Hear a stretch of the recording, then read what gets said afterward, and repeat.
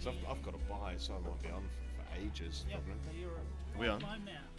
And you go, oh, Frankie just retreated a message, but she was asking about why John not won the 2-1, but it's a race to 3 in the trophy. Am I on? Yep. Good morning, everyone. Alex Stones here, coming to you from the Hornby Club. It is finals day, and we've been here for just over a week now. Starting off with 3 days of the ladies, and spent the last 5 days playing in the open event. So it all comes down to this.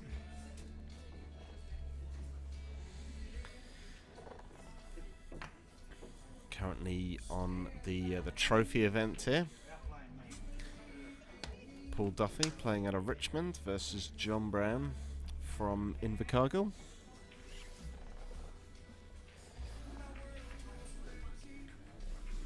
So I think the trophy event is now down to this is the last 16, I think.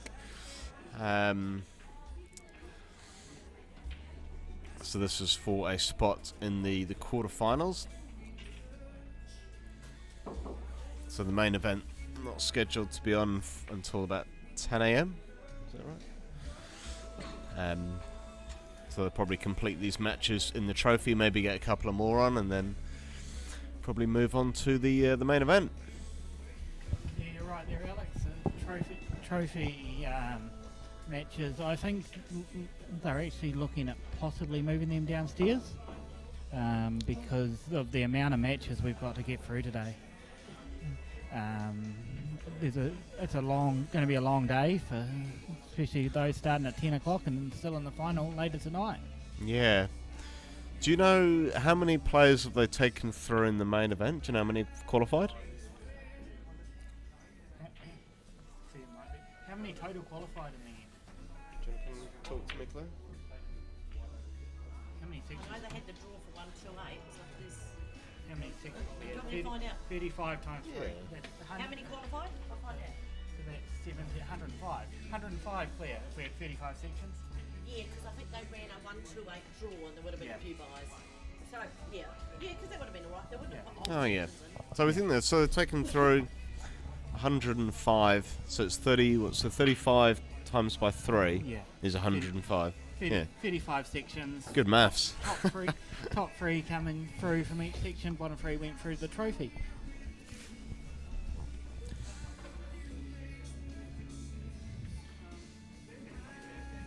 As we've said before, Alex, it's an amazing venue up here at Hornby. They've got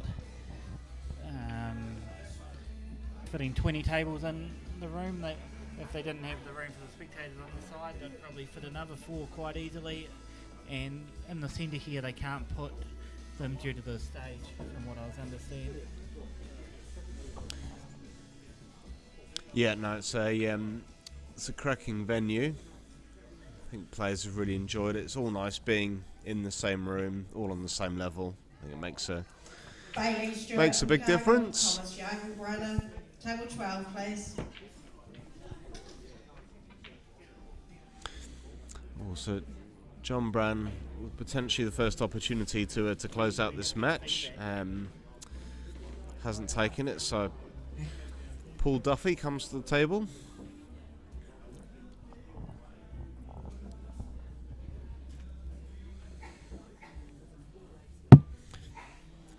Paul Duffy, originally from the UK, he's a Brummie, I think, judging by his accent.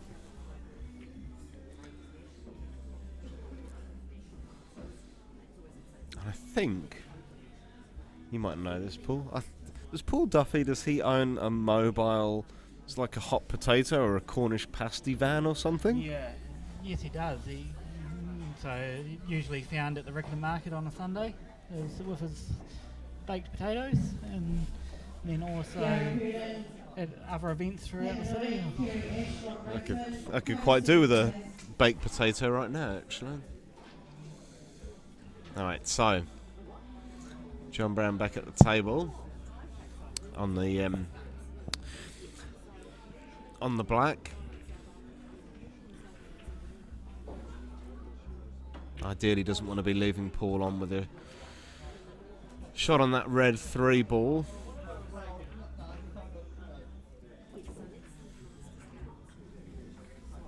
We shared it. Looks like the views are starting to go up, which is good.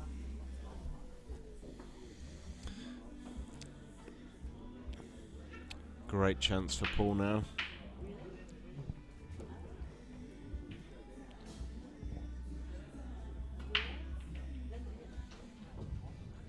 Probably doesn't want to roll this 3 in, because then that cue ball's going to be travelling precariously towards that top left pocket as you see it. But at the same time, he still needs to hold for this green 6. And not the result that he was looking for, and John has a relatively simple black 2 to close out this match.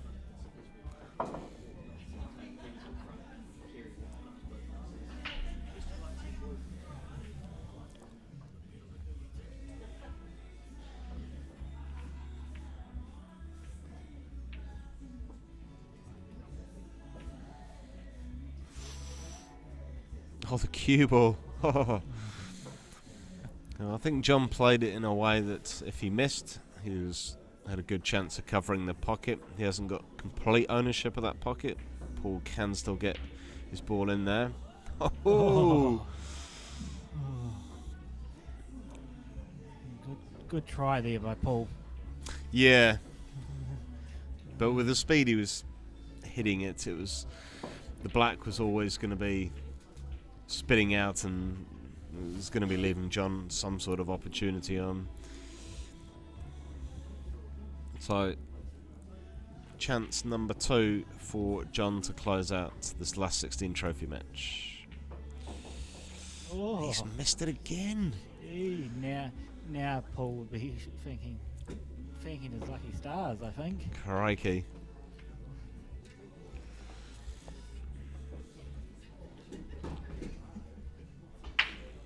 Maybe just a trace of left-hand side on this, just to bring it over to that black. Oh. Yep. Oh. I was worried it was going in the middle pocket there for a second. No, he's played that well.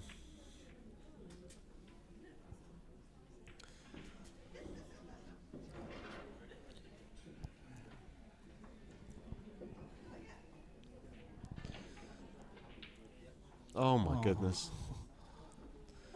Just got down and rushed it a bit, and well, opportunity number 3 for John Brown of Invercargill to close out this match.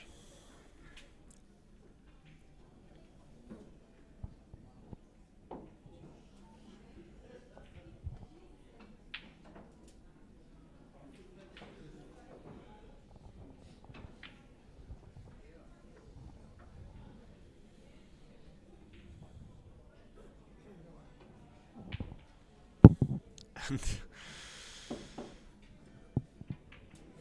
another chance squandered by John.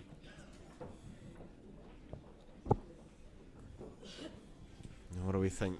Is Paul taking this in the middle, or is he taking this length? He's taking it in the middle. Yeah, middle. Oh, and he's missed it again. None of them want this black. He doesn't want it. No one wants it.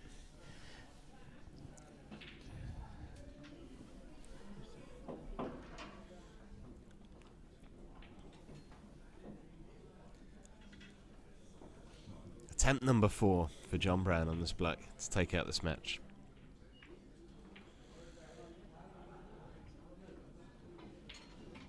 Oh, that's a pretty good leave, to be fair. You'll be happy with that. What a battle this is. This is a true battle game. There we go. Paul Duffy, the Potato Man. What's he gone for there?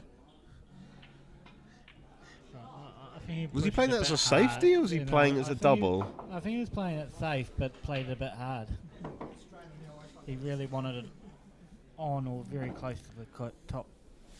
So or the right-hand even though it was a row, if you look difficult at it. pot into that top left, surely you've got to at least have a go at it. Especially when it's your match on the line. Yeah, and there we go. John Brown, attempt number 5. That black is down. So, just changing over to the room shot here, Alex. But last night, for those that didn't tune in, the Christchurch won the Southern Pride match, teams event, 61-47. A great comeback in the last round of matches by the Southern Pride. They were trailing by 17 or 18 points or something leading into the last round and came back a little bit.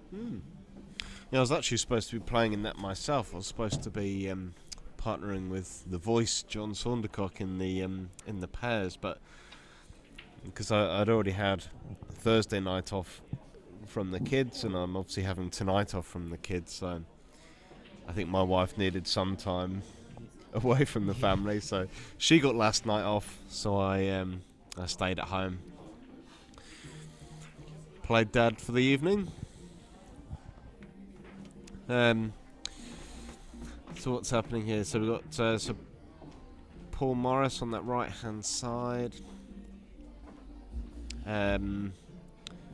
Just a couple of rows back from those guys, and just over to the left there's there's Mark Curry playing motor. Graham Carr. What on earth is Mark Curry doing in the plate event? He's far too good to be playing in the plate event, isn't he?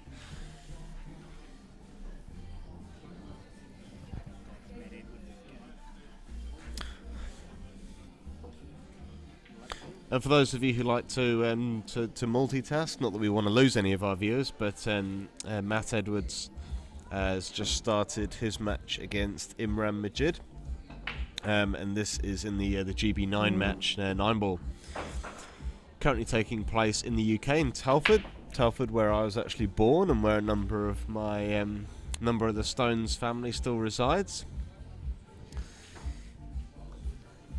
Yeah, both from a Kiwi point of view in this tournament, both Matt and Simon are both through to the same round of the bracket, still in the winners' side of the draw.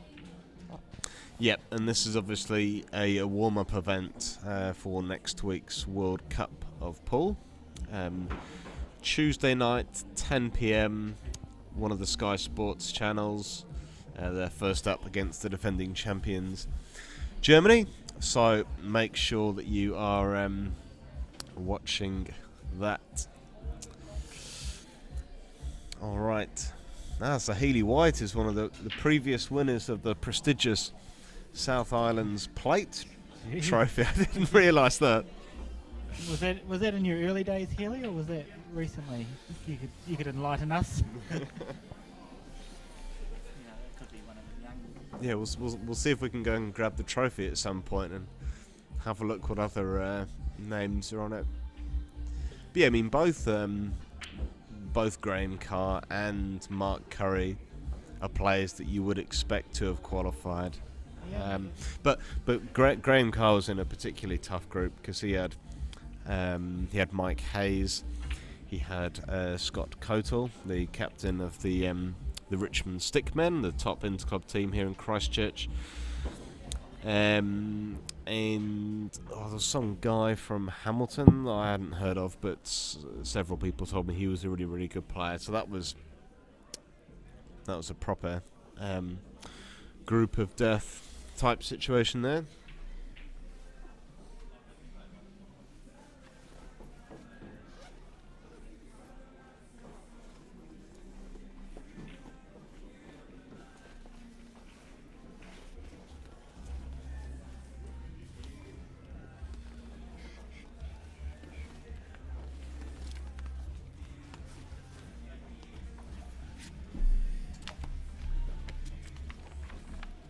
There you go. The following year, Healy says he was in the main final the year after winning the... I noticed, Alex, there's only the ladies' results in there.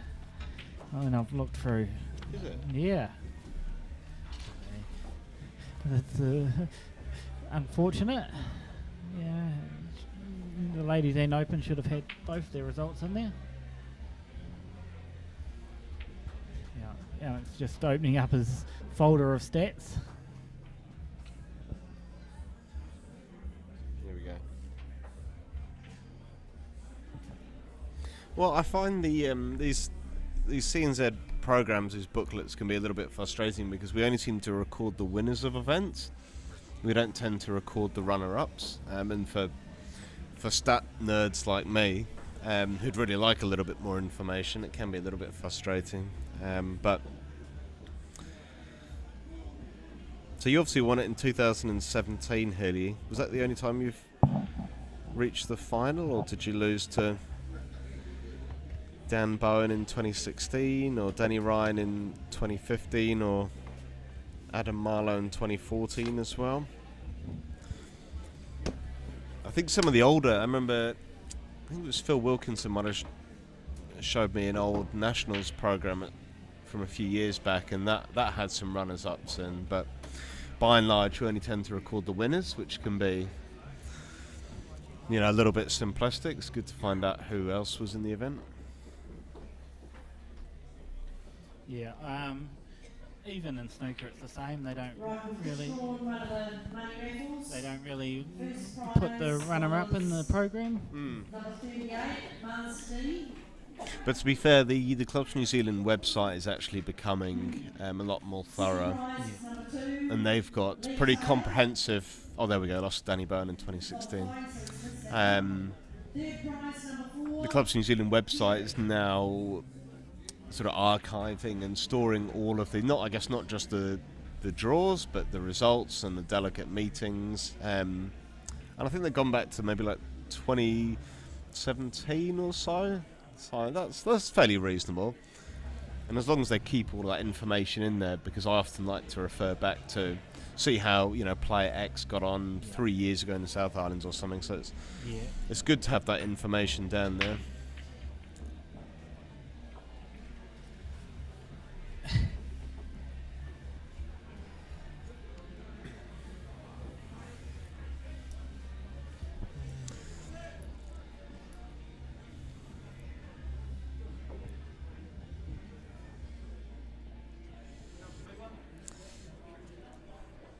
Yeah, interesting comment from Haley there. Obviously, he came as runner-up to Matt McInnes at the 2019 Clubs New Zealand Nationals.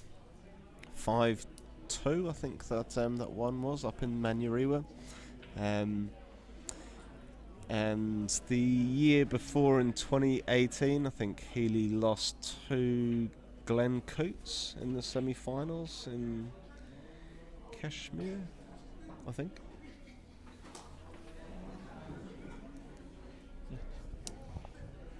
So next year, I believe that both, from what I'm hearing, the South Islands are at Richmond. So great to see them back in Christchurch again for 2 years in a row. Hopefully we'll be able to grow on the numbers we've had this year. 210 was a great number for the singles. Being central South Island, I think it does help. It's easy for everyone to get to Christchurch, and a lot of the guys from Christchurch that don't travel but are happy to play, without the accommodation costs and travel expenses. I guess that's your home club as well, right, Paul? Are you on the committee for the snooker at Richmond? I am, but I am standing down from that. Just not enough time at the moment with everything else going on. Too busy streaming. Too busy with the streams, speedway, work, all those sort of things come into it, and something's got to give. Yeah. And as you know yourself, like, you just got to give up something and keep pushing on with the rest to make. Yeah, especially for your mental health and stuff. I'm not giving up my running of my South Island snooker piers that I run every year for Clubs New Zealand. Oh, you actually run the event, do you? Tournament controller, director, whatever you want to call it. Oh, good on you. So this year I'm heading up to Blenheim. At the moment we generally have around 30 piers still playing each year, so we've gone to massive sections with the single framers. So the 50, they might have 2 sections of 15. Yep. And play so you play 14 matches against other people, and everyone loves that. They love getting the extra match. Like they'd rather that than the free framers. And I'm getting a bit sidetracked from Paul here, but no, it's all good. I noticed some of the snooker tournaments have started having some better quality streaming in the last few months. There was a North Island tournament a month or so ago that had really good streaming, and I think those guys are actually doing the streaming for the 8-ball nationals up in Taronga in October, or Mount Maunganui I think it is now. But so I think there should be a good quality stream for the nationals, which should be important. Right, Anderson, Hornby, table 10, please. Sorry, Healy, once Tracy stops talking, I'll...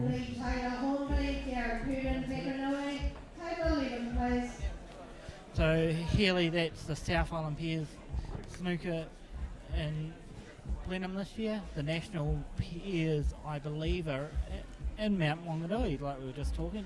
Oh, yeah. So,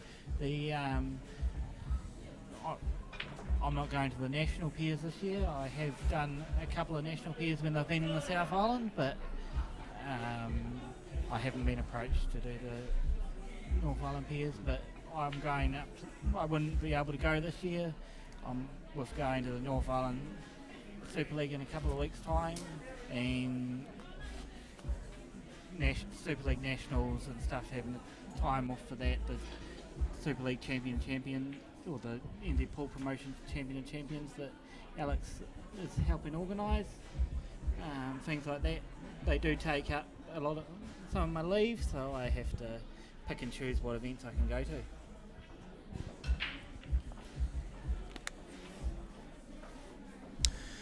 So we've still got around about 20 minutes until the main event starts.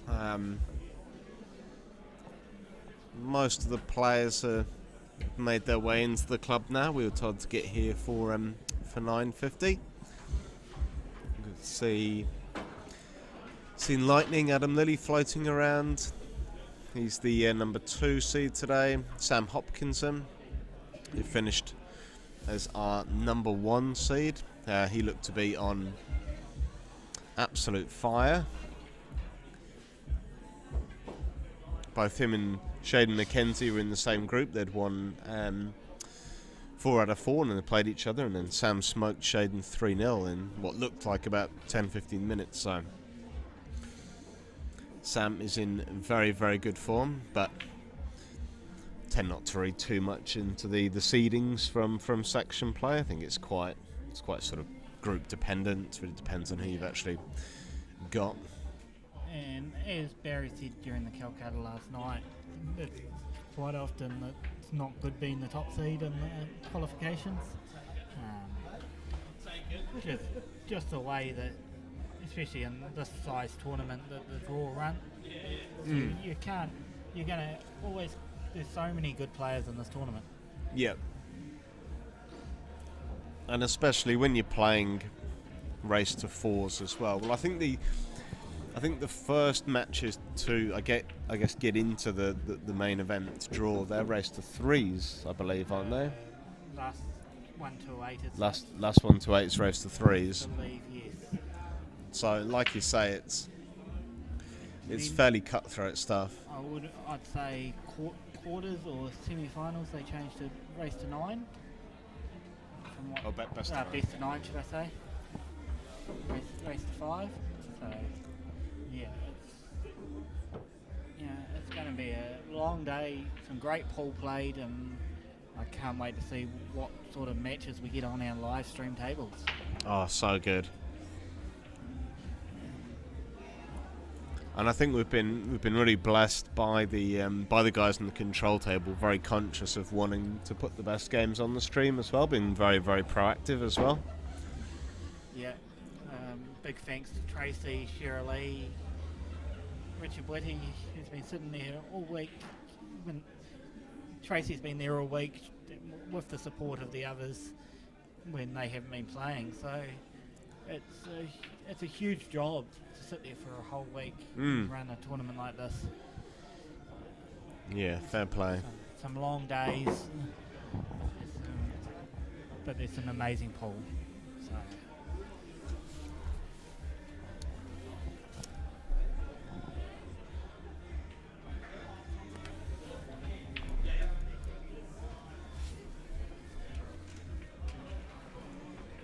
Of course, while we're waiting, I might just have a quick flick of the sponsors down the bottom of our screen there. Yep. Should always remember to thank our sponsors. So big thanks to the guys over at Amcor, Austin Farrier Supplies, Christchurch Accountancy and Tax Services. That's Keith Thorpe's accountancy business. DJ Purdon Builders. It's Darren Purdon's building firm. Fitzgerald Motors. Lolly Shop. Lolly Shop actually gave us a nice little bag of lollies, the goodie bags, very much appreciated. Need more firewood. That's the Bowens firewood business. On cue, obviously providing the stream. Paul Renwick Joinery, Pete's Painting, and Ultra Fit Outs. Big thanks to all of those guys, and I guess most importantly, if you do get an opportunity to support any of those sponsors with your business, then please do so.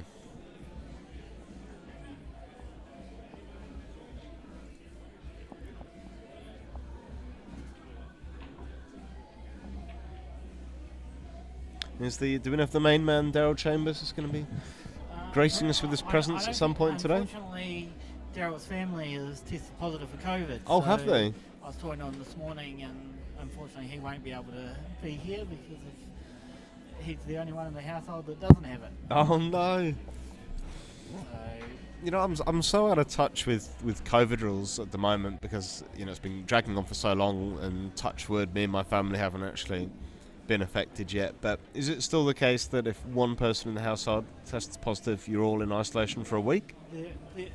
there is a couple of exceptions to that rule, but I don't exactly know it. It's something about if you've had COVID in the last 30 days or something, 90 days or something like that, you do get an exemption. You don't have to isolate, but right. I don't know the exact time. Oh, best wishes to Daryl and Sue and the rest of the family. Hopefully they'll be watching the action today. So just keeping an eye on what we can see in the background. Darren Purdon in the blue shirt. It's the shirt from the 29 Nationals that we referenced earlier. I've got a copy of that shirt myself. Paul Morris on the table immediately in front of us, the stalwart of the Hornby club.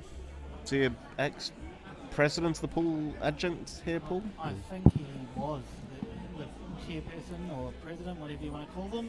Yeah. Of the Hornby pool. I think he's mostly retired from the administrative and governance side of pool here at Hornby, is my understanding. I think he gives them some advice and support when they need it, but yeah, it is hard. As you know, as I said before, I've been doing the Richmond one. Yes, I haven't had tables for the last 7 or 8 years, but there's still a bit to organise, and I haven't done a good job, and I admit that. So I've decided it's time for me to stand down. So it's hard. Well, I mean, if I had infinite time, there's so many more pool projects that I'd like to get involved in, but there's only so many hours in a day, and when you've got family and kids and obviously work, there's really only so much you can do. Yes. But pool in general, it can be quite an all-consuming and sort of overwhelming hobby, you know? And sometimes you've just got to take a step back and focus on other things. But not today. No, today is all about pool. Yeah. 8 ball here. And nothing to do with the family or the kids, just pool. I'm sure the wife would differ. Well, hopefully she's not watching or listening to this. I'm already in the dog box, I think.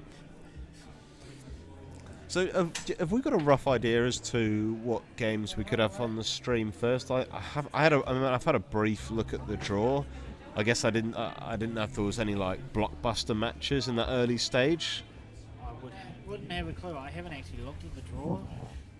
Haven't spoken to Tracy to see what their thoughts are or anything. But yeah, there's always the 128 round matches. There could be some ding dong battles,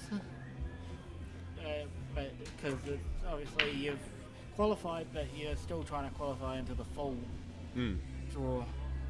Yes, there's a flight for the first round losers. If you lose your first match in the main event today, they do have a sort of main event flight. They had a trophy and a trophy flight start last night. So because I've got a bye, if I lose my first round, I don't go into the flight, do I? I believe you still do. I still do. Well, you ready to start work early today, eh? Morning, does. Well done, mate. Thanks, man. So it's still about sort of 7 or 8 minutes away. Hopefully they'll start calling some players to stand by soon, and we'll give the stream a good old share, I think. Once the main event starts, we'll give it a good share. I haven't shared anything this morning. Oh, have you not? No. Okay. We've still got 30. That's decent. Yeah, we'll get it shared around. Throughout the day, there will be a couple of times where we cut the stream. We've got to be careful, as I've said before, Alex, about copyright and stuff with the music in the background. And it's easier. Has that been a problem this week? I've had a few that I'm still. Is it when there's lack of commentators? I think it's a bit of everything. Like, it depends whether I've left the camera on, volume on. Okay. It picks up the audio. The speakers, if players turn them around towards us. Yeah. I try to turn them away from us.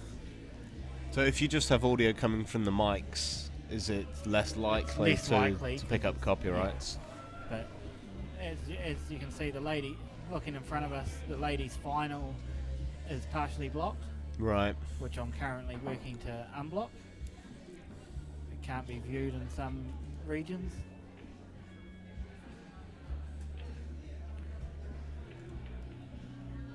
It's visible here. It is visible here in New Zealand, so that's good. It's only Belarus and Russia. Those poor Russians! They won't be able to watch the ladies' final. But it's good when I work on the one when I'm working through all the blocks and stuff.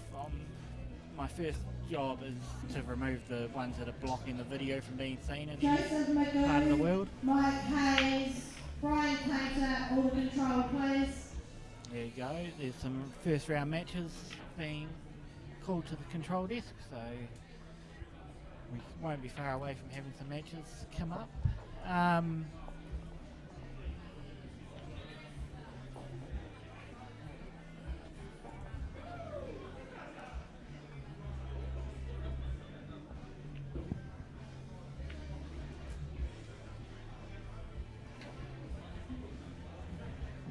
Just looking at our international match there, Alex, where our Kiwi has taken a 3-1 lead. In a race Good tonight. work, Matt.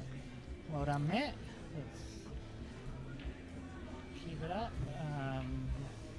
I will try and find out how Simon's match gets on shortly.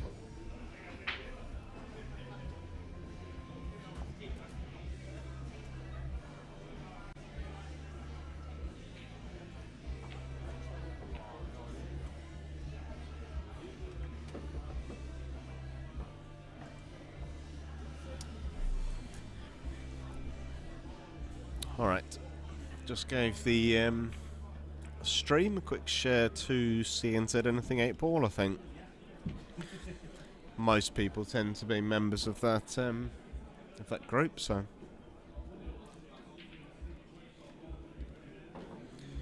expect thousands of people to storm the stream. Ellie, I don't know how to pronounce that.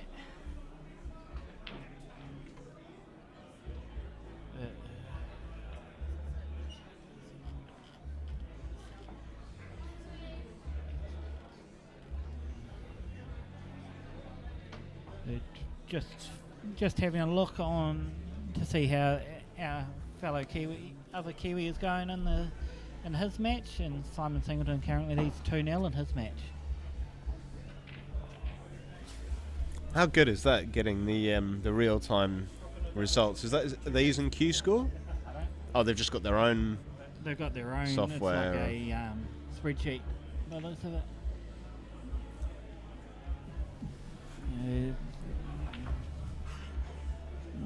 There's still a couple of looking at it. They're like any pool tournament. There's a few going on. Few games running longer than their scheduled time. So it's there's over there. It's 10:30 at night, Alex. It's going to be a late night for some of these players. It's almost 11 o'clock actually. Yeah. If you win this match though, you don't have to be back until 11:30 tomorrow, or near on midnight New Zealand time. So they do have a bit of time up their sleeve.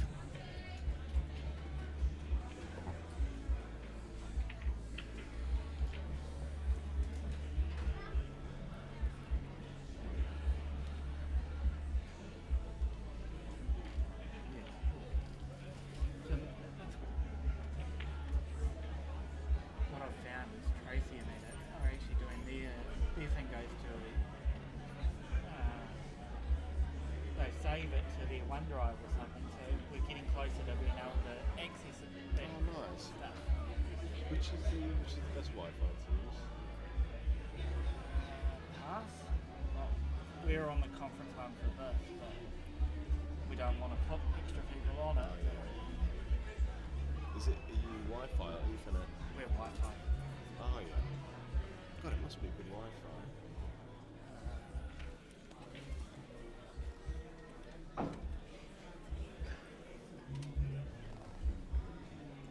Was it too far for the Ethernet cable? There's an Ethernet port there or there. I don't know why we do. Oh right, okay. Maybe they're not. Wow. That's good for download. It's upload that we're worried about. Yeah.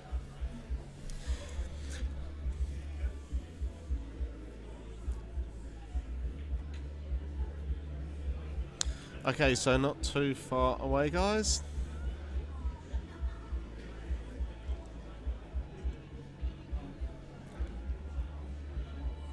Morning there, Grant. Welcome. So we've just got some more viewers trickling in for the start of the main event.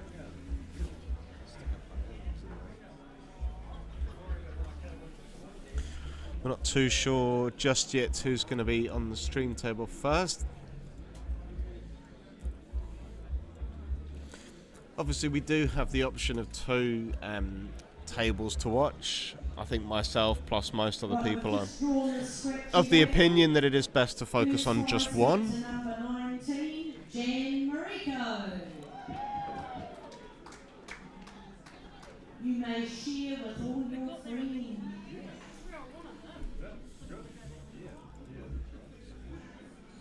So obviously if you've got a preference on which of the two games you want to focus on, let us know. I think once they get, we'll put them on double screen and we'll run a poll and work out which game we focus on. So to start off with, we'll go double screen, give people a chance to vote, and then we'll focus on one match, put the other one up in the top right hand corner. Yeah, we've got to get some polls going today, haven't we, Paul? With So much potential. New features we've learnt over this week. Yeah. That was really good fun, actually. Especially when there's a bit of downtime between matches and you need some content, you need something to talk about. Amazing.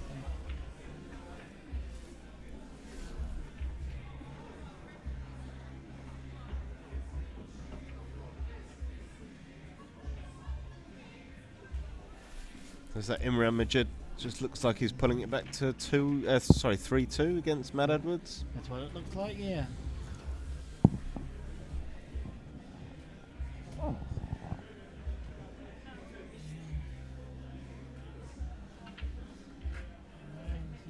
There won't be much spare seating room around the first part of the day this morning. Blue Thomas, Ashford, Paul Bucket and Hornby, table 3, please. There's your first match. Paul Buckingham. Give me a second. Head over to the table and I'll be back.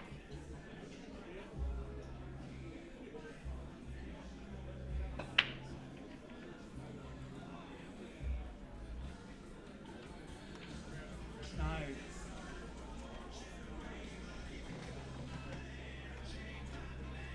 We can't have it facing the street. We can't have it facing the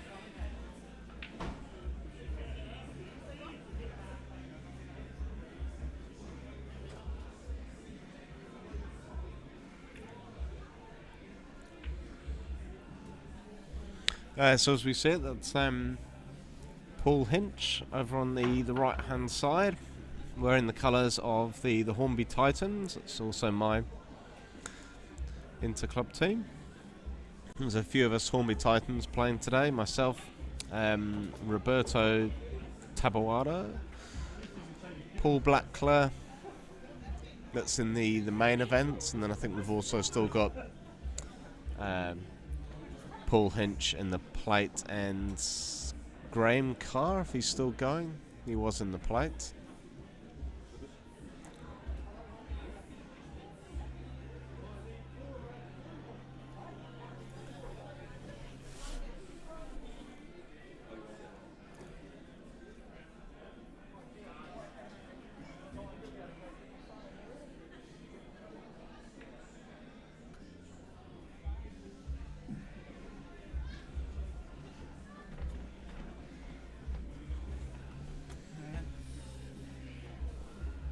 Blue Thomas and Paul Buckingham. Oh, this is a trophy match.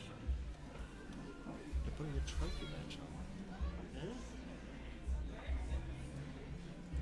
But we'll put it on until...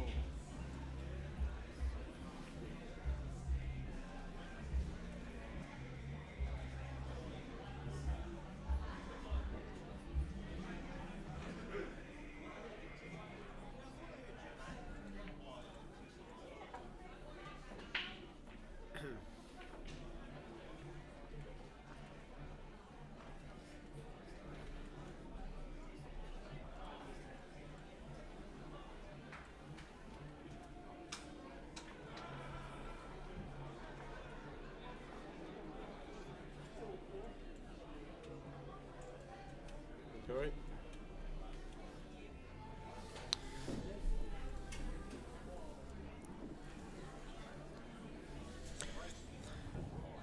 So obviously if we do get a main event match, I think naturally we don't even think we'd ask a question about that. We'll always prioritise main events over a trophy. The only time we really need to question it is if we've got two main event games going. I think the main event, if we get a main event on the other stream, we'll put this game up in the top right hand corner since we've started it. If we hadn't started it, we probably wouldn't stream it at all, but since we're starting the match, we will put it in the top right hand corner.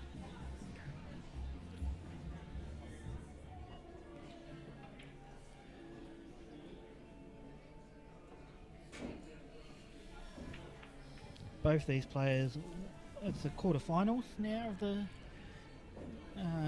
trophy, so both these players in their last 16 matches won 3-1.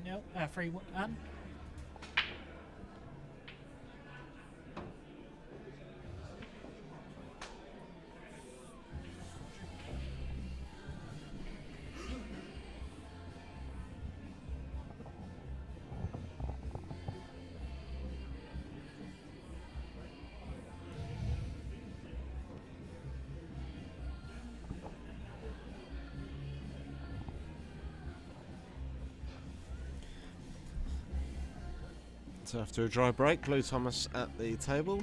Lou Thomas from Ashburton. Just over an hour down the road from Christchurch.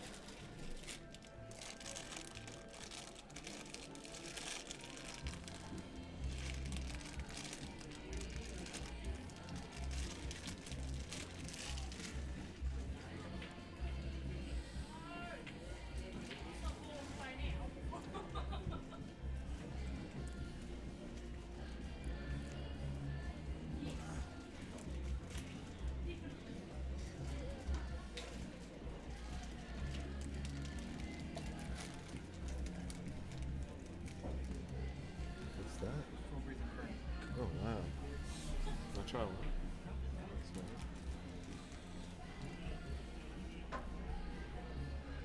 Wow. So, Alex, are you going to any of the Super League Opens? Probably just the Nationals at this stage. Morning to Daniel Cole, just joined us in the commentary booth. Daniel, how are you? G'day Alex, I just got in the building to be honest, so I thought I'd come on and say hi and yeah, wish everyone a good day. It's going to be a good day here I reckon, or big day. Have you got a bye, or are you Oh no, first up? I don't actually have a bye, I just missed out on a bye, but not too bothered about that. Gives myself a good chance if I get my first match. I've had my warm-up compared to someone that may have had a bye. So I'm playing Damon Toppy, I think his name is, from Gore. Top of the bottom of the South Island, so Okay. yeah, good first up match. I actually played him in peer section play. Did you get him? I did indeed, we got him Yeah. 3-0. Yeah. Yep. Yeah, I've got to buy myself. I'm a little bit unsure as to whether I actually wanted it or not. Like you say, Yeah. I think I'd rather actually have a warm-up match. Oh, indeed, yeah. As long as you get through that warm-up match. Yes. I'm just looking at this frame here. Obviously he's on big ones, but he's in a bit of a he can't pot this team. You have to miss a day. You can't pot this. You'd think so, but no. clearly not. Uh, I mean, it's impossible to get to that last So ball. if Literally it's, impossible. If it's impossible, it has to be a multi-combo. Because if there's no clear route to get to it, I think there is though. I think he can get to it if he comes off a few rails, not from where he is. But I'd get a ref called. They are, especially because if you can't get to it, it's technically a multi-combo. And fair play to I assume Paul Buckingham must know that rule, because he looks like he actually called the ref over, right? Right, good morning everybody. We're going to get some main event games out. Obviously, they believe that it can get there. Just a reminder, you lose your first match, you go into the flight. Oh wow. Depending on time and tables, the flight might be downstairs. I think I might be up. Didn't spend much time in the We're commentary playing booth today first yet. round best of 5, and then we will see the time from that. Who said that? Oh look. Sam. Alex. They put him back in. They put him back in. Right, good He's luck. put Oh, him wow. back in. Play the game. Final day. I know we're super This- excited up here. Oh, I think this has to be a multi-combo. It's been a long week. Thank you everybody for your participation for the week. I hope it's all Close. a great week. The cube was going in off though, but it's close. Oh, so he actually made contact, but From me but not. personally, So that's I hope still a you combo? Thanksgiving. Thank you for all being patient. And It's still a combo, so has to be one more for a multi. Right. Regardless, a combo plus a free ball is still a combo because you have to have 3 consecutive fouls regardless. Which Paul was hoping that he didn't have to have 3 fouls consecutively. What would happen if, hypothetically, if you were awarded the multi-combo, but for some strange reason, can you put them back No, in? when No, you you get the can't. multi, you have to you play. have to play a multi, yep. Yeah, I can't think of a reason why you would, but... And with the multi, so it's 2 shots, and do they carry? Yeah, they do. Yeah. Corey Greg Richmond, table 9. Diamond from Cashmere, Michael Hughes Hornby, table 11.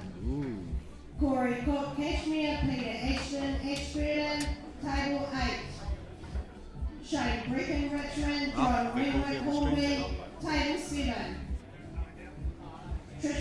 Hill Richmond, Lionel Galbraith Richmond, table 4.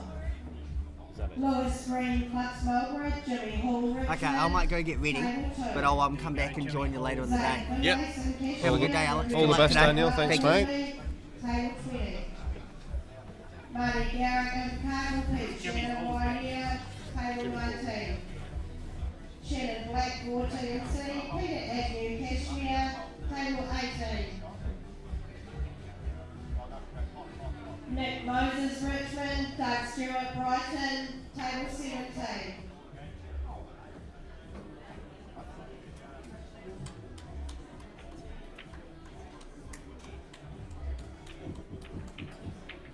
Brendan Ning, Gore TNC, Bree Hickey Richmond, table 16. Ricky Hopkinson, Rick Cashmere, Mitch Gorley Richmond, table 15. Adrian Vandercroft Richmond, Shayna McKenzie Richmond, table 14. Peter DeGroot Cashmere, Brent Simmons, Clutch Mulgrave. So there's still a table very big 15. conversation going on this table as to whether it is a combo, a multi-combo. Kind of lost track, to be honest with you.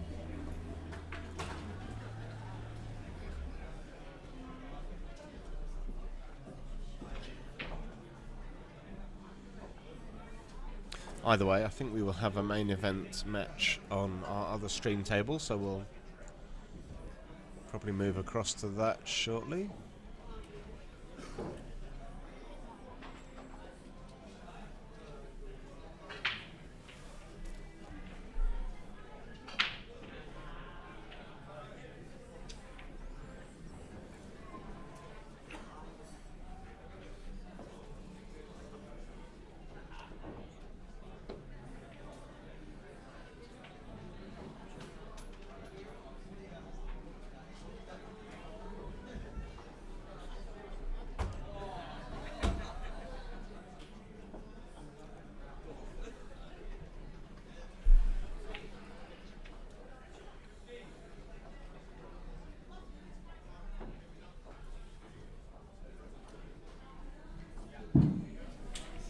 Lee Brady, Hornby, Corey Hall Richmond, table 6 please.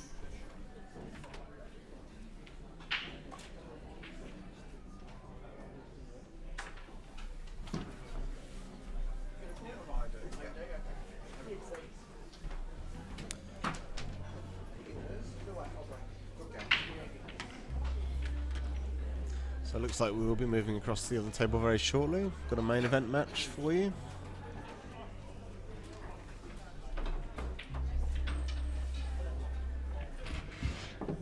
Lee Brady, are you in the building?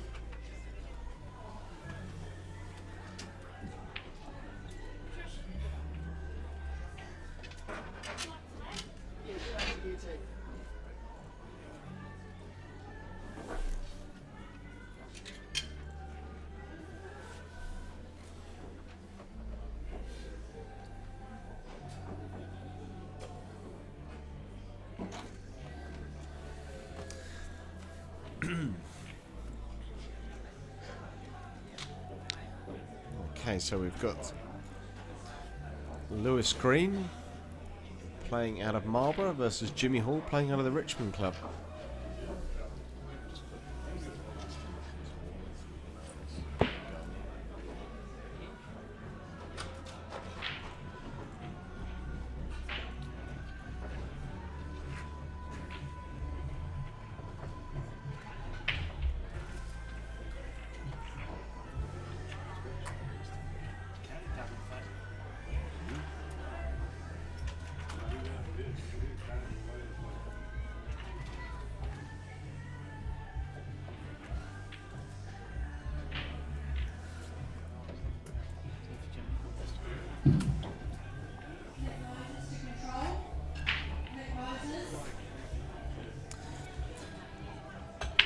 So Jimmy Hall at the table, establishing the smalls. Paul, do you know a little bit about Jimmy's playing out of your club, Richmond club? Jimmy's quite a handy player. He doesn't play as much in the club, I think, these days. He used to, but he has been playing a wee bit. I've played him a few times. I've got an absolute smashing, just kid and social, king of the table type matches. But especially when we were in our temporary club and they only had one table that we were playing around. But a handy player nonetheless. He is very handy. Excellent. Let's see how he gets on against Lewis. Kind of turning into the new Cashmere. Just swallowing up all of these players. Yeah, with the amount of tables they've got, good tables, like the good tournament tables.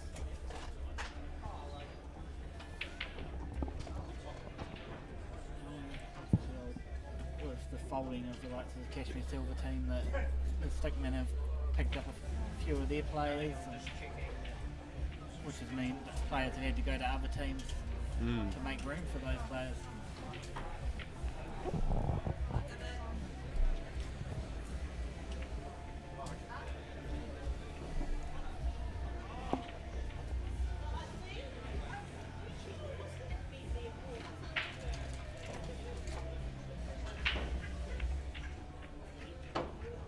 Well, Lewis already looking like he's up against it in this frame, just with the position of 3 of his balls on the right hand side of the table as you see it. So he just needs to try and develop those a little bit. It's not too bad, just taking that black out of contention.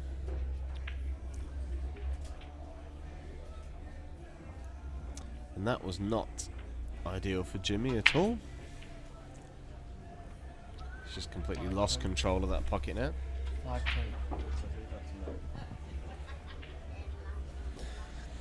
Matt Edwards currently 5-2 up against Imran Majid in the GB9, taking place in the UK at the moment.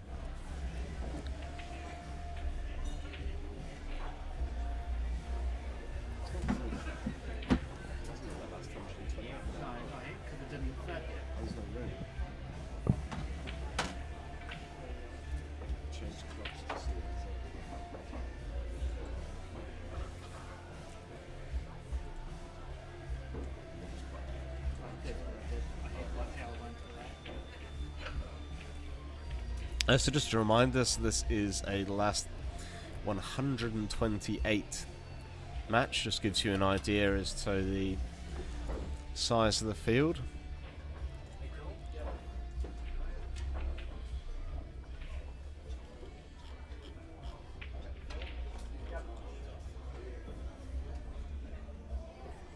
And Simon Singleton is 4-1 up against Ali Hershey Courage in the same event that we just referenced Matt Edwards in. It's obviously their warm-up event for the World Cup of Pool, starting Tuesday 10 o'clock next week. So the other table there, Jasmine, that's Blue Thomas and Paul Buckingham, and that's a trophy match. Yep, so as a rule we're obviously always going to prioritise the main event. As we explained before, if we do get 2 main event games, we will give you guys an option of whether we do 2 or either one, like we are now, with one in the top right and one in the. So there'll be 3 options whenever we run a poll on that. So first opportunity to get on the board here to Jimmy Hall. All of his balls are in the open. We're looking for a bit of a confidence booster just to take these out.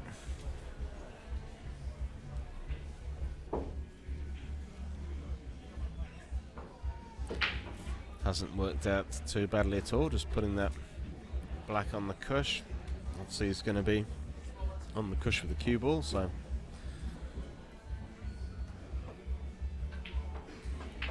just roll this down. And it's in. Jimmy takes a 1-0 lead. Obviously his last 128 is a race to 3, so very, very little room for error with these short races, and then we'll be moving up to a race to 4 in the last 64. Is that right, Paul? I'm not 100% sure, but we will be advised by the control table, not tower, when Control tower. when we Control tower at Christchurch Airport is running this tournament.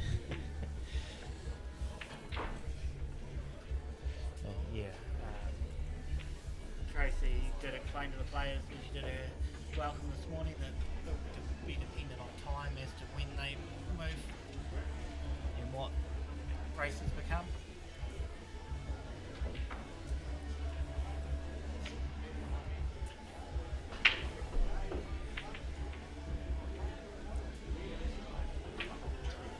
So Jimmy Hall getting us underway in the second frame.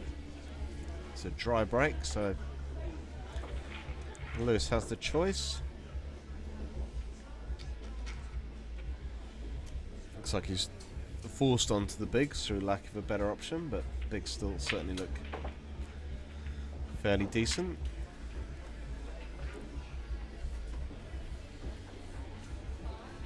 He's just going to mop up these balls on the left-hand side before moving back down.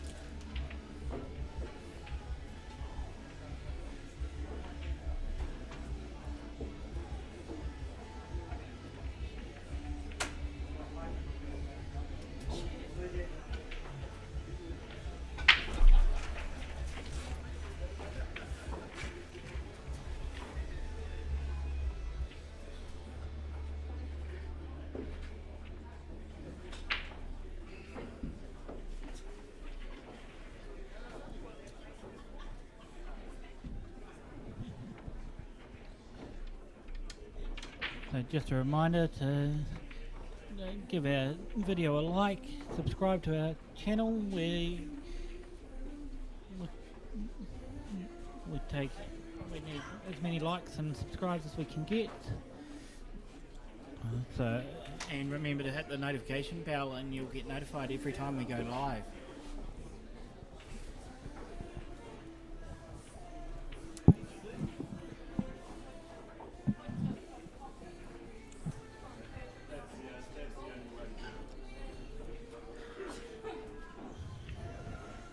What we got going on down here?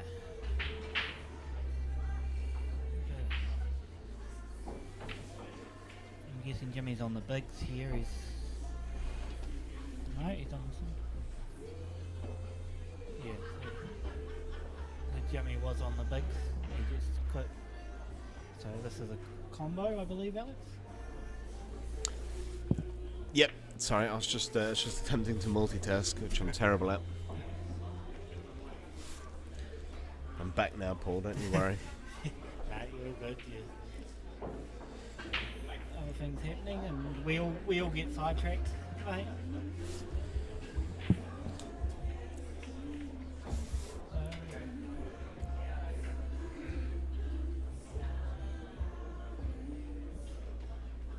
So Jimmy mustn't have been.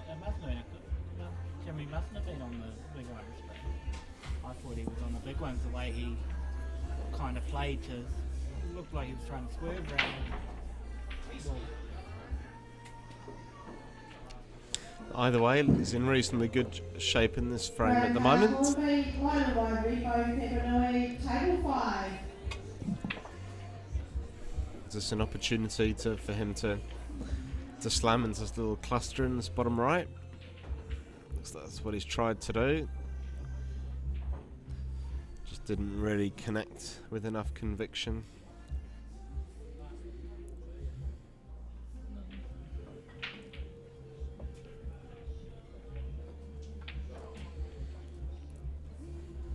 That's a great opportunity for Lewis here. If he can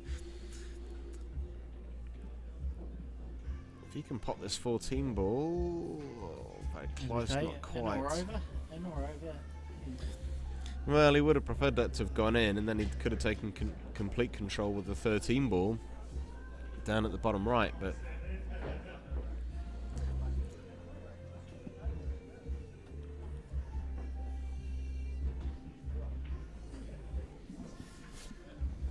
We do apologise if it is a bit bassy in the background. It's just up on the stage. It we can get a lot of background bass.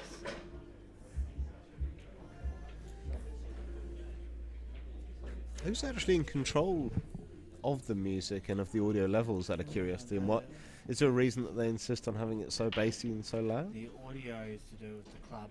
I think the speakers are face down here on the ground in front of us. Oh, yep. That are causing the bass issues, but the music is. I think today Ronnie's got his phone plugged in there. Oh, yes. Referee Ronnie's greatest hits. So to even Richmond, Janet McGrath, Cheshire, table 1, please. I think we've got another referee on the floor at the moment.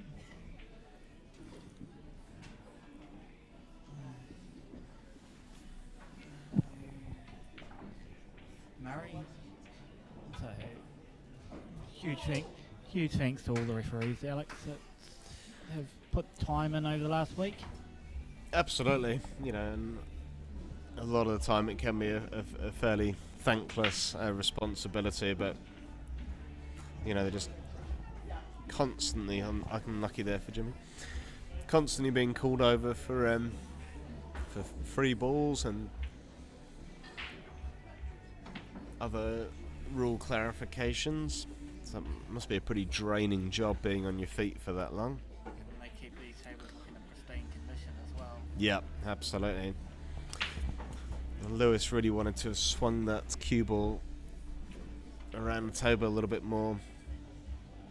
As it is, doesn't have an obvious shot on this black. Oh my goodness, he's gone for the middle. Great effort.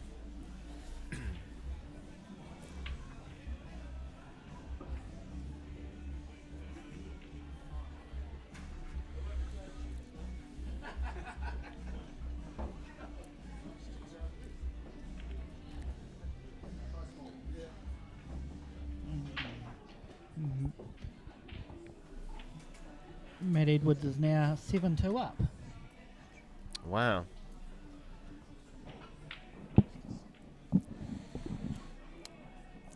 Now this is interesting for Lewis. Is the jaw? Is that jaw preventing? Yeah, it must have been preventing him. So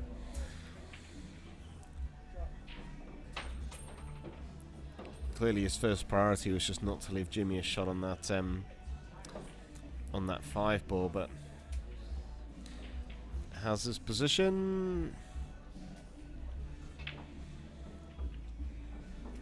Pretty good. Would have liked to have been a little closer, but still a very makeable pot. Still take him to 2-0. Oh!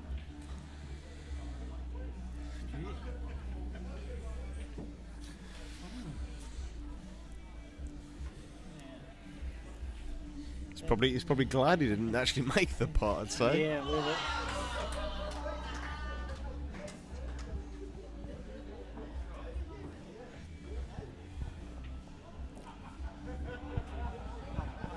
What was going on the other stream table, but there seems to be a lot of noise coming from the crowd over there.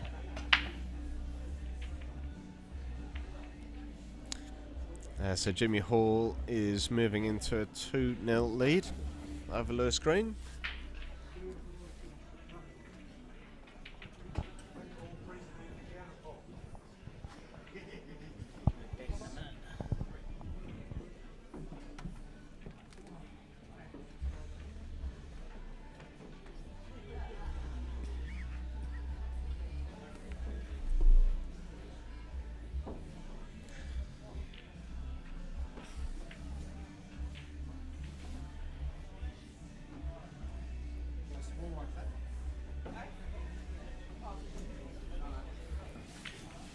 So if you've got any questions, anything you guys want to discuss, let us know in the comments. Probably try and get some polls going soon. Try and get an idea as to who everyone fancies to take it out today. Is it going to be the defending champion, Kiri Wirtz? Is it going to be the 2019 champion, Adam Lightning Lilly? Or is it going to be the top seed from section play, Sam Hopkinson? Maybe it's Adam Shaw's year.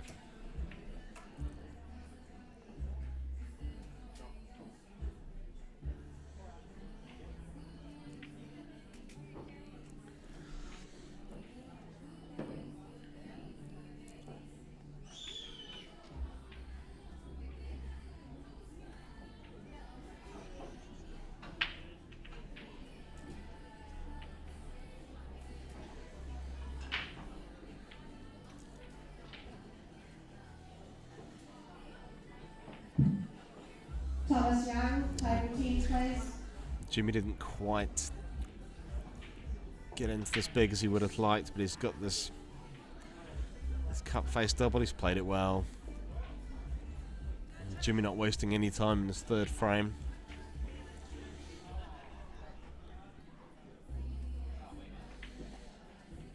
Oh, that's a good shot.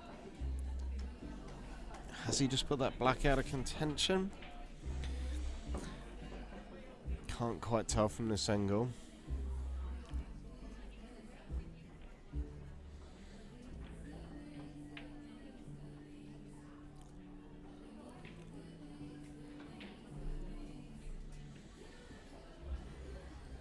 It's probably got more of an angle than he would have liked, but he's played it well.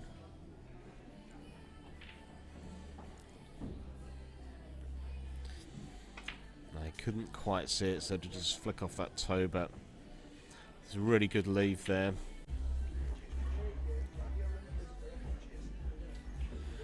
Hampered queuing for Lewis here. Obviously, he really needs to try and. That's a good first part. Where's the cue ball going? That's okay.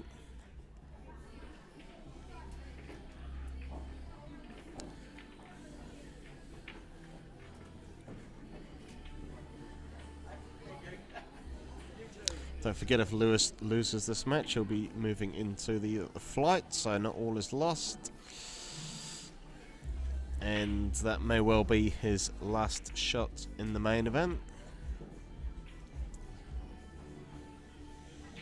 As Jimmy comes down, and yes. It's Jimmy Hall in rapid time, wins 3-0 in this last 128 match. Qualifies him for the last 64.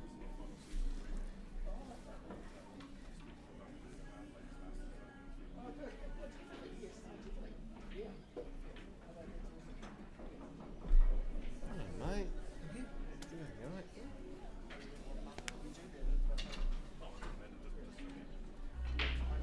you want to commentate? What?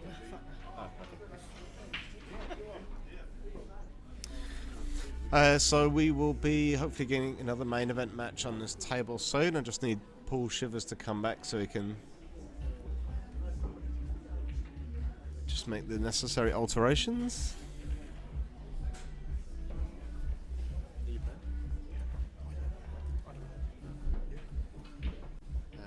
Winner of Joseph Magoon over Keith Thorpe. Joseph, that's a shot. Oh, really? Oh. It's good. But, you know, warm up game. Yeah. Because I never normally have highs in this tournament, so I was a little bit unsure as to whether it's an advantage or not. Darren Young, table 4, please.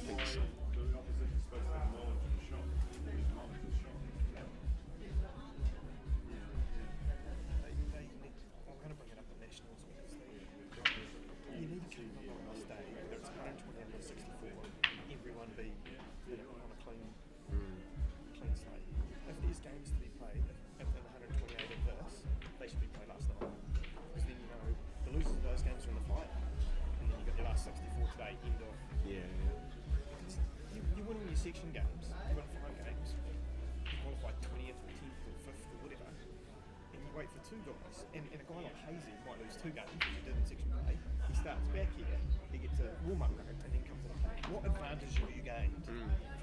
Oh, you're playing a lower seed. No, if you qualified slightly lower, you would have played a lower seed who did not get a warm-up game. So the advantage is actually qualifying second tier, not top. It's wrong. No other sport does that. Yeah, it is weird.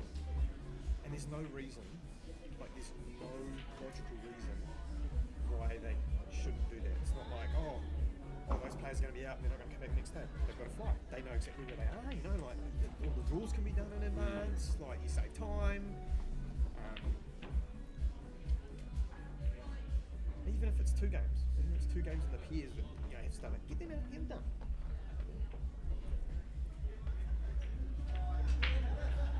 Oh, Jojo. Are you playing? Who? Don't know.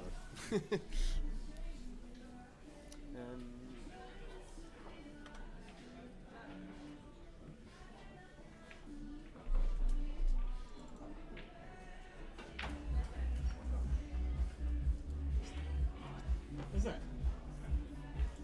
Oh my gosh. Just trying its best to fight.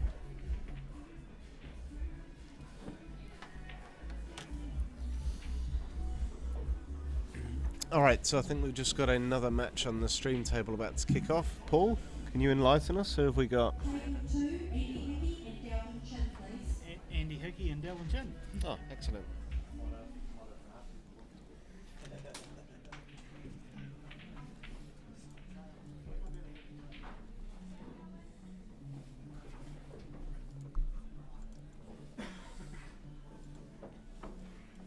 Just immediately in front of the commentary booth, but not actually on the stream, is Jojo Common, the ladies champion and also the ladies pairs champion from last weekend.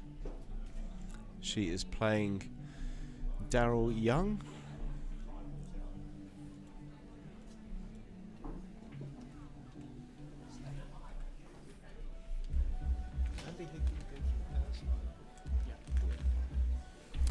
So we've got Andy Hickey versus Delvin Chin coming up next. So still last 128. Still race to 3s.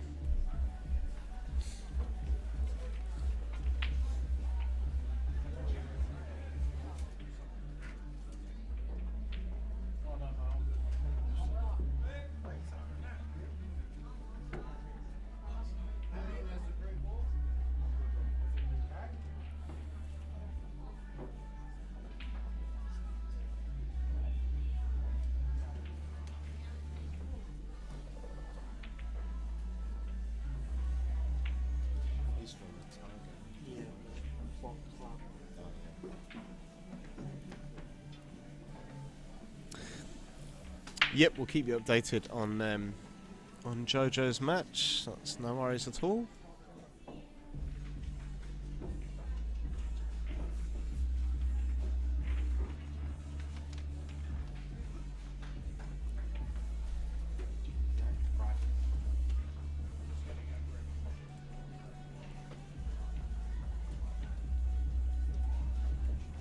Not to be confused with new drive.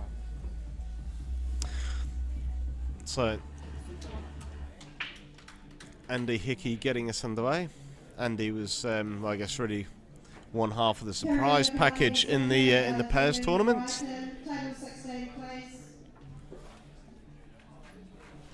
To stand by, please. Lance Harper, Don Gourlay, Freeman, Avon Pressett, Rob Tipper, Trevor Blake, all to stand by, please.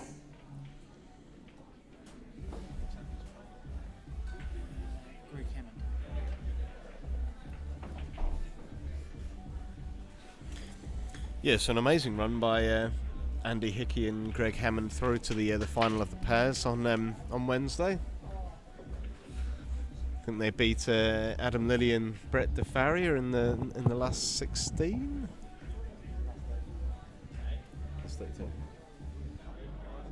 Oh, sorry, that was the last 8 that they beat Brett and Adam. ultimately came undone in the final against Chris Geary and Steve Denton. But hey, it was went hill. Very exciting game before Chris pulled some magic out and took down his third club's New Zealand title. Chris is a previous singles champion here from 2018, and he won the pairs. I think he won the pairs about 10 years ago with John Jackson, I believe. That was a good few years ago. John, the previous captain of the Kashmir Cobras Interclub team. So you may hear in the background Tracy calling people to stand by. That's just to keep the games moving rather than have to announce every match.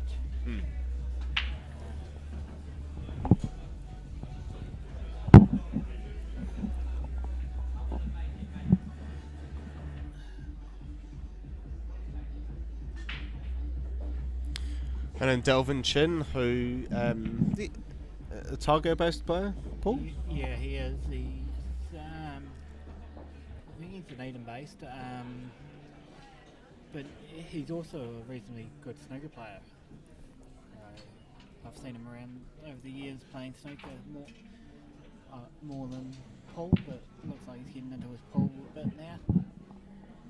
I guess it's hard when there's no snooker tables actually available or readily available in Dunedin. Oh, really? Yeah. Do they not have any at Bowie's? They may have one or something, but yeah, I'm not too sure. I've never been to Bowie's, so. But from what I've heard, they're very sparse in Dunedin. Delvin representing the Brighton club, not to be confused with the New Brighton club.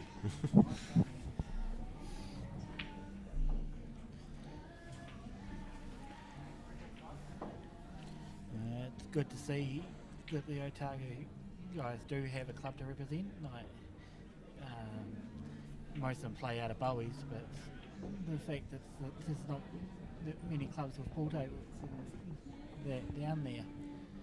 Well, so I suppose if Bowie's is not actually a chartered club, does that mean you can't actually technically represent them in these tournaments? They have to be affiliated to an actual charter club? So over the years, there used to be the Dunedin Metro Club down there and the Mosgiel RSA that I know of myself that people would have probably represented in this tournament, but now I think the Dunedin Metro pretty much folded. And the Mosgiel RSA was in strife last time I heard. So. Right, okay. Yeah, it seems to be a bit of a common theme. Oh my goodness, how did that not go in? Common theme we've heard from around the country of clubs really struggling financially, which is sad to see. Probably not the case at the likes of Hornby and Richmond and Papanui, the brand new clubs in Christchurch. They all seem to have swelling membership numbers. But I think if it wasn't for earthquakes, we might have lost a few more clubs. Chris Byman, stand by, please.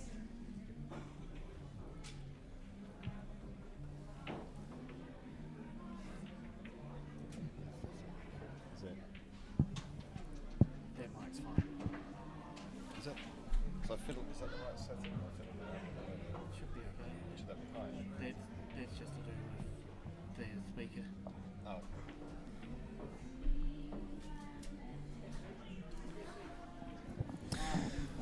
Alright, so slowly moving up towards the 50 viewer mark. Thanks very much for watching, guys. Obviously it's going to be a fairly long day here. I'd imagine main event final kicking off, what, sort of 7:30, 8 o'clock? It's a bit of guesswork at this stage, but yeah.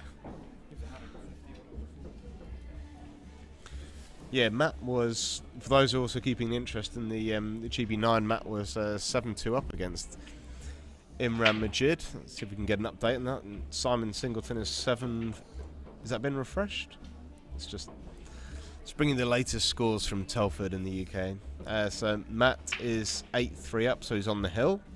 Simon is 7-4 up.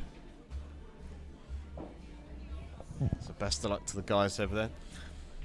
So the guy that Matt's playing, Imran Majid, I believe he actually knocked Marco Teuchster out of the last 2 major Matchroom events. Gee, so Which would be the UK Open and World Champs. I think the last 2 sort of big Matchroom tournaments. that's a huge event if Matt can upset him there. Yeah, that'd be a huge scalp. Yeah.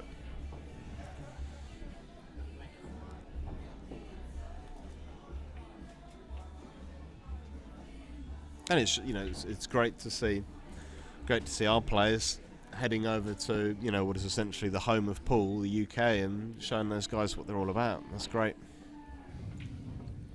And hopefully they can smash the Germans next week in the World Cup. That would be an amazing feat. Yeah. Well, hey, race to 7 winner breaks, anything can happen. So just on the table nearest to us, Jojo Coleman is about to move into a 1-0 lead over Daryl Young, which she does.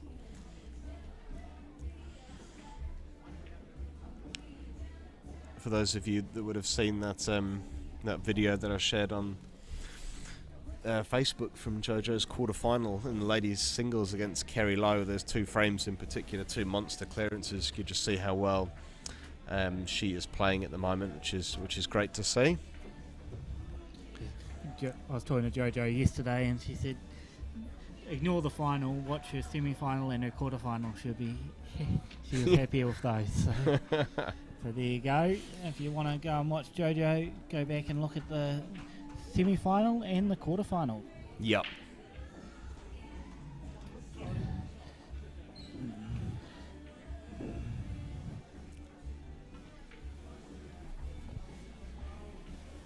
Wouldn't it be incredible if our ladies champion also became our open champion as well? That'd be huge. That'll be one for the stat book. Crikey! The stat man beside me would be. Oh, I think I'd just spontaneously combust with excitement. Yeah.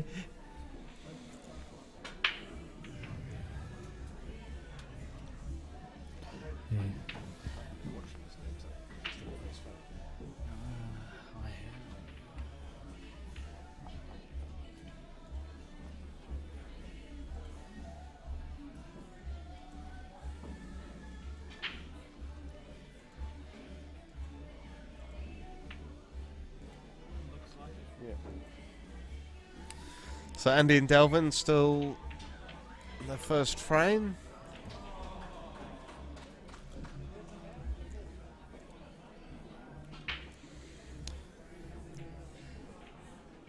Opportunity for Andy here.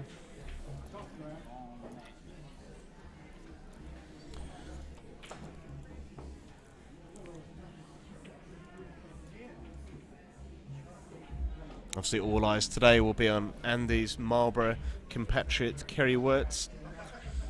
Can he defend his South Island Open title?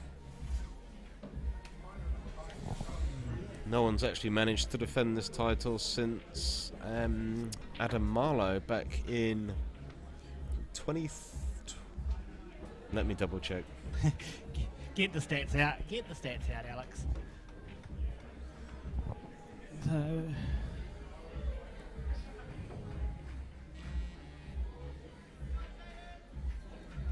So Andy currently at the table on the smalls. So yeah. So the last time anyone defended this title was Adam. Adam won it 3 years in a row: 2010, 2011, 2012. So he defended it twice. Isn't that insane to win this tournament 3 years in a row?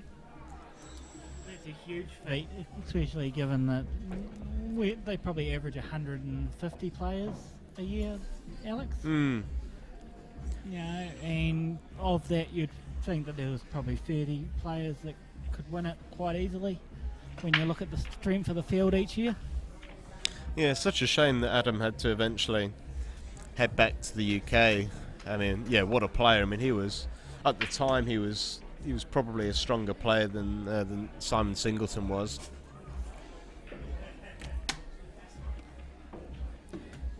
And obviously we had Mark Macaulay from the UK as well. He won the 2013 South Islands. Almost did the double with the North Islands in Upper Hutt, but ended up losing to Des Wilcox in the semi-finals. We've been quite lucky over the. Well, I don't know if we call it lucky, but we've had quite a few of the Great Britain players come over here over the years and take out many of our titles. Yeah, and I think especially in the South Island as well, right? With when you look back to just lost my train of thought completely. Thinking about who we've been here in the past. So in addition to, like we've already talked about, Adam Marlowe and Mark McCauley, Simon Singleton and Steve Denton as well.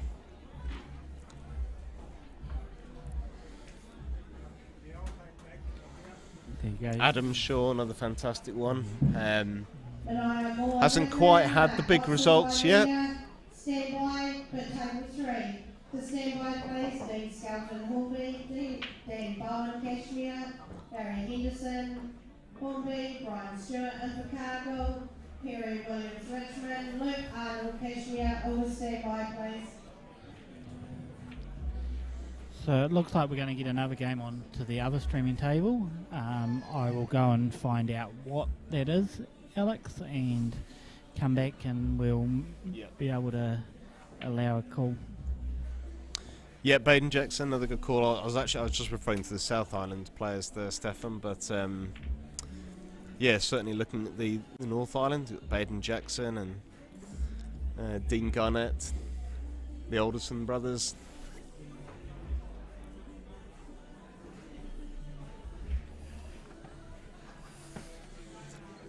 Oh, do you want to just give Delvin a score? Did he win?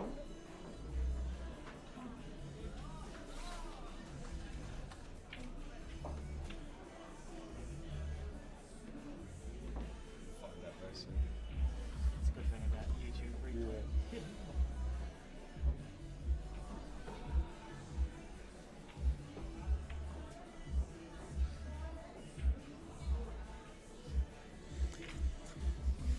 Alright, so Delvin Chin moves into a 1-frame lead.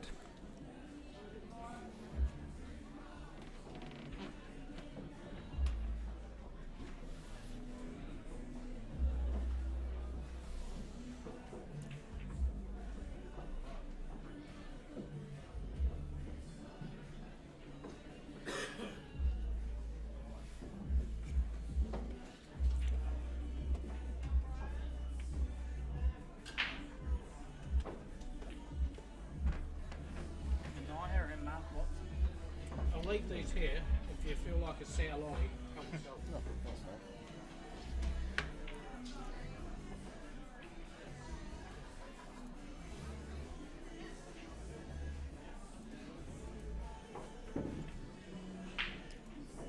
Dan Bowen, your card's gone. You are not on standby.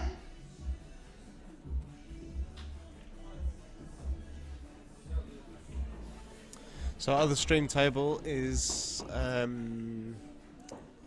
Manaya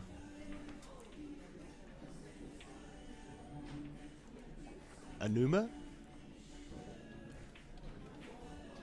He plays out of the Richmond club. And he is playing Mark Watson, who is a Nelson player, I believe.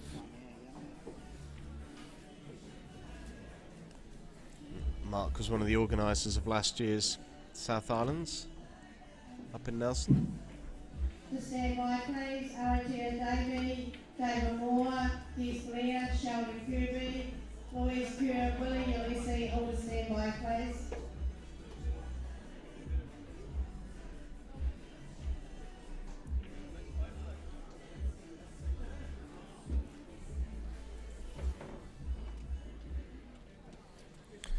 So we're just going to stick a poll up shortly, guys. If you want to just let us know which match you'll be most interested in following.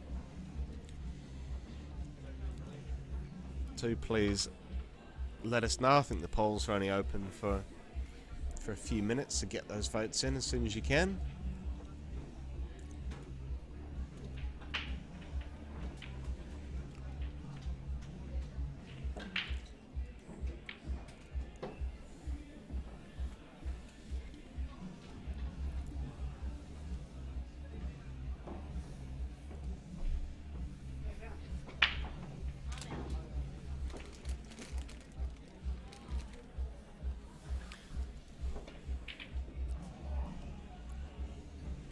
Alright, so just put the poll up, guys.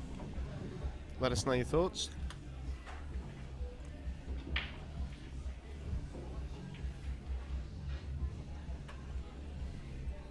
So until we close the poll, we will be on the split screen.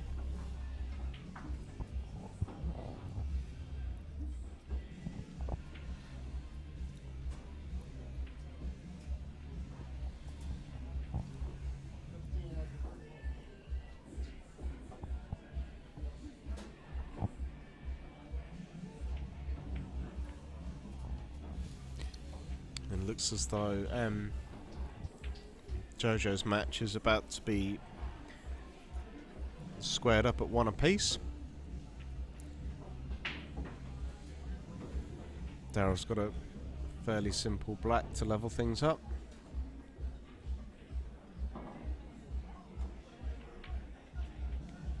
Which he takes, so 1 apiece between Jojo Coleman and Daryl Young.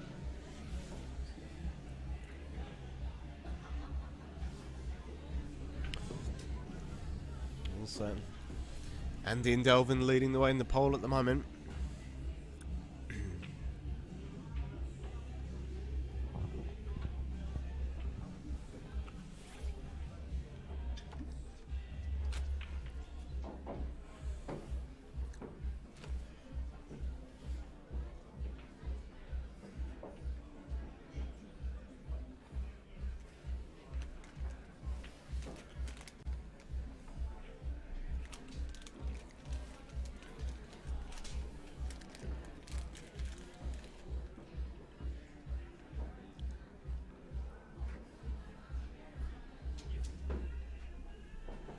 Hopefully we'll be getting joined by John the Voice Saundercock in the booth at some point today.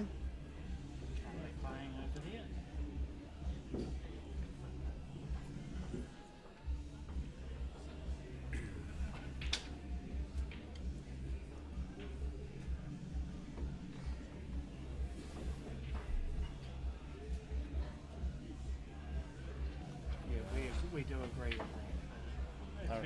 Especially with the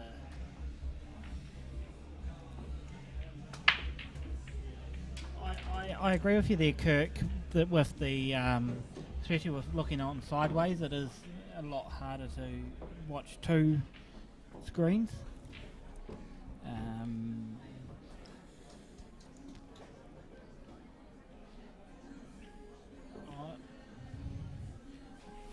Bit of a comeback from an Iron Mike. Give it a couple more minutes, the poll, and then we'll... Because I feel both matches do get given the same opportunity. Obviously, Delvin and Andy have been going a wee bit longer, so people may lean towards that. But I think just if we give them a couple more minutes for you to vote.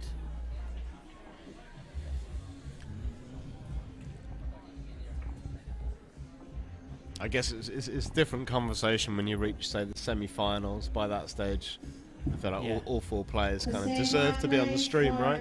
Yes, correct. Leo Tucker, Hornby, Scott Gatol, Richmond, Tom McNaw, Hornby, all the standby, please. So plenty more matches being called standby now, so really starting to motor along.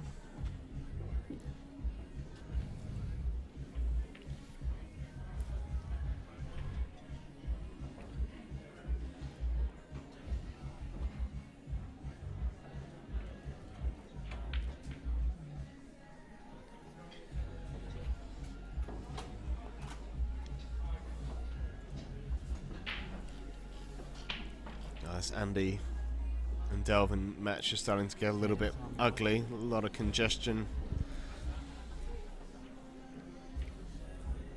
So just an update from Great Britain. Matt and Simon both won their matches 9-4. Fantastic, and they're still both on the winner's side as well. Yep, so Matt goes on down to play M. McCormick, and Simon will play James Jack. And those matches are tomorrow? They surely must be done for the evening now. 11:30 Great Britain time tomorrow, so 10:30 tomorrow night. Is that correct? Yes, 11-hour difference at the moment. So by the time the finals finished here, you can just seamlessly move over to the stream in the UK. Yeah, and they go for the rest of the night, and they get down to the last 16 in that event tomorrow, overnight tonight, New Zealand time, with the final 4:30 a.m. on Sunday night, Monday morning, our time.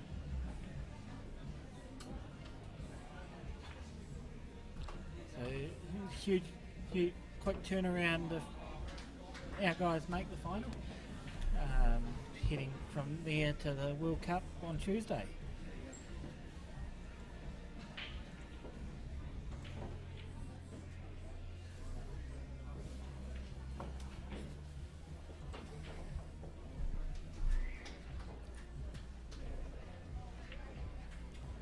Thanks, Kirk. It is quite a big job sitting here for all day, trying to keep an eye on the tables, keep an eye on what's going on around the room, support our commentators. Like at the moment, I'm here in the booth with Alex, but once Daniel, John, someone else comes in, I'll step back and I'll leave it to our usual voices of our commentary. I haven't heard you doing commentary before, Paul. You're doing an excellent job so far. Not much of a commentator, but we've had 12 votes. We've given you 6 minutes to vote, so I think looking at it, it's a 50% for Andy and Delvin. Yep, let's do it.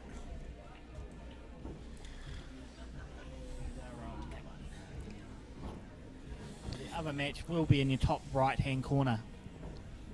Well, unfortunately, it doesn't look like this frame is is going anywhere in a hurry. Although, to be fair, Andy has got complete control of, well, both pockets, really, so see how adventurous he's feeling. And Mania, I was just watching over the top of the screen and watching Mania take the first frame on the other streaming table. Is it 1-1?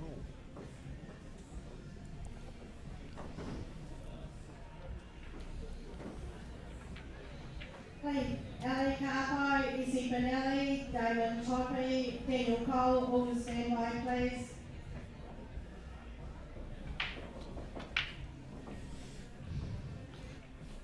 There's one other person I'd like to thank today, and that's Shane Brecken. He does a lot of work behind the scenes on the live stream. He'll set up the graphics and the different screens that we require for each event. I just come in and I turn it on and run the stream. So thanks, Shane, for all your hard work. Yeah, top man Shane, a real wizard with the software, good with the graphics.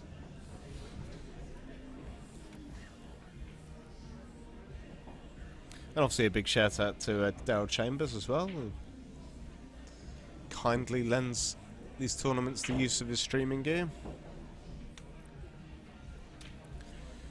People ask throughout the tournament why we weren't streaming every day, all day. Well, the tournaments get given the gear to run for nothing. So we're not. If they were paying for it, it would be a huge cost to have someone like myself sit here for all 6 days. So that's why we haven't streamed every day, all day. Oh, it's a nice pot there from Delvin. He's still got some work to do with his two smalls in this cluster. Is he just gonna? It looks like he's starting to get his balls out into the open a bit now.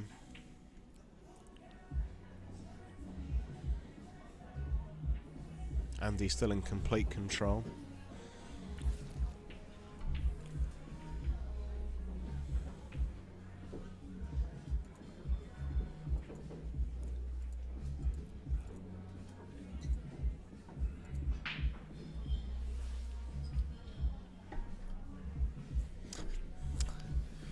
Just a reminder, our generous sponsors, Amcor, Austin Farrier Supplies, Christchurch Accountancy and Tax Services, DJ Purdon Builders, Fitzgerald Motors, Lolly Shop, Need More Firewood,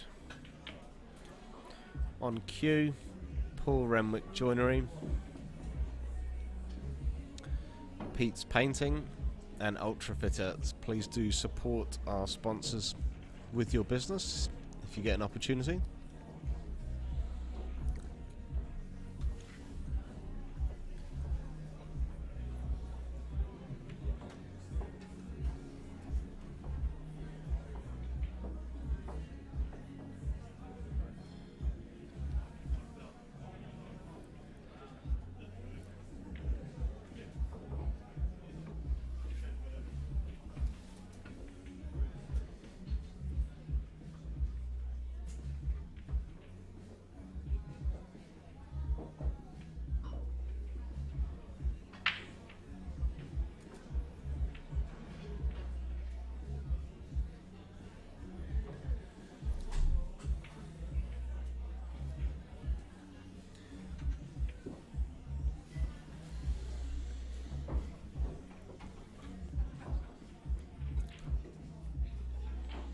So what's Delvin going to do here? Is he just going to try and get rid of this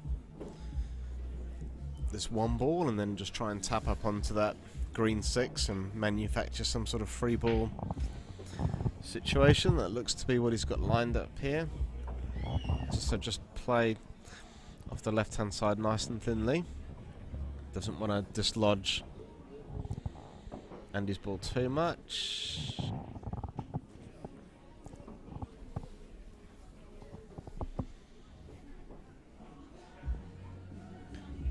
Fairly happy with that. This obviously now really forces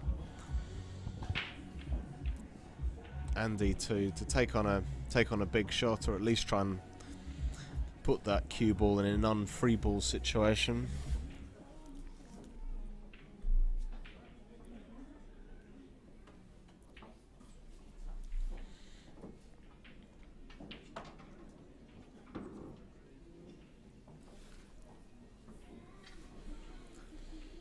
It is a tricky situation.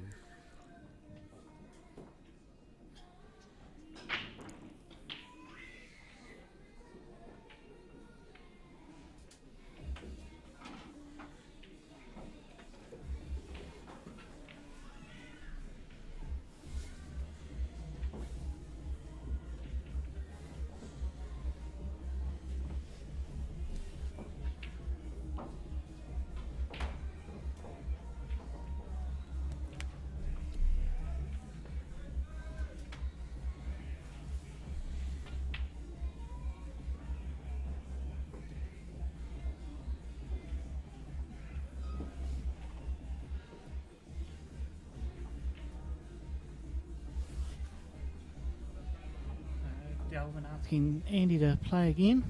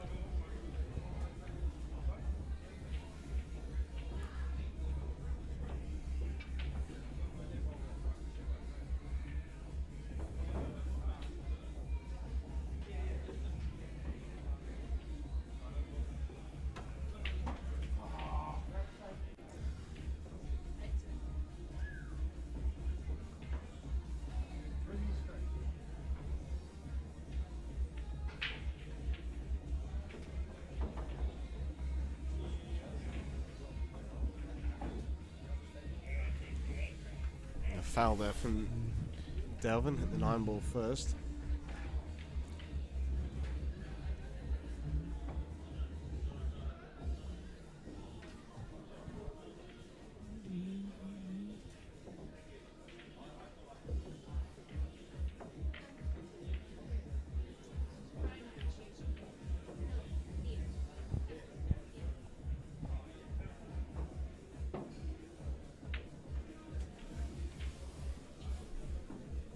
Did I see that right? Did Delvin foul and did Andy put him back in on the black, or did he not foul? Was it- Almost. Oh, not a bad effort. I'm a bit stunned as you. I thought.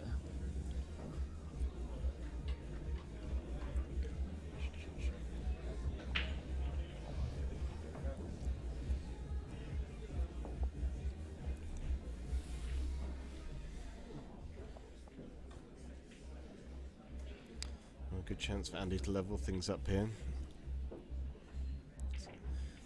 He's played that well on the 13.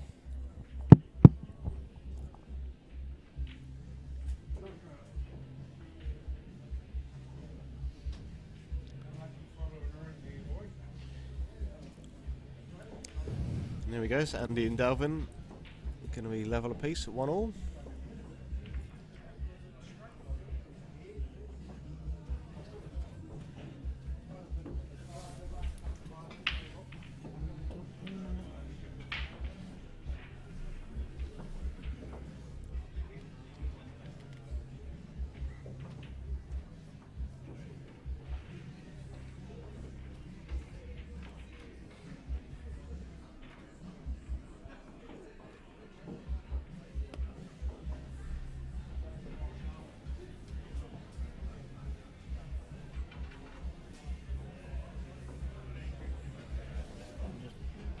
Seeing what happened in that end of that top corner, and it was Mania that took that one. So Mania's 2-0 up against Mark Watson in the top corner. Shannon McKenzie to control, please. And update on Jojo's match, Alex. I think Jojo's still 1-1.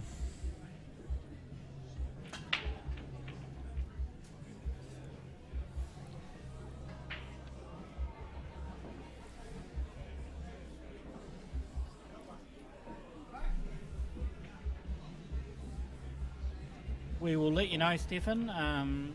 Tracy said that she'll be adjusting things as the day goes on. There's a lot of matches to get through today, so they may stay at 5 for the 64 and go to 7 for the 32, or they may go straight to the 7 at 64 level.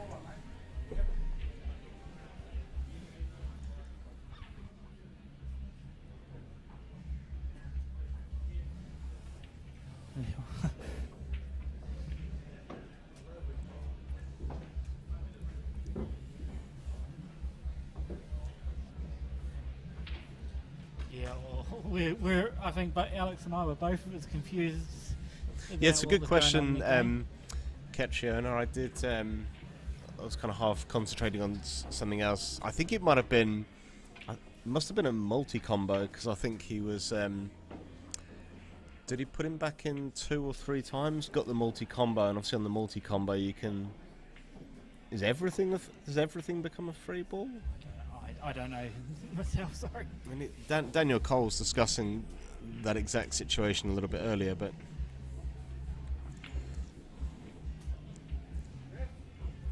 both the players seem comfortable with the outcome either way.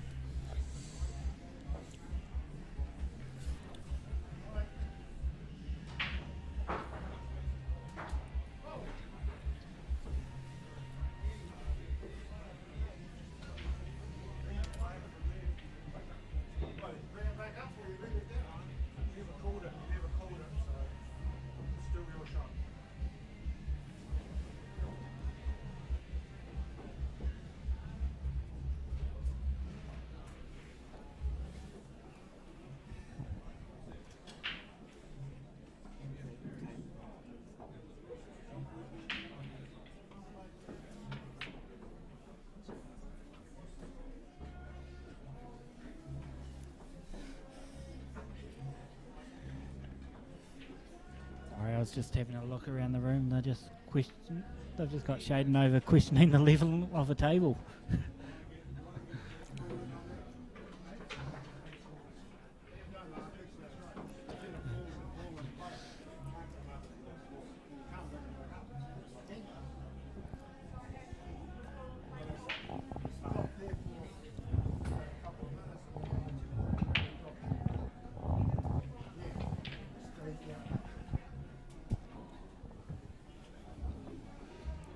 Delvin just wants to drop in between this 4 and this 11. Was hoping for a little bit of a kiss.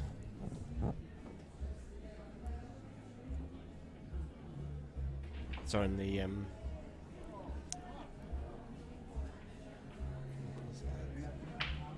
sorry, in that 12 ball.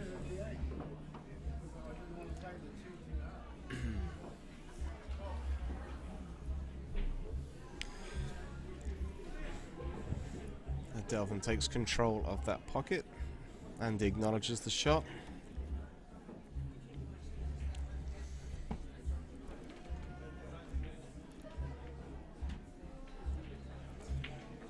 Yeah, I think Andy can still manufacture something with that.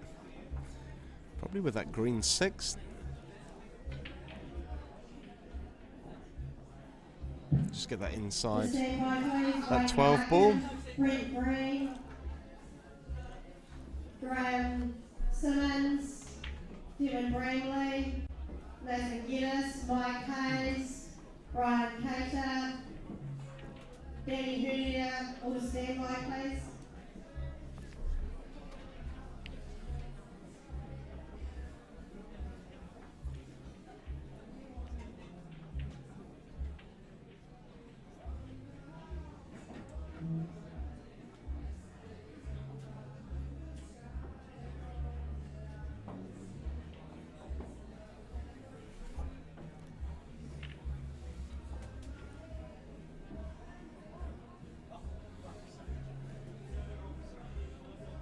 So it looks like Andy's going for that option now.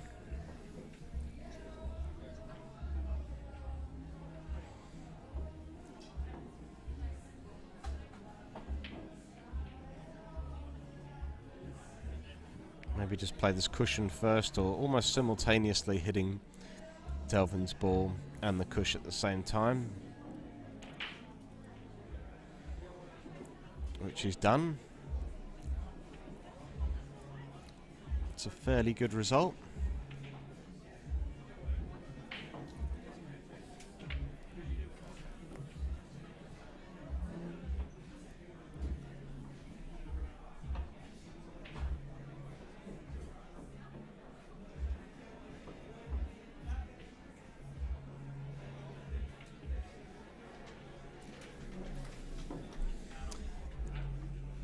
So it looks like Mania Amuna has won his main event match, so he moves into the last 64.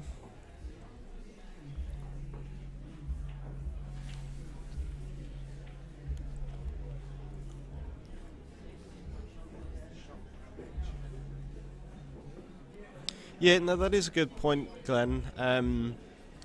I'd need to go back and re-watch it from the start. The only thing that I could think of was that there had been several free balls. Delvin had put him back in several times and possibly had got the multi-combo. My understanding from the multi-combo is that everything becomes a free ball, and I need to double check. Like I said, Daniel Cole was here discussing something similar earlier. It's so rare you see that come up, but yeah, if it was just a standard combo, then yeah, it would have been a foul. Because he can't call the 15 as free, but actually hit the 9 first. We're going to put the final of the trophy flight event out on live streaming Table 3, playing best of 5, JT Denali Richmond, Gareth Purdon, Pekanui, Table 3 for your final, please.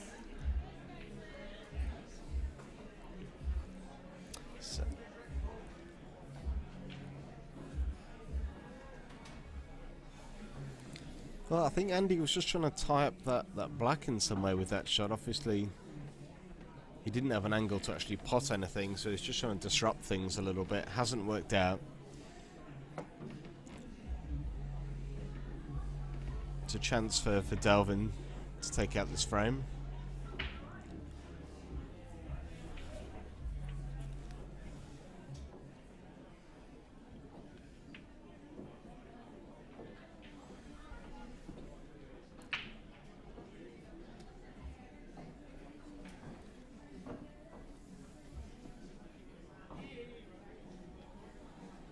It's actually worked out fairly well.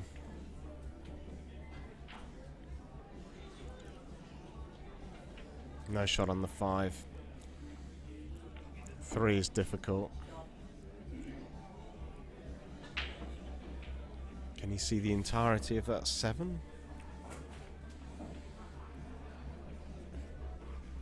Either way, the pocket he'd want to slot it into is covered, so...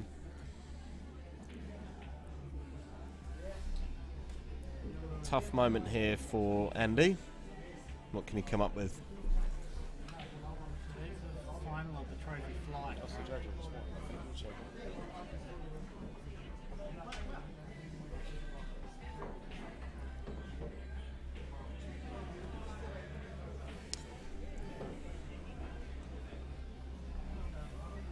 Score, Jojo. So Jojo Coleman has won her first match. She took that out 3-1 over Daryl Young.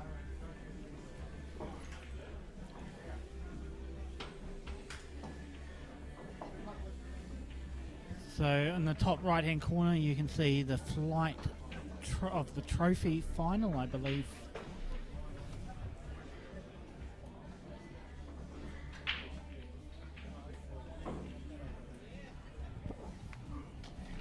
You got JT Pinelli and Darren Purdon.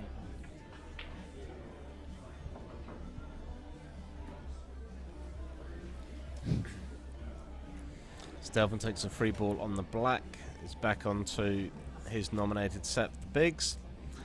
It's a good shot.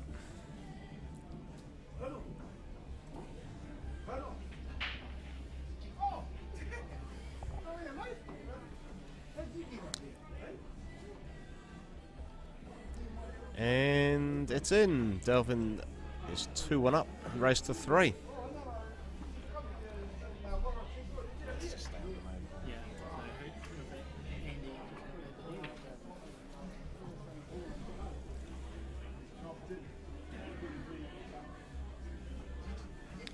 So yeah, if you do want to watch the trophy flight final, that is in the top right. I think we can all agree that the main event should still take priority. So just in front of the commentary booth, we've got 2018 champion Chris Geary is playing, and table next to him, Daniel Cole. Daniel in pretty good form this week. Took out the in the pairs, the main event flight.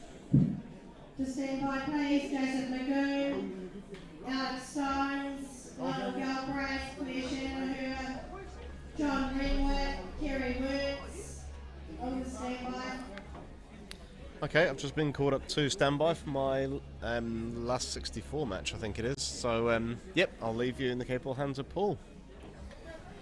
Thanks, Alex. Hopefully it won't be too long and we'll have someone else back up here joining us in the commentary booth. I'll try my best to keep you up to date, as well as trying to keep an eye on what's going around the room.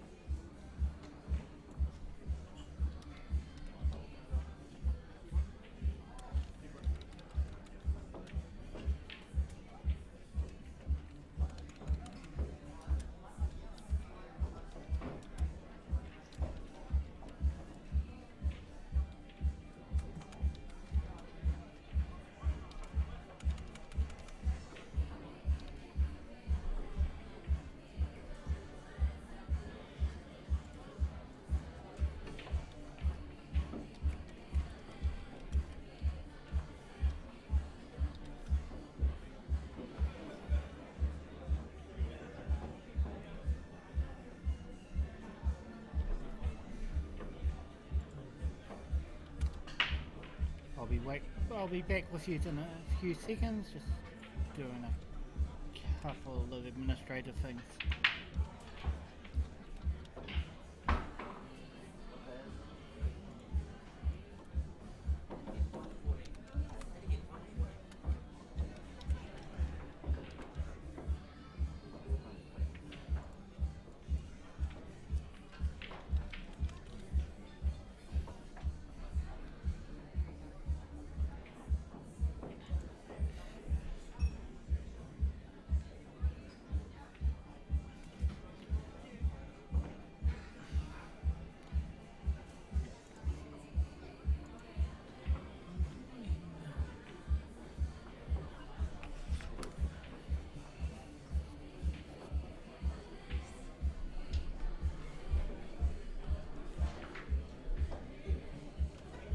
So at the table at the moment, Andy Hickey.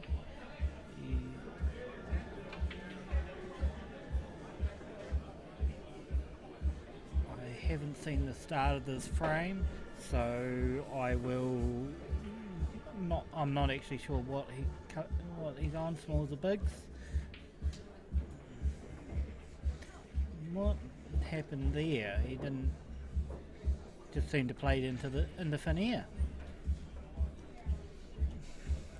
So Delvin gets a combo.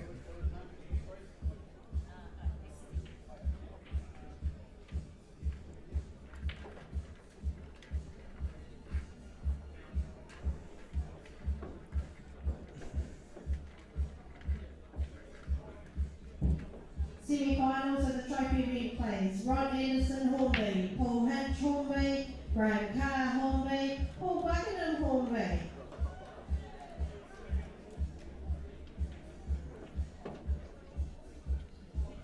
So Rod Anderson, Paul Hinch, Agaga table 8. Graham, Paul Buckingham, Agaga 13. there you go, the semi-finals of the trophy event going out. So there's got a lot going on in the room this morning to keep our fingers on the pulse. But Delvin here on smalls. Not knowing a map myself, I won't even try calling it.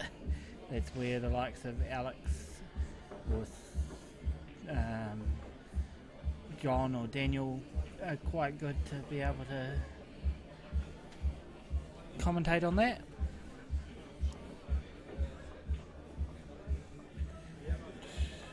We've actually got Alex going on the table just in front of the streaming, so we'll keep an eye on that. As well for you, as I say, I can't keep an eye on all 20 matches, but I'll try and give you an update around the room.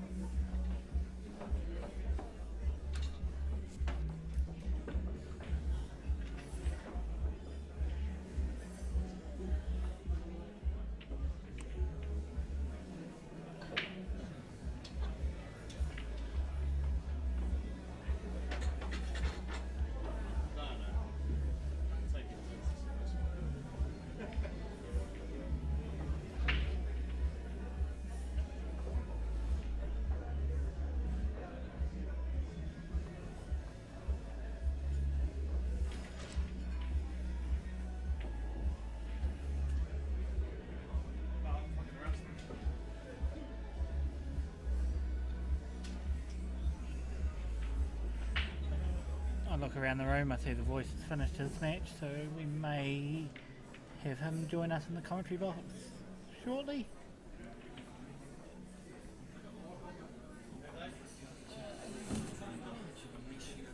Ronnie, we can't have it facing these.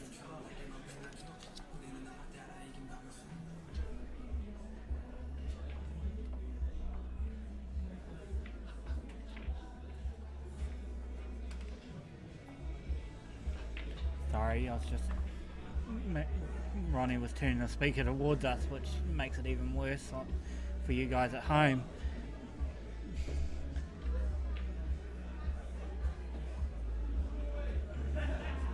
Can I have, just stand by please, Peter Agnew, Mike Bowen, Sam Hopkinson, Corey Reid, Mike Hughes, Corey Cook.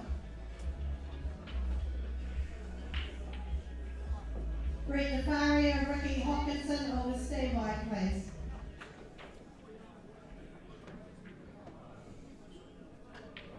Hot seat confusing. You could do that. There's a bit of confusion going on in what happened before in Delvin's game. I didn't see it, so I can't. Yeah.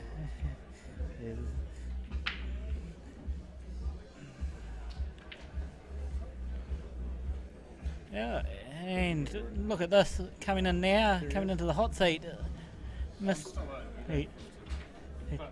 for a bit. He's still live in the tournament, but he's coming in to join the commentary booth. You're doing some commentary as well. I have been helping. I'm no good at it on my own, John, but So you got it on. yep, you're live. Welcome, John. Thank you very much, Paul. And also, and I've seen the comments on the stream. Thank you for all the awesome work you've been doing and getting the stream running. It's awesome to actually be able to do this, as I always say, but it's always true. So we're playing a race to 3 this year in the first round of the post section, or at least the first round of the post section. Normally it's a race to 4, but I believe due to the fact that we've had so many entries and we're having to start from the last 128, that time constraints say that we must have a race to 3. The trophy's already down to the last 4, so the semi-finals. So that's going to be helpful for later on. Hopefully we can at least get the final on one of the streaming tables, because that's still very much worth it with, from my memory, Paul Hinch, Paul Buckingham and Graham Carr all still there, and one other player from Hornby, funnily enough. So it's an all Hornby quartet for the semi-finals and the trophy. So it'll possibly be like it is now with the trophy flight that's in the top right-hand corner, John. The trophy flight. Flight final. Okay. So if it goes on the stream, we are focusing on the main events games, but if it is up there, we will put it up in the top corner if it is on there. Awesome. Okay, so that's what sounds like it will be the template for today, folks. Even though there aren't that many games left to go in the trophy and the trophy flight, but they're almost finished. And there's talk that the main flight, some of the games may go downstairs.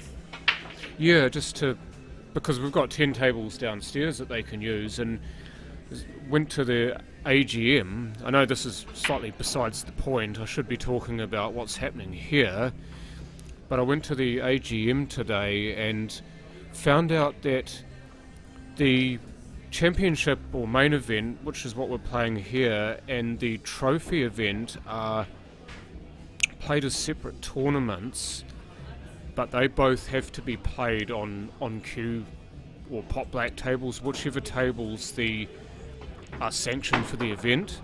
And the flights of both events, you don't have to be played on those same tables. They can be played on the Barton McGill's downstairs.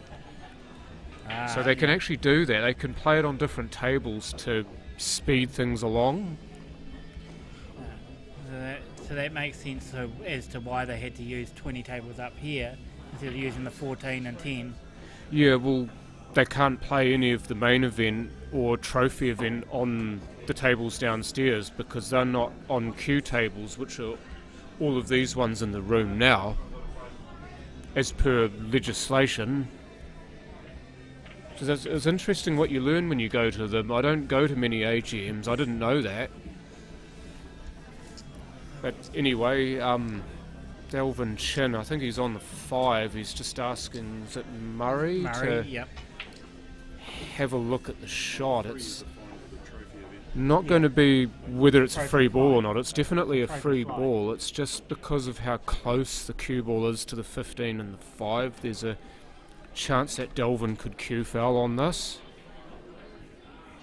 So I think Murray's there more to just check on the legality of the queuing. May I say also, welcome to everybody who's on the stream at the moment. I see there are 68 viewers already. Katrina McLean, I see you're there. It's a shame you couldn't be here for the singles of the Open.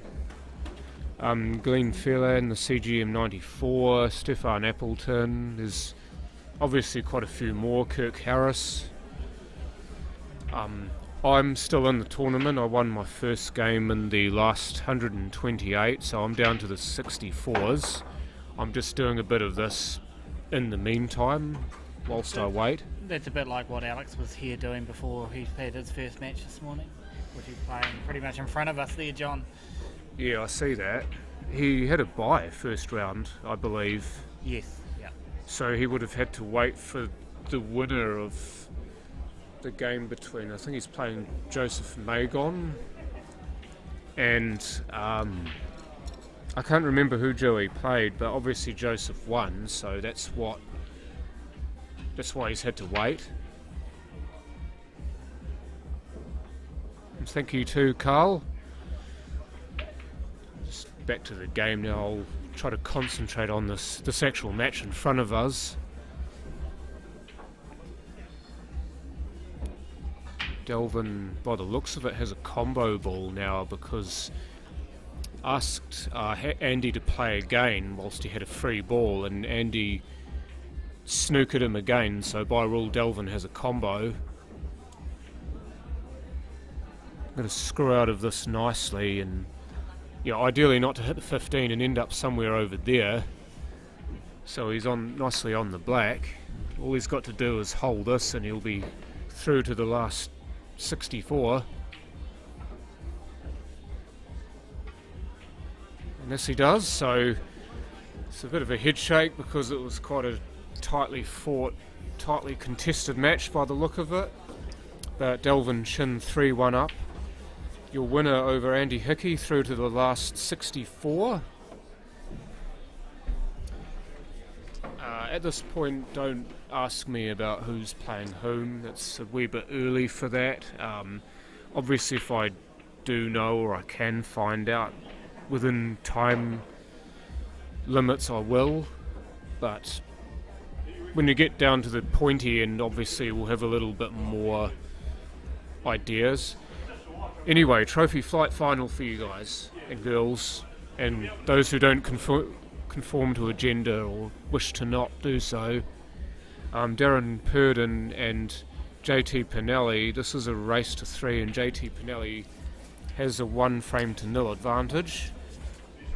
I believe it's race to 3, sorry, I haven't. Yeah, I think the trophy flight was a race to 2 until the final or the semi. I could be wrong. But in general, the trophy flight will be a race to 2 to kind of get it to move ahead. Peter's just gone for us, John, to just double check what the race best of is. Oh, cheers, Paul. Oh yeah, Peter Wilson, one of our referees today. I'm actually not sure if he is refereeing. I don't see him wearing a green referee's top. Yeah, race to 3. So It is indeed a race to 3. Thank you, Peter. Just cast my eye over the room to see who the official referees are for today. There's Murray Davies, Nicole Wright, Ronnie Simons. Are you? No, so Once Peter he's knocked Wilson. out, he'll- Peter Wilson, I believe, is still playing, so he will be refereeing if and when he's eliminated.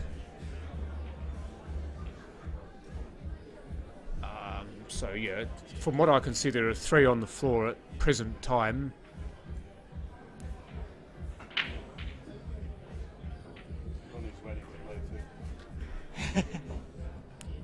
What's... Sorry? No. Oh, do you want it to be moved? No, they were talking, can they hear? No.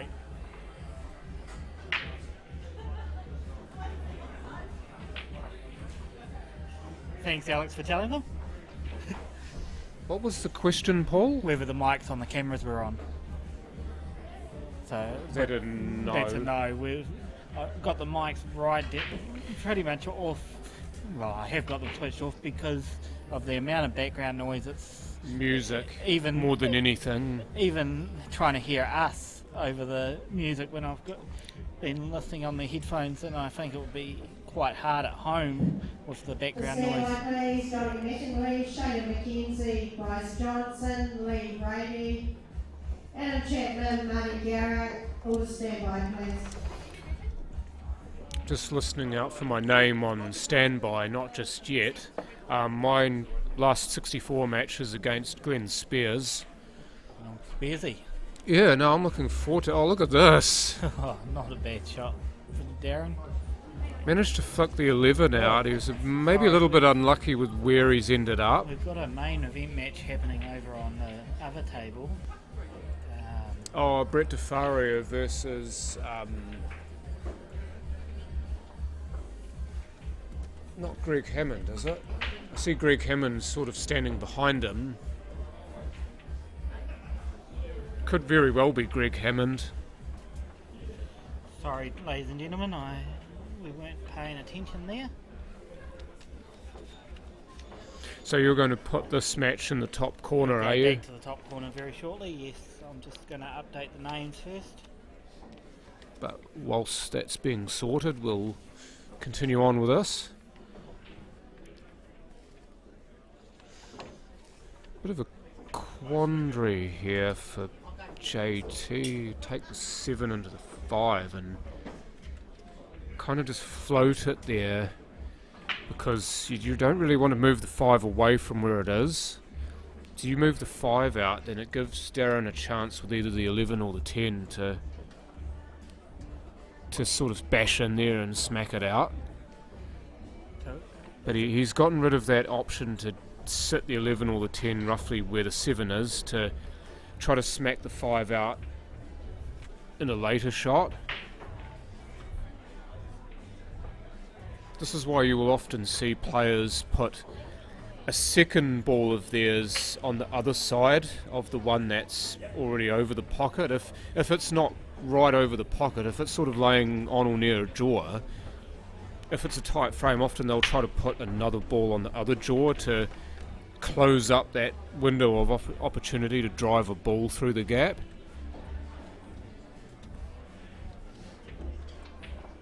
So back to JT on the 4 with Darren having missed the 14. And that's, again, well paced. It's right over the bin, so he's not going to be too worried about having to get on that ball. This looks like a bit of a lash from Darren. It's just going from bad to worse where his balls are now. It's actually Brett Defario versus Ricky Hopkinson. My apologies. Our international player. Yeah, from coming Sydney all the way or from Melbourne, I Melbourne. believe. He is Sam Hopkinson's father. He's a frequent watcher and commenter on the stream. Great to have him here. It always gives me high praise, and he's just there asking for the shark rack to be removed because both the 8 and the cue ball will traverse over it. It was something that, again, that was brought up at the AGM is about the rules regarding the shark rack. You are, of course, allowed to use the shark rack. There's nothing that says actually how the balls have to be racked. They just have to be racked with the apex ball on the spot, the 8 ball in the middle, and over and under at each corner. Doesn't matter how you rack them. But shark rack's here to stay. Oh, lovely. Watch the cue ball. It tried to curl in, but it didn't have the pace, so Ricky Hopkinson with an exclamation point on that frame. He leads 1-0. It's the overseas player versus the inter-islander. Both non-South Island residents. Yeah, Brett Defario, of course, from New Plymouth. Played in the pairs with Adam Lilly earlier this week. Oh, that might be half a chance for Darren. Dear, oh dear. The 11's still tied up, but if Darren can play a good shot here, depending on the angle he's got, he may be able to get back onto the 11 inside the 14. If he's nice and straight, or even better, if he's off angle towards the short rail, then he can screw this back, be nicely behind the 11, and that will definitely pass off the 14. But this is an interesting shot. Maybe he was thinking about the 14 inside the 7 at some point. Oh, sorry, that ball he just took inside the 7, but he's actually played it now. Anyway, I'll cross back to the main event match. Off the break, and now Ricky Hopkinson with the first choice of set.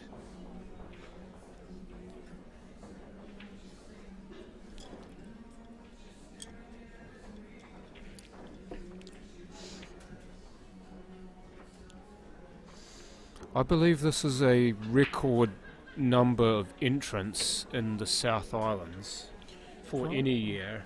I think someone said the Kashmir a couple of years ago, 3-4 years ago, had bigger numbers last time they hosted it. For the South Islands?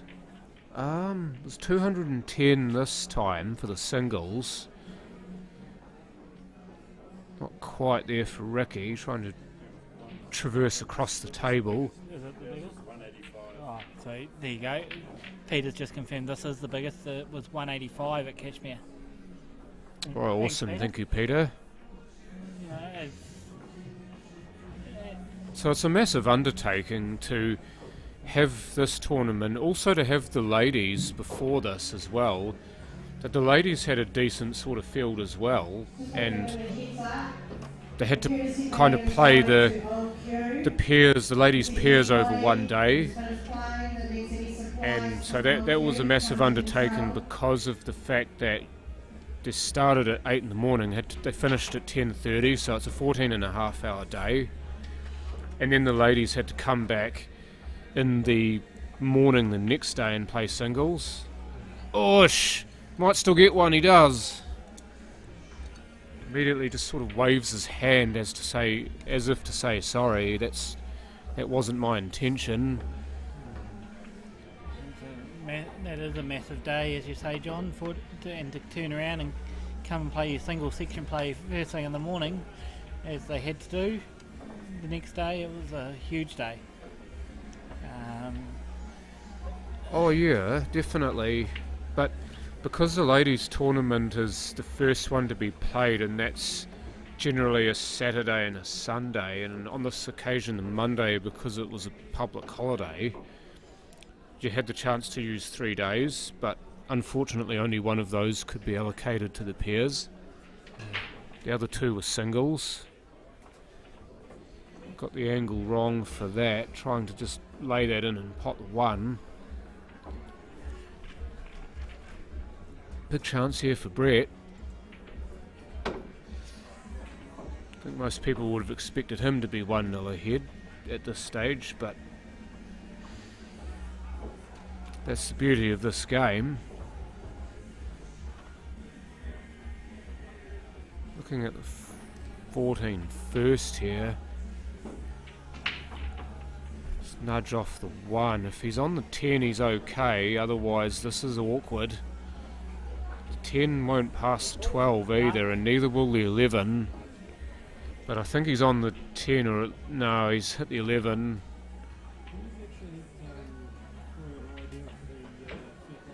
So he thought, obviously he thought that was on, but he just nudged the 11 first. Now Ricky's got a couple of options with this. He could take the 4 down the rail. It looks like it's free of that curvature of the jaw. Or he could take the 3 and try to get better position on the 4 and pot it in the middle. If the 4's off the rail enough, the 3 would be a better shot because the 4's more able to be manipulated. But he can't make 3, at least not yet, no.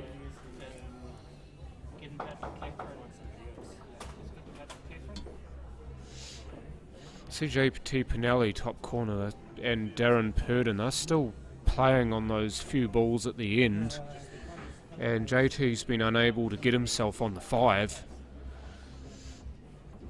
It's been quite a long frame, and we've had Nicole actually pretty much post herself there for the entire game to start timing the players. As Brett rolls the 13 down the rail.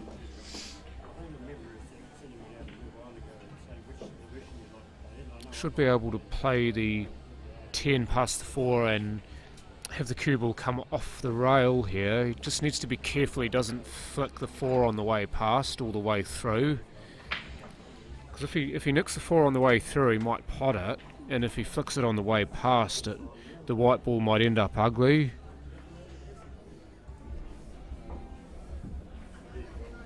He's managed to avoid it quite nicely there. So options here, probably I'd say play the 9 and either screw back past the 3 to be on the 15 to cut into the rail, or run past and be on the other side of the 15 for more natural position on the 11 in the middle. Just like this, see, it just sat clear of the jaw there. If that had rolled another 10 mil, that would have been interesting, but all he has to do is really just put this in pocket weight. Martin Garrett, table 18, please. Oh, he's missed it. Oh dear. There's a bit of a big missed opportunity there. JT Pinelli, top of your screen with a double, is wide, so Darren can tie us up at 1.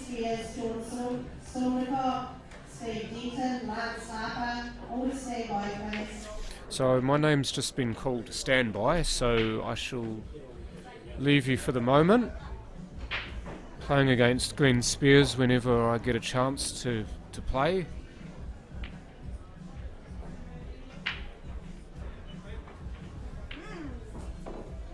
Please mute me, I need to. So enjoy the stream and talk to you guys later. And I've just been advised the last 64 is best of 7, race to 4. Oh, okay. So I just went to double check with Tracy, and good luck for your match, John.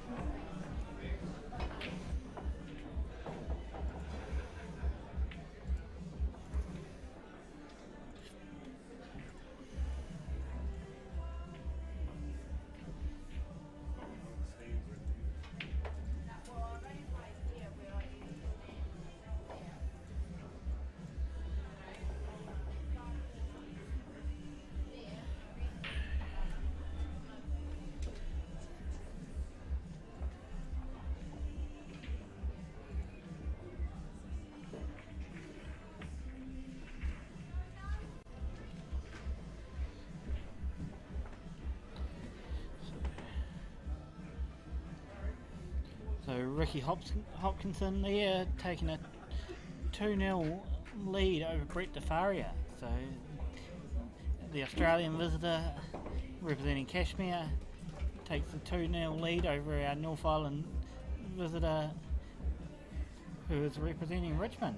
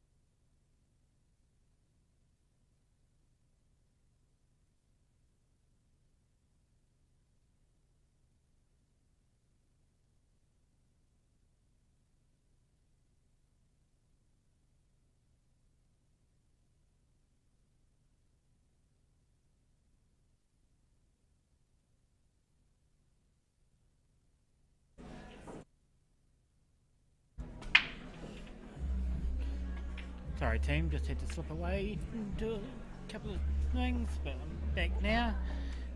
It sounds like there's been some shocking shots in this frame here.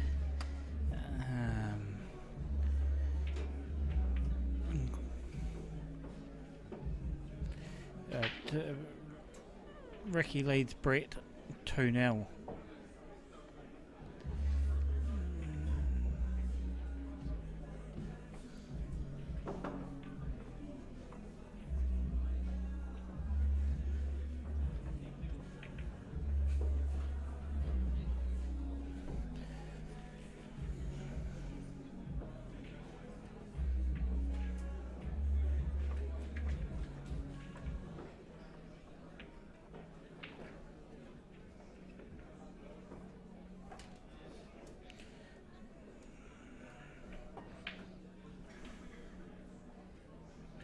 So 75 is currently watching. Welcome.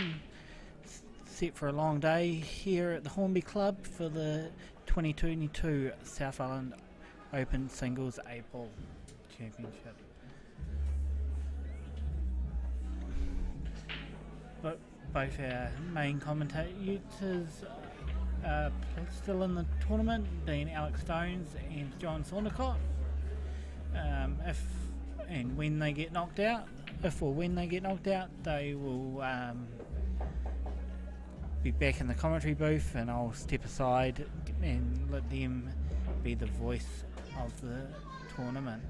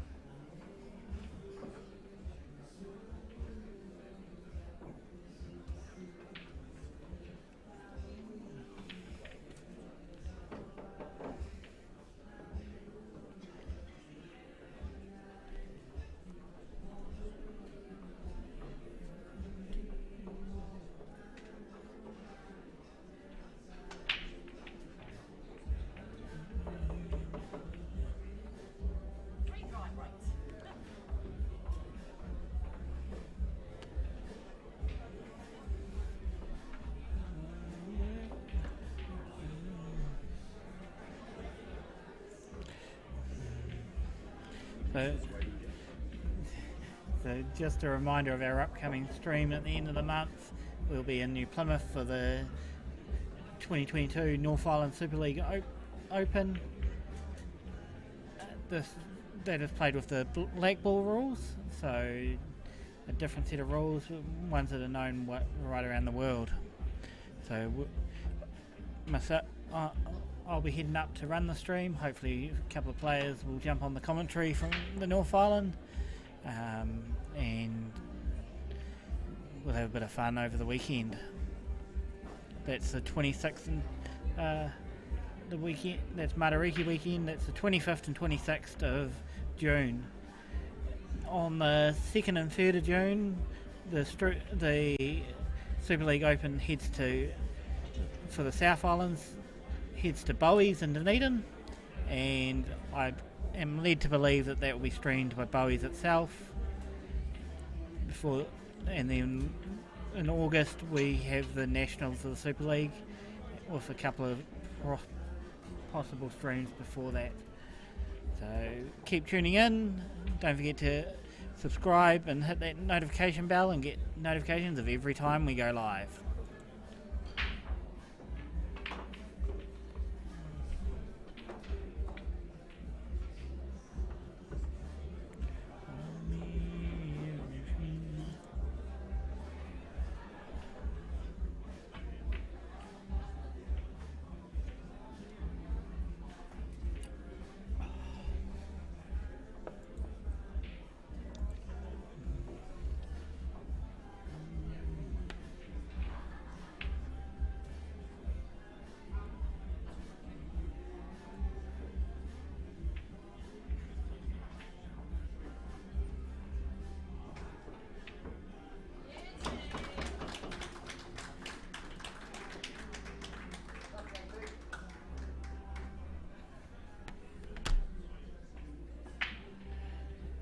there we go. It looks like JT Pinelli takes out the trophy flight. So we'll just remove that from the top right hand corner for now, and as soon as I get another match on there, I will be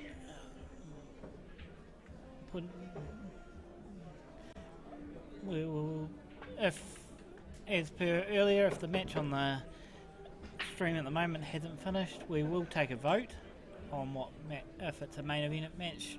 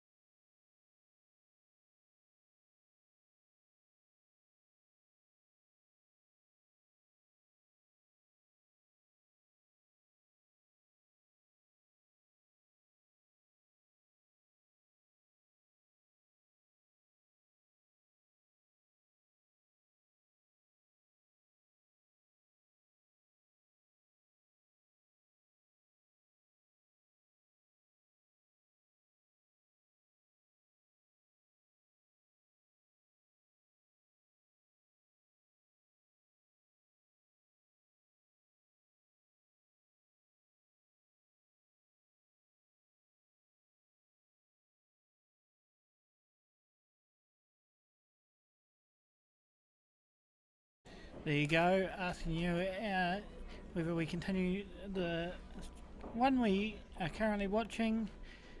We've got Adam Shaw and Scott Couture, or we've got split screen. And at the moment I'll go split screen and give you a chance to vote.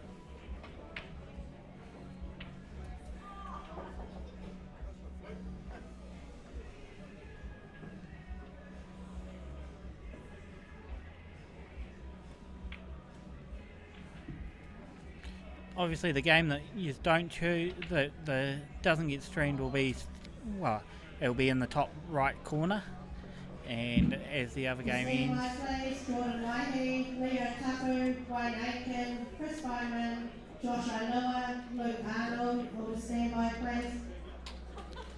This one is a tight one. It's 50-50 at the moment.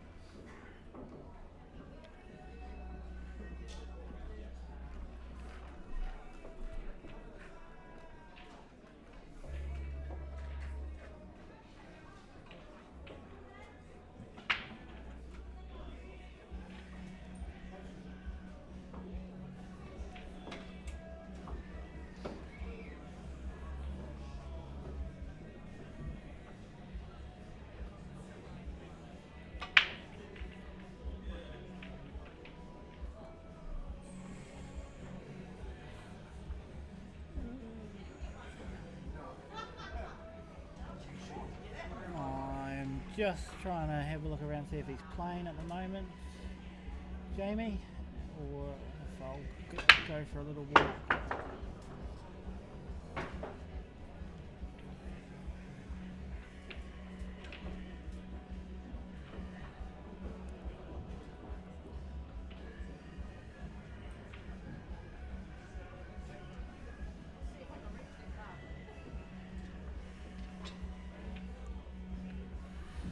I'll be back in a moment.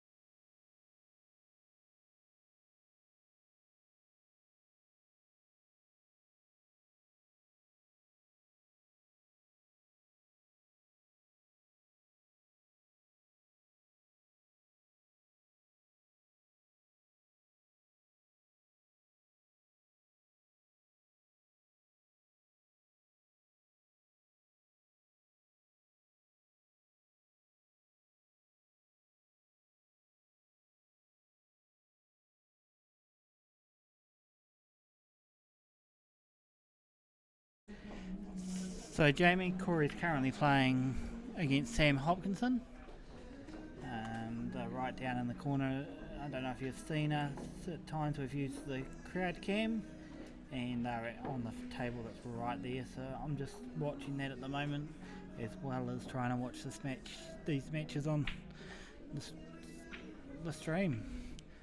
And poll's very close at the moment. I'd like to get one way or the other quite clearly, but 13 votes, 54% we continue on the game on the right, and 46 on the left. The game on the left, 54, game on the right, 46.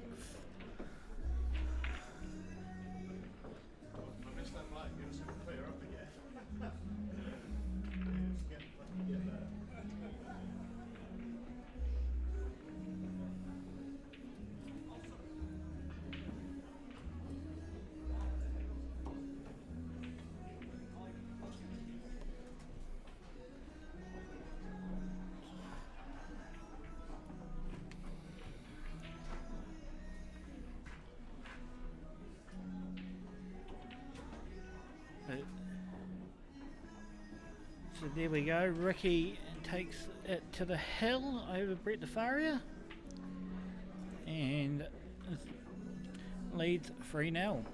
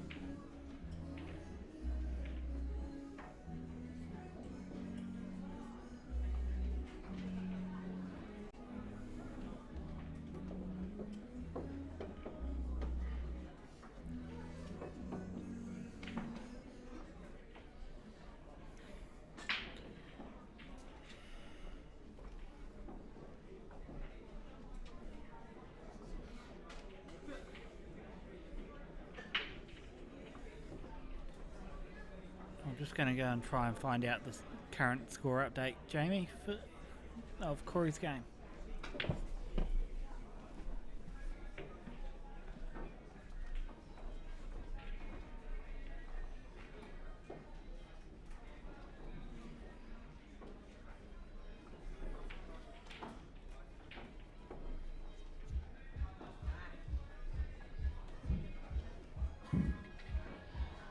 To stand by please, Tristan Matheson, Aratia Davey, Tony McMullion, Delvin Chin on standby please.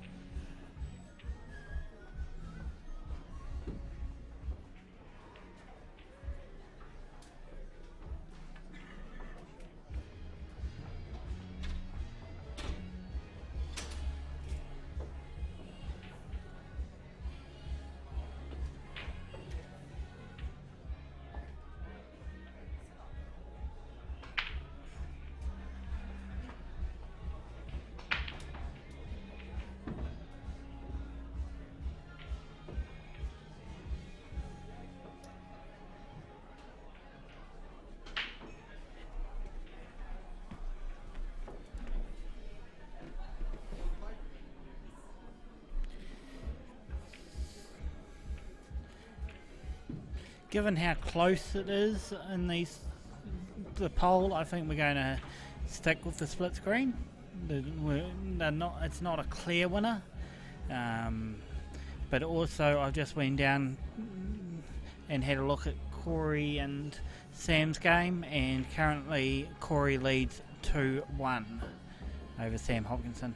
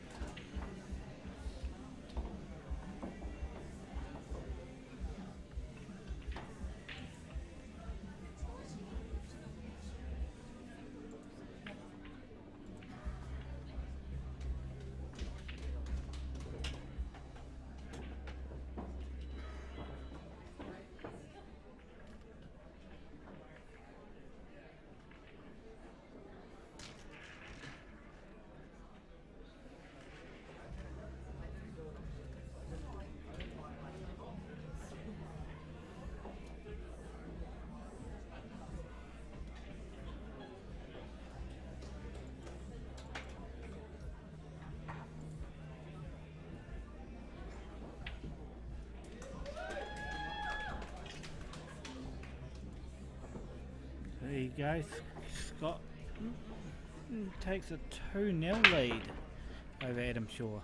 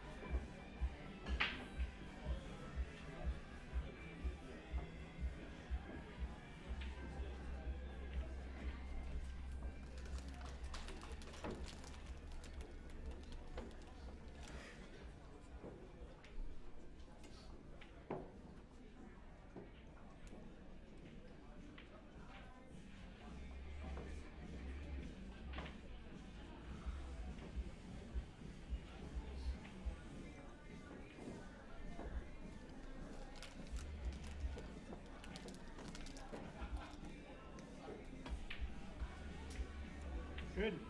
Well done.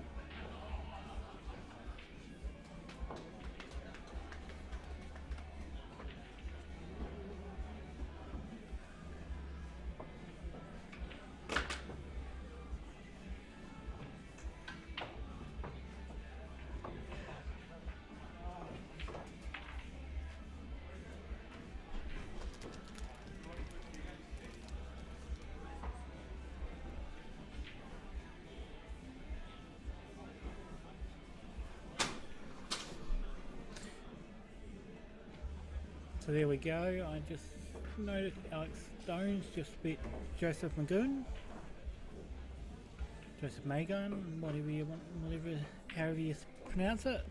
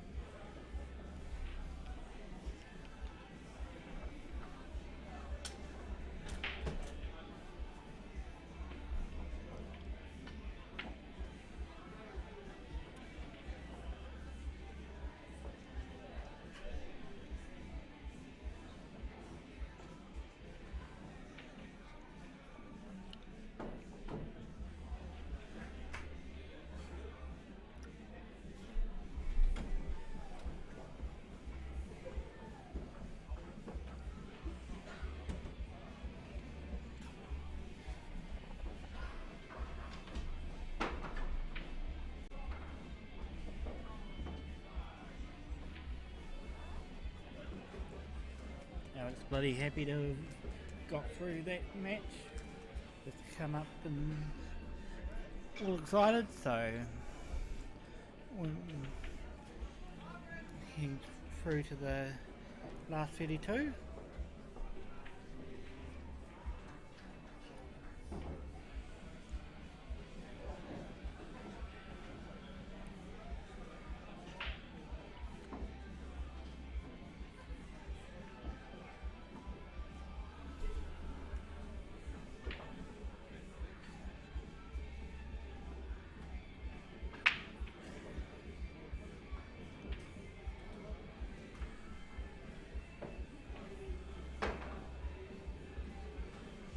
Go, Ricky knocks Brett Defario out 4-0. So we turn over our attention now to Adam Shaw and Scott Couture.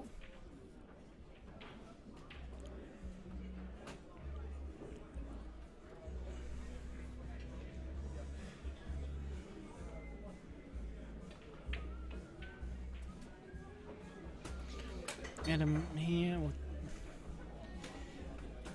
to go 2-1 down. Claws one back. Adam claws one back.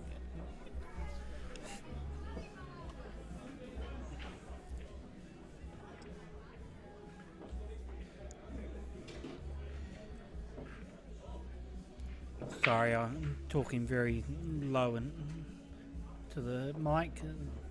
Is that any better?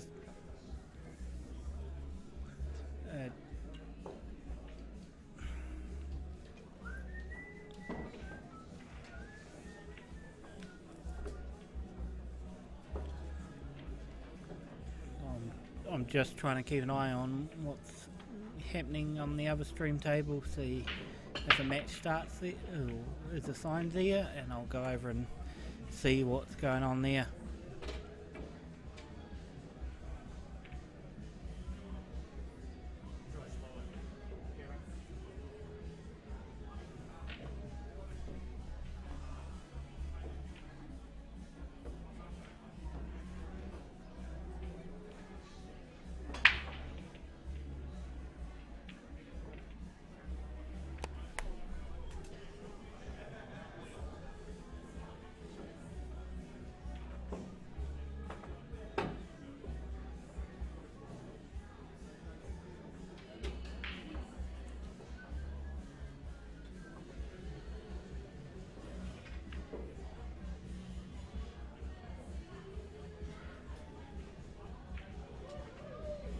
because of the way they're running standby today, they're not assigning games over the mic, so it's just a case of me having to keep an eye on the table.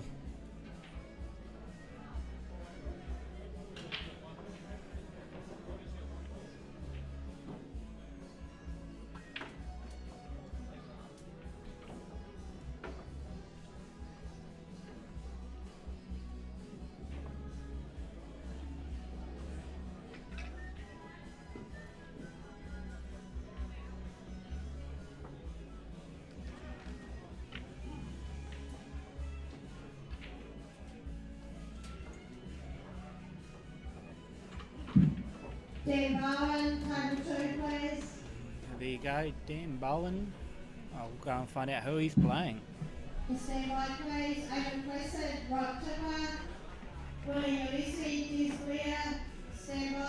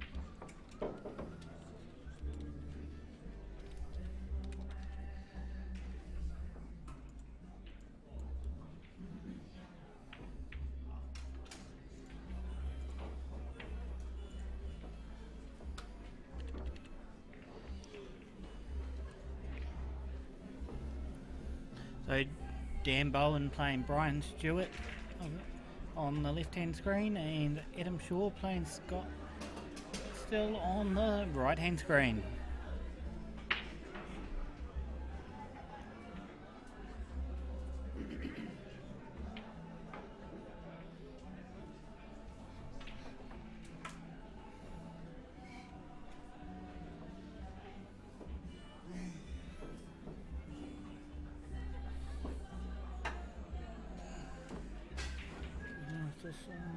Tonight.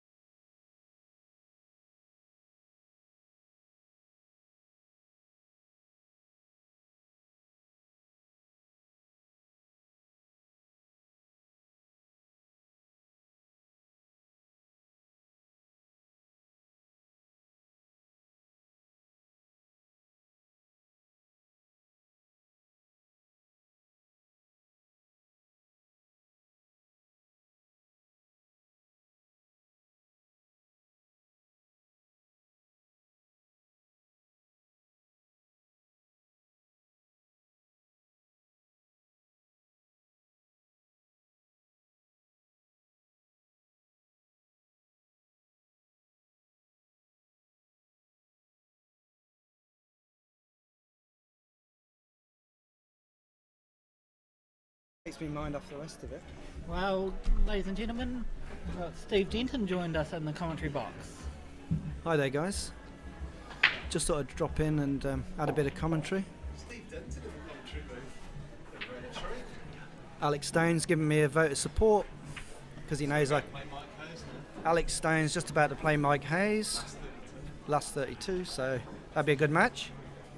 Mike Hayes was 3-0 down in his match previous to Nathan Geddes, and after giving away 2 fouls on the black, and managed to scrape it back to 4-3 win, which was a great effort from Mike. It is hard to come back from 3-0 down, especially against someone as good as Nathan. Obviously the 2 good matches going on here. Adam Shaw, that score might be wrong. Is Adam Shaw 2-2? 2-2. 2-2, yeah, thought it was. Scott just had a great chance to take a 3-1 lead, which would have been huge for him, but fouled on his last ball, or last but one, yeah, his last ball. I just wonder now if Adam will take that and run with it. Danny there with the free ball on the black, potting his last ball, and now the black. For a 2-0 lead against Brian Stewart. Looking to go real well. Brian, good solid player from down south. Took Chris Geary out 3-0 in section play yesterday, which was, I don't think he'd mind me saying, was a surprise. Chris went through anyway, so did, and obviously Brian. In fact, Chris won the group, even though he lost 3-0. But anyway, Adam Shaw at the table on, not sure, should pay more attention.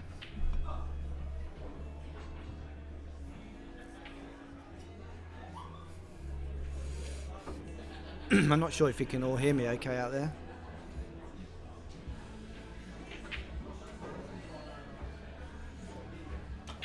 So Adam on bigs, going for the slow roll down the cushion there. Nice, good shot, in or over. Looked to run quite true. Pockets on these on cues are reasonably generous.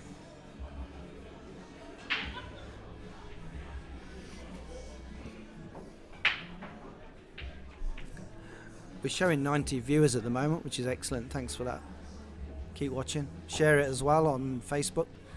Let people know we're on all day streaming.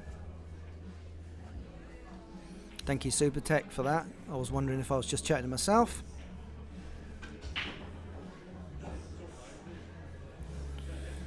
So, Scott and Smalls looking to go break this 2 out maybe down there. Oh no, he's screwed in the top pocket. Not a good shot by his standards. He'll be disappointed with that. Not easy either for Adam. 2 of his bigs tied up. I think the 9 will squeeze in the middle, but that 10 is clearly the problem, and he's looking to maybe start with that on a double, which is a brave shot, but he can leave the white safe, I guess. Safe-ish. If he screws back a touch for the 9, I think looks like he's going to go for that. Very good at doubling is Adam. Okay. Works out his angles real well. So Jamie, just an update from Corey's match. He knocked out the top seed, Sam Hopkinson, 4-2. Is that right? Wow, there is a shocker. I was just talking to Corey. I say shocker, I mean, Corey's is this Corey? That's Jamie. That's his wife. Yeah, Corey's, you know, I've got a lot of respect for Corey in his game. He's a phenomenal player when he puts the time in.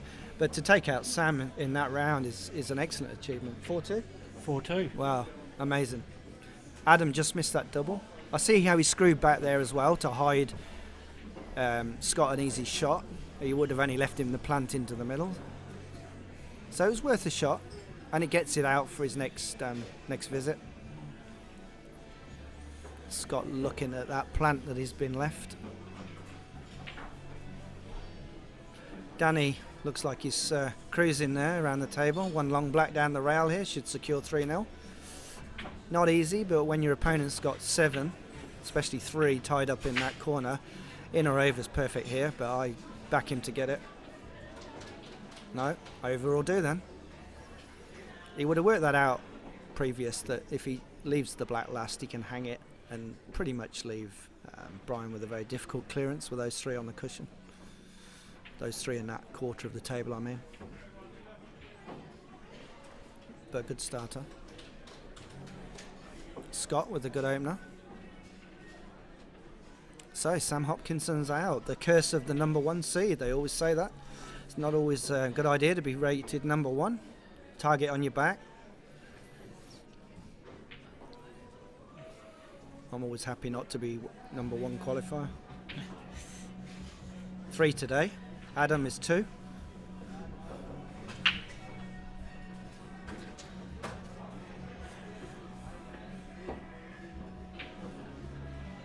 Yes, Mr. Southwest still in. I played Lance Harper for my first match of the day.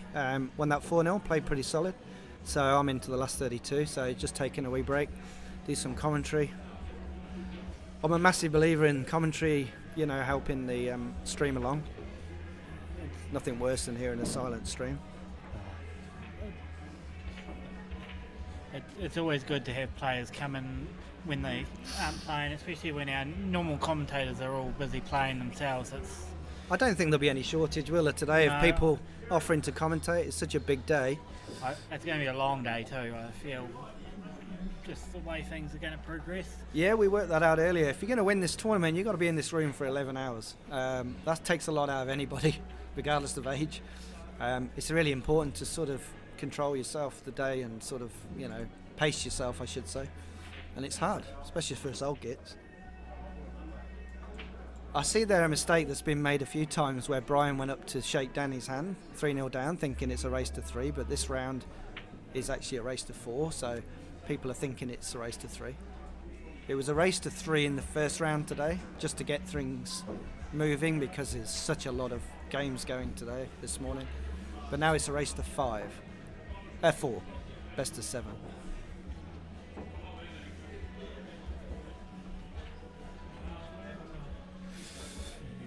So Brian's got a chance to get himself back in the game. It's a tall order, obviously, against Dan.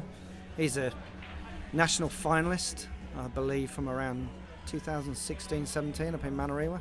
Certainly knows his game and his family's amazing pool heritage.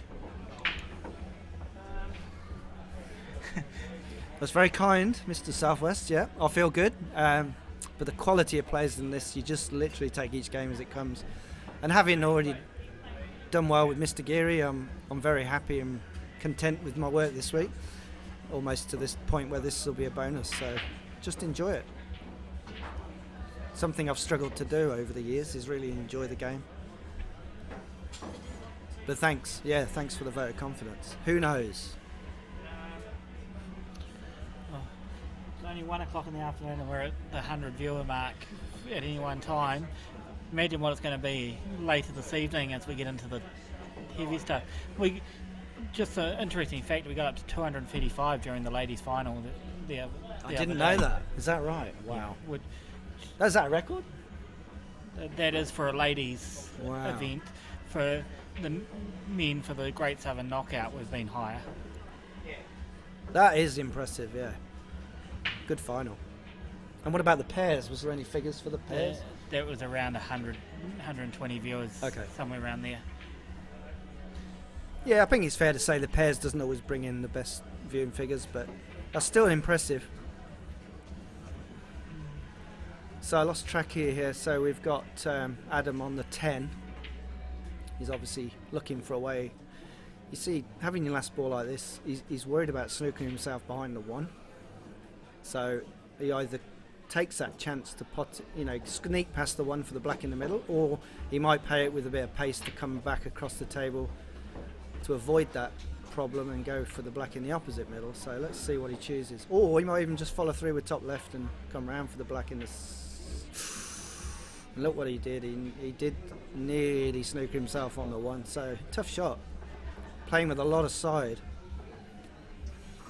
Now, tough for Scott. 2 on the rail. But they're both in good doubling positions. The 6 and the 2. So he should really be working out a way of doubling those in.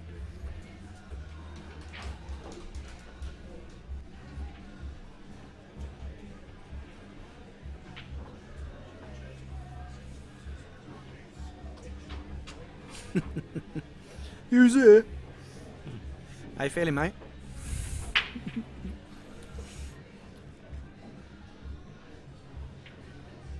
Yeah, nice shot.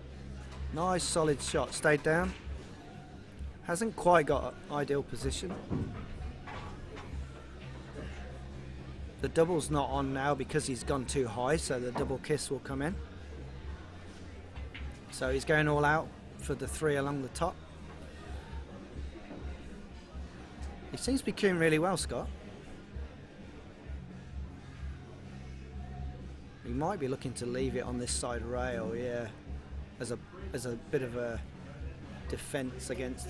Yeah, I think he might have left it though. It's deceiving on this screen, but I think that's certainly cuttable. He was trying to leave it tight on the cushion, so yeah, you can see Adam just checking because the white's going to leave at some speed, so to control this shot isn't always easy. Maybe even looking at to cannon into the 1 to put the brakes on the white. Yes, Mr. Southwest, we have Sam Hopkinson, our number 1 seed, who's left the tournament thanks to Corey Reid McFarlane. 4-2. So that's the biggest shock so far. Sam playing particularly well. So Adam's looking to cannon. That's a beautiful shot. Excellent shot. Such control. When you think how little he hit of that 10 and to get that accuracy on the 1 was brilliant. Well deserved. 3-2 up. Well played, Adam.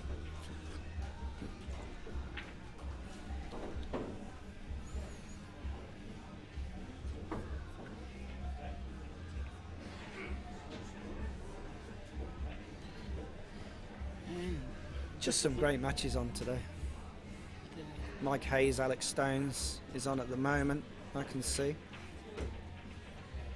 John Gower's playing Chris Geary, which has been going on for longer than I would have expected, so I'm guessing that, I say longer, he was playing before I started my match, so it's obviously tight. I can see it's really tactical, which is... it's a great shot. Dan Bowen through 4-0, very convincing. Well done, Danny. Yeah, I can see Chris and John Gower getting into a real ding-dong battle there. No idea what the score is, but usually when games tighten up like that, it just suggests that the score is close. Rather than playing open, they're tying things up.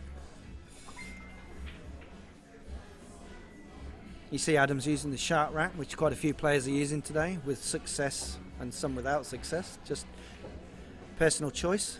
It is legal to use the shark rack in these rules, and also offer the use of the rack to the opponent, which is what we tend to do, and they have the choice to use it or not. I definitely believe it makes a difference. I've been using it. You definitely get a more even split. So it'll be interesting to see how this break goes. Adam's a particularly notoriously good breaker. Very, very good.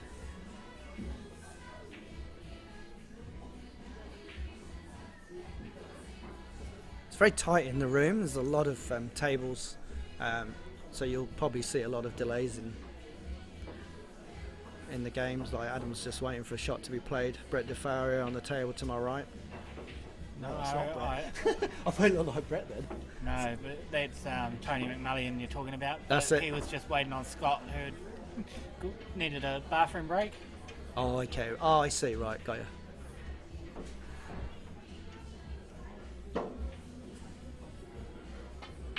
That's a massive shot.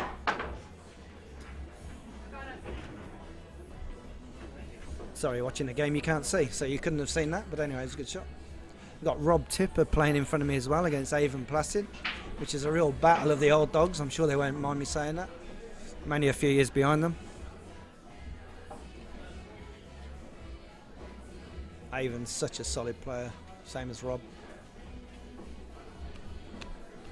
Des Blair I can see. I don't quite know who he's playing, sorry, but... Looks like Willie Ulysses. Oh, Willie Ulysses, yeah. And there's the break. Great split. Just one ball left on the rack, but it doesn't very often sit on the rack, which is why it's easy to remove. But a good split and a ball down, which is what it's designed to do, is to give you that advantage. So definitely working there for Adam. And I would say, looking at that, you'd be looking at, I would say Biggs. Just because he's got a reasonably easy starter, and I like the fact that all the bigs are down the bottom of the table. Trophy final, going on live streaming table 2. I don't think he'd be happy with that. Hornby final. He's just left 3 smalls in a line, with 3 bigs in a line, blocking each other. Graham Carr. But yeah. Table 2 for your trophy final, best of 7. And Wendy Rich Stevenson is your final, referee. So that's the final of the trophy event, I believe. Graham Carr versus Paul Hinch. I'll keep you up to date once we find out what's going on with that. But that's just starting the race to 4.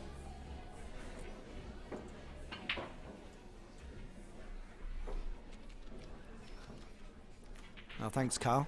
That's very kind. Seems like weeks ago, but yeah, really nice to get a South Island title after all this time. Contrary to what people think, I don't enter very often because it always coincides with our anniversary, so we tend to go away and I don't play in the South. So, but the ones I have played in, I haven't particularly done well. So to get that with a good friend of mine, Chris, was very, very pleasing. So.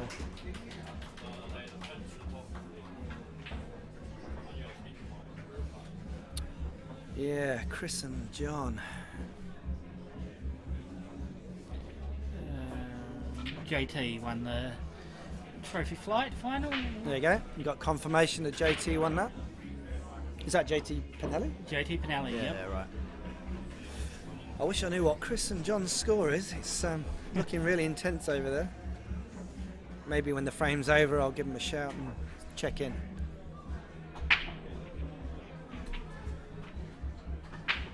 But yeah, very tactical. Something I would try not to do if I was playing John Gower, because he's very, very, very smart on the rules. I try and keep it as open as possible, because if you do get tied down with him, he knows how to frustrate you.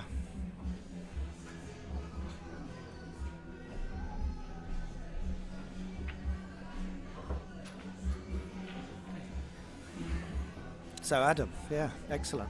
He's managed to negotiate. Oh, unlucky. That would have been some clearance if you'd have got that from where they were.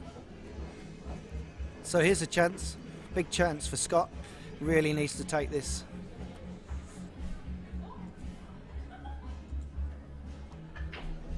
Oh, we got the, what's that? Oh, they've got it on the other TV table. Excellent, excellent. Oh, so you got the final of the trophy event being shown on the other table, so that's good. It's up in your top right-hand corner.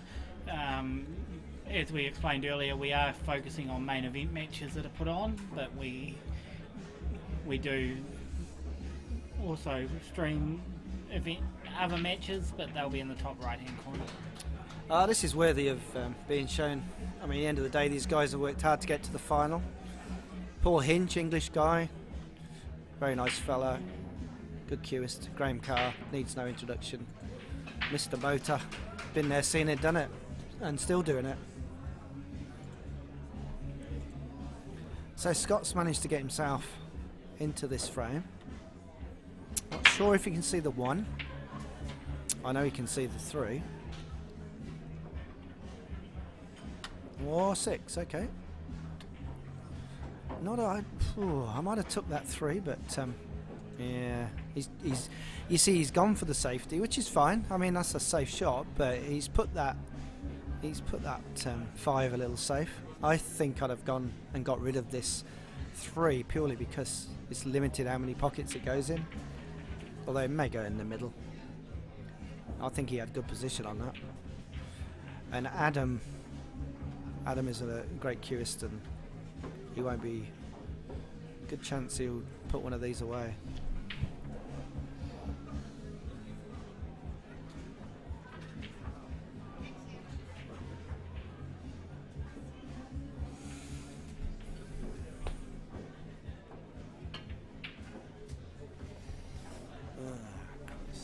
What's happening there? So Adam going for the purple. Excuse me for not knowing the numbers. Oh, that's a great effort. That was a great effort. That would have been matched if that's gone in. So Scott's safety's paid off. He's got a chance. He really has. This is it. I'm gonna gamble on the fact that this is his last visit. He needs to make this count. Yeah, nice shot. Wanted to come up for the 5 first, I would have thought. Then he's got 2 in the middle to choose from, but he's ended up a bit short. So it looks like he's going to have to play this first and then move up for the 5.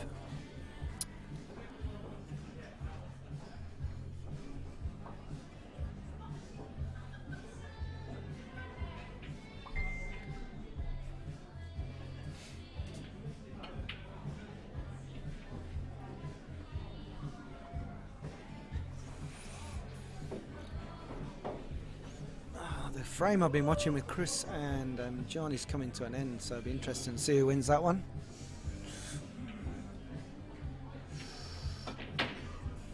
John's on his last, yeah, he's potted his last but one. He's got another one the black's on, so, oh no, sorry, no, he's on the black, isn't he? I know he's fouled up and now he's got to try a crazy shot on the black.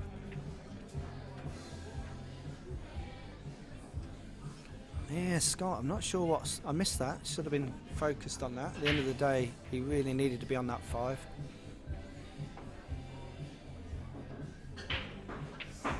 Yeah, he's tried to screw back and he's never going to get there. Yeah, it all comes back to that miss on the 5 earlier. Maybe a bit hard, but he did leave the white safe. But I also think he might have gone the wrong combination, but still. He is where he is, and he's... I don't know where you hide with this. It's very difficult. I mean, anyway, you leave this white, you're going to be leaving Adam a chance.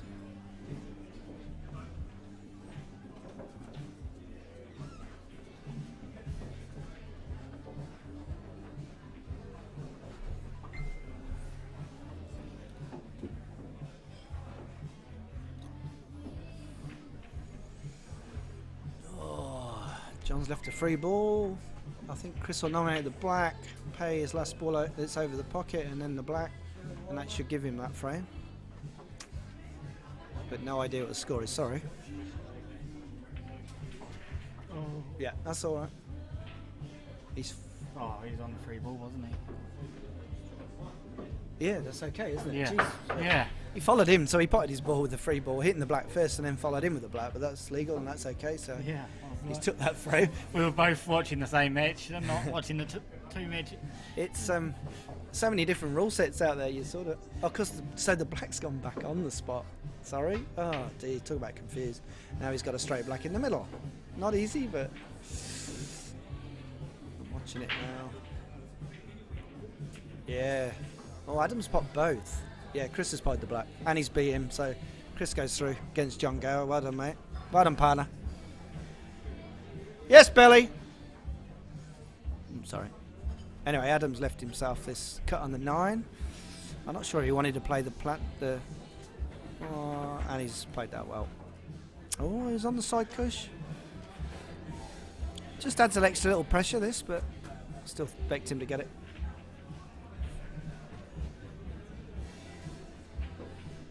Yeah, nice. Well done, Adam. 2-1 down, 4-2 victory. Well played, Scott. Unlucky.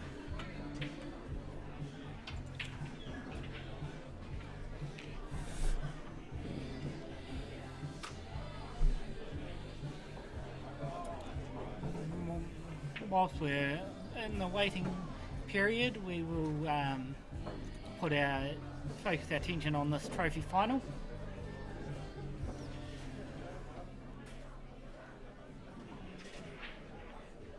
I will have to reset the stream at some stage within the next hour, but that will be just a case of in the stream straight away. We'll put a new stream up. It's just to allow any copyright issues to be able to edit them out. How long can you run then? 6 hours. Oh, 6 hours, right. Up to 6 hours. So if I go over 6 hours, we can't edit them out. We've got to download the video and cut it. Ah, I see. That does explain how a lot of the videos are around 5 to 6 hours long. Yeah. I try not to cut it mid-game, but sometimes if you've gone, the game's taken a bit longer than you expect, then you have to cut it. Yeah, and then re-upload it. Well, then, yeah. So Is that why sometimes they're not always available? Because you yeah, had to. because I'll show you here, Steve, on our.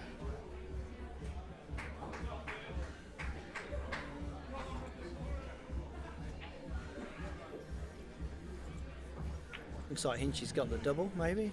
Oh no, it's Graham, is it? Oh yeah. It's going for the double on this.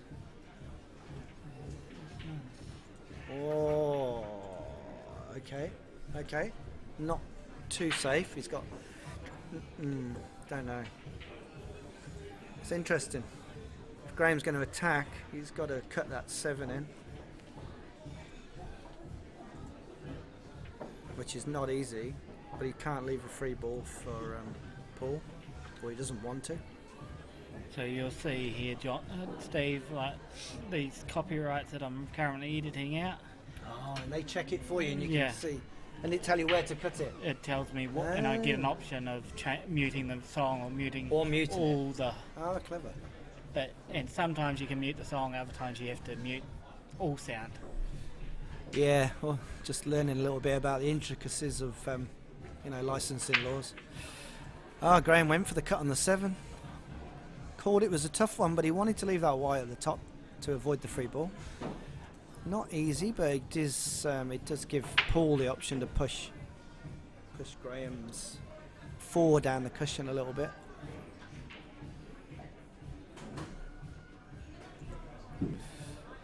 I mean, he could sort of. It's so difficult playing slow shots, especially across the angle of the table with it on the cush. But he could try and hide behind the 4, but he's gone for that. Okay, not safe, but Graham, great opportunity here to take the first frame and ease the nerves. We've got Corey Reed's game coming up on the live stream table 3. Excellent. So this game will return back to your top right hand corner shortly. But the 2 Coreys, Corey Cook and Corey Reed, live stream. And I'm guessing that Corey Reed is playing particularly well after beating Sam Hopkinson 4-2.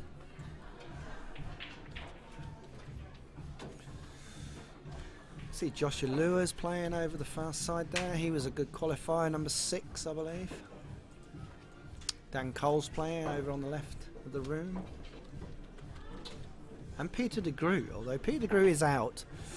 Oh no, he's not. My mistake. I thought he was out. That's another story. But anyway, Peter de Groo's playing. He's still in. There we go then. Graham's got the 4. How's he going to put the black? Where is it? He's going to have to come round. There you go. Not bad. He's got a good angle. Anyway, it's all in on this black.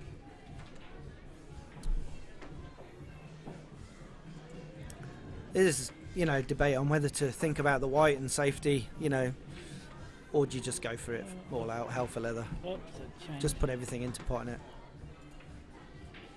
Change the wrong screen. I see you're okay, jeez. Black's gone safe.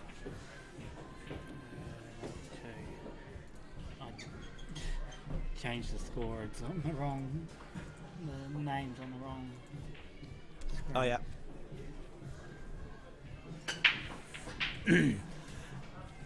So we've got Corey Cook here playing on the stream table. Yes, I know. Super Tech. That was my fault.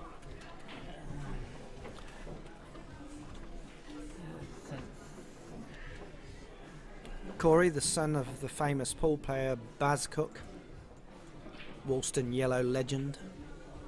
His son's Corey's a particularly good curist, lots of potential.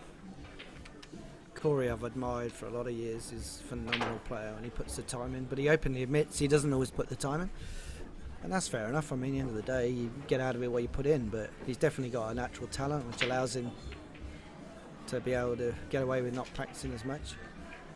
And that's been proven by the fact that he's had a good start against Sam Hopkinson.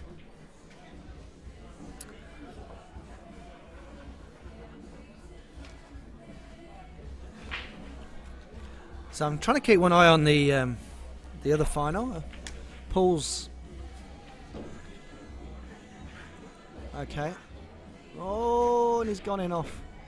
Damn. So Graham's got the option now of potting Paul's ball as a free ball and rolling that black up. Not easy for the first frame. Be a lot of nerves out there, frame one.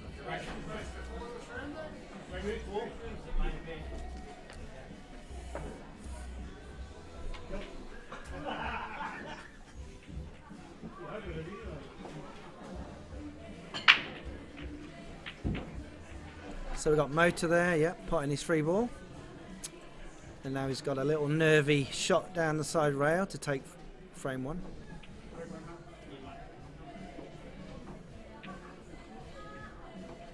Yeah, nice, well played. 1-0 to Graham Carr.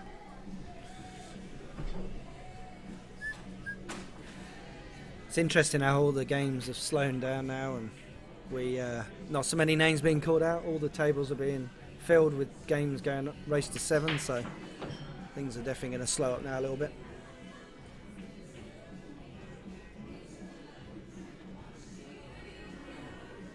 We find that YouTube was our best option there, Jay Scott, to get it out to as many people as possible. Twitch and Facebook and all that, we find that it doesn't get out to as many people. More people can find it on YouTube. Not everyone's got Twitch, and not everyone's got access to Facebook. So so that's just an answer to that.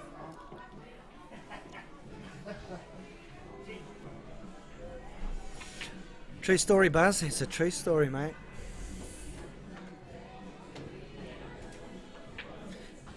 Good for you, actually, to see Corey on the live stream. Be great to sit and watch him play this match.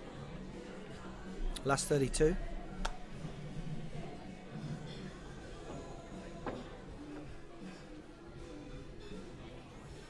Yeah, first frame here against the two Coreys is scrappy. You expect that first game. Everyone just jostling for position. No clear favourite in this frame, especially with the 15 tied up at the bottom with the 6.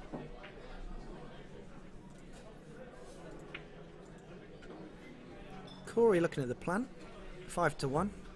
Very difficult, especially on that angle, but still, good effort.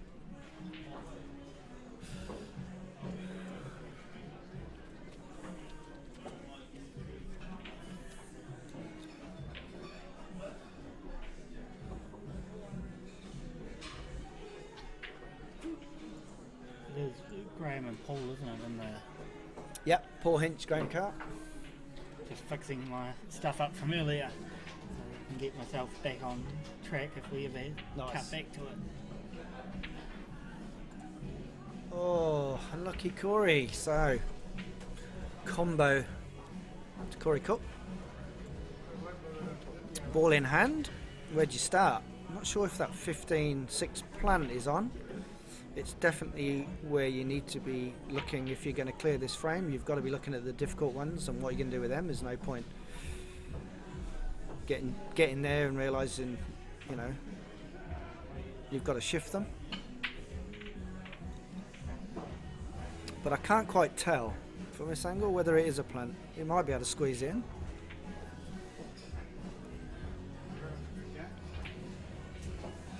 You can see he's looking at this plant as well, and maybe to run down.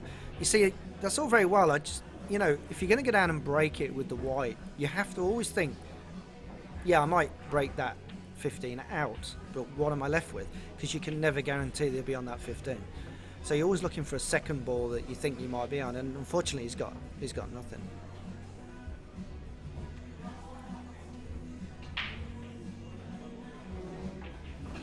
So it looks like he's leaving it. I'm going to go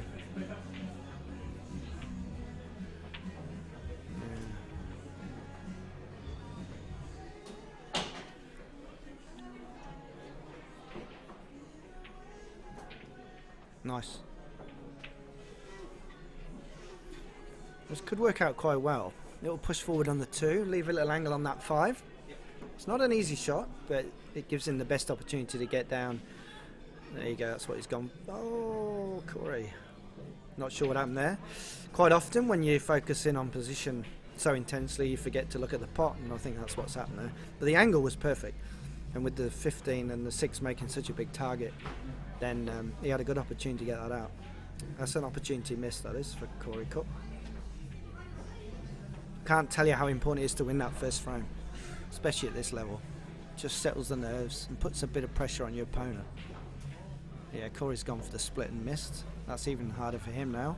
He's got a terrible angle. I might be tempted to aim for the 1. Not the middle pocket, it's no good at going in. Aim for the 1. Just stick it in front of it if you can. Not easy, but you could go for a double, put some crazy stuff on that Y, but I can't see that either. Sometimes you just have to accept you. Oh, he's gone for the treble and he's going to get it. I enjoyed your game, that was good. Bit of commentating on that was excellent. Yeah. Well, when you were 2-1 down, he had a great chance to go 3-1 up. I was 2-0.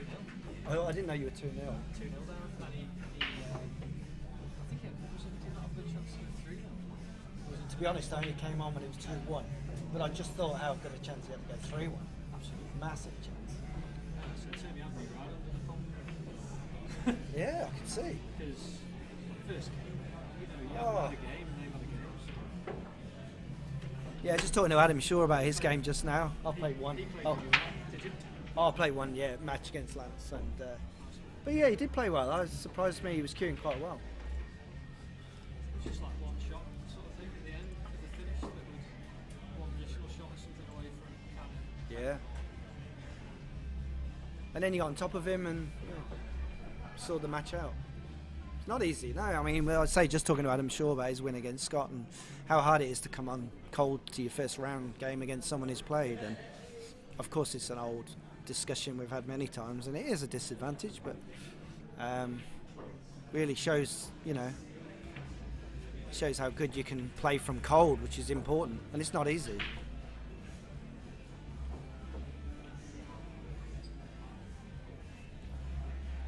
So Adam Shaw will be relieved, obviously, to get through that, same as I was. But hey, look at the quality of the field. I mean, whoever wins it has got to play for 11 hours solid against some of the best players, well, the best players in the South Island.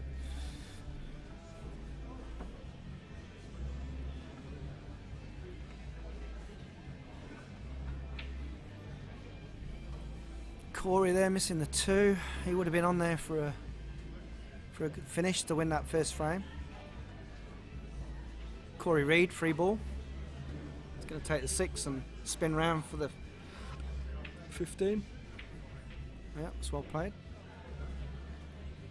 Limited on where the black's going with the 1 in the way, so I would always go down this cushion side, because if the white ball slides up behind it, you got a choice of middle or bottom if it runs too far.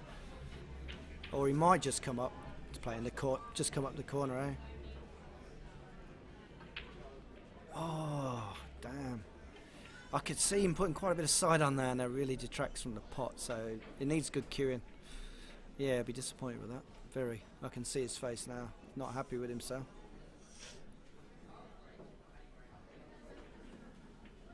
Another chance for Corey. Need nicknames for him because there's 2 Corys. We'll just say Cookie and Reedy.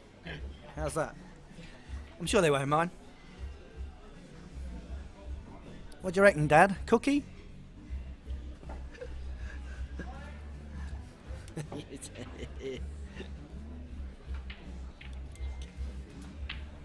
Nice. That's a beautiful cueing shot. That's an excellent shot. Very nice. Like I say, massive that first frame. Hey? I would say. Just side on it. Yeah, he just didn't push through on that, and the side didn't take as well, and now he's got himself a little harder too than he wanted. He really wants the white where it is now.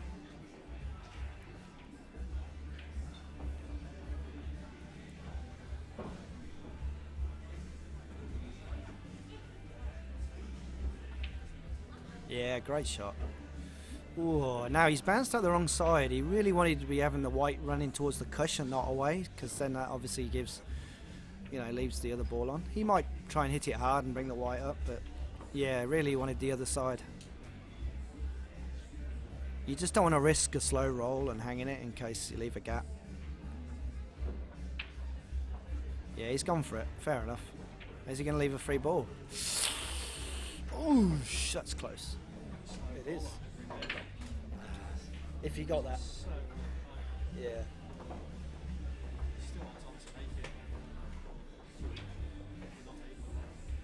He's definitely left a free ball. See it from here. So free ball to Corey. Yeah, he should have maybe slow rolled that. I don't think he's taken his free ball. No, he's got it. Yeah, he could have put that black in there and then... Oh well. Black in the middle for Reedy for frame 1.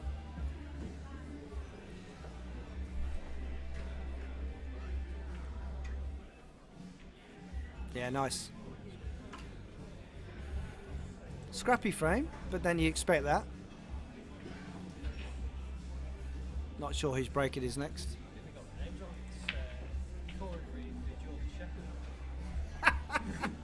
It is, isn't it? Sheppy. Oh, do you call him Sheppy? Does he know who you're talking about? Yeah. Oh, wow.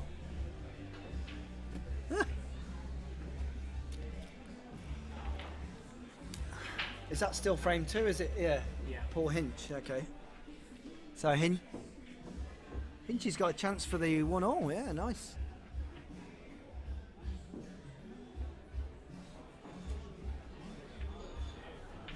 Yep, 1-all. Well done, Paul.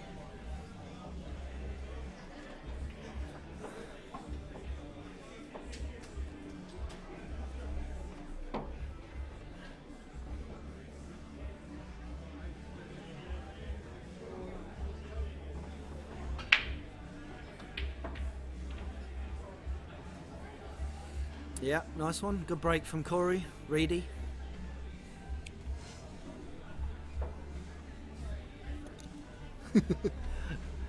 You shout for him, Jamie. I'm going to call him Reedy anyway.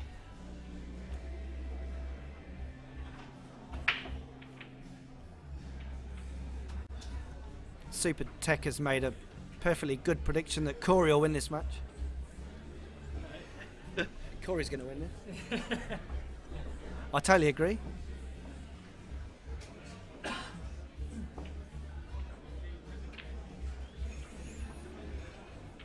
So Reedy's getting into it. You can see the aggressive shot there. I guess he didn't have much of a choice because arguably bigs were better, but the 6 is tied up. The 2 hasn't gone favourable, but that's a perfect double in range. So he's really looking, yeah, you can see him looking at this 4 now. Maybe get it on the way back down so he's not pushing it up towards the corner. That's a great effort. Oh, great shot. Now that's textbook.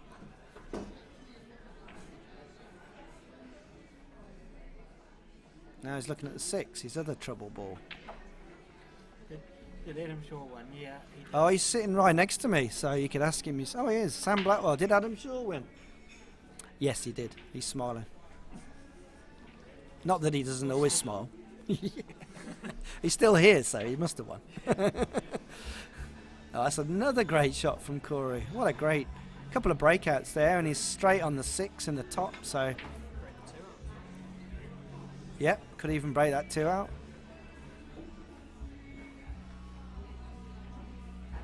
Well, if he's beaten Sam the way I understand he did, then he's obviously playing particularly well and confident. He is playing well. Yeah. He's a great player as well. Oh, that's another... Oh!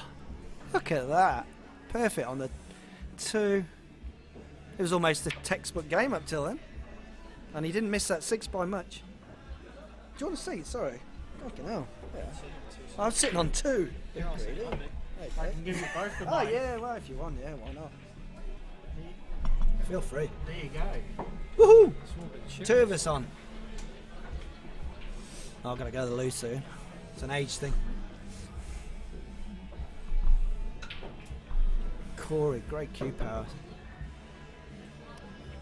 He's got Got yeah, the 10, hasn't he? 10 in behind the 2. Oh, he's got.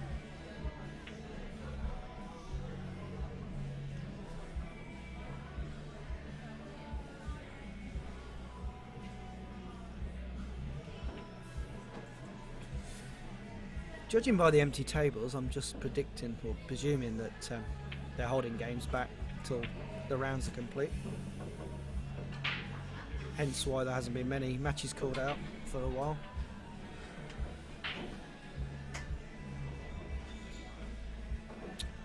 Corey's managed to push that 2 back up, making it safe after all the hard work to get it out from Reedy.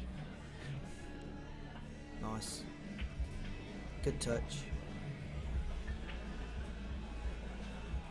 Rail ball first.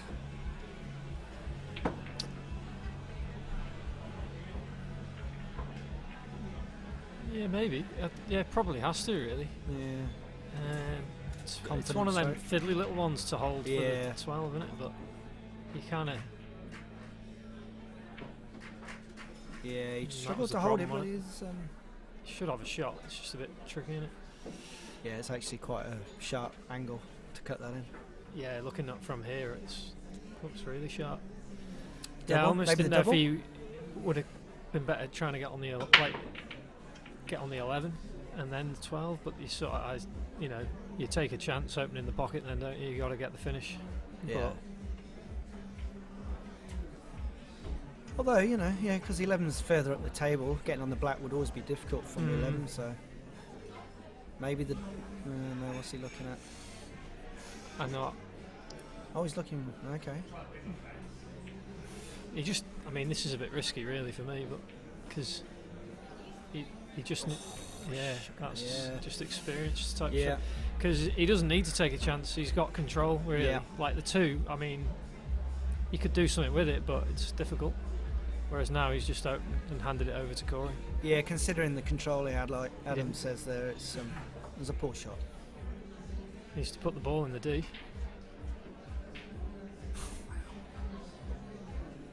Well, yeah. Don't know what's happening here from Mr. Reed. He's not in the D, so that's a foul shot.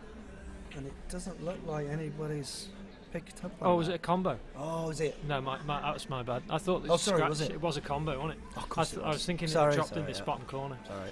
Trying to shark my mate out of it.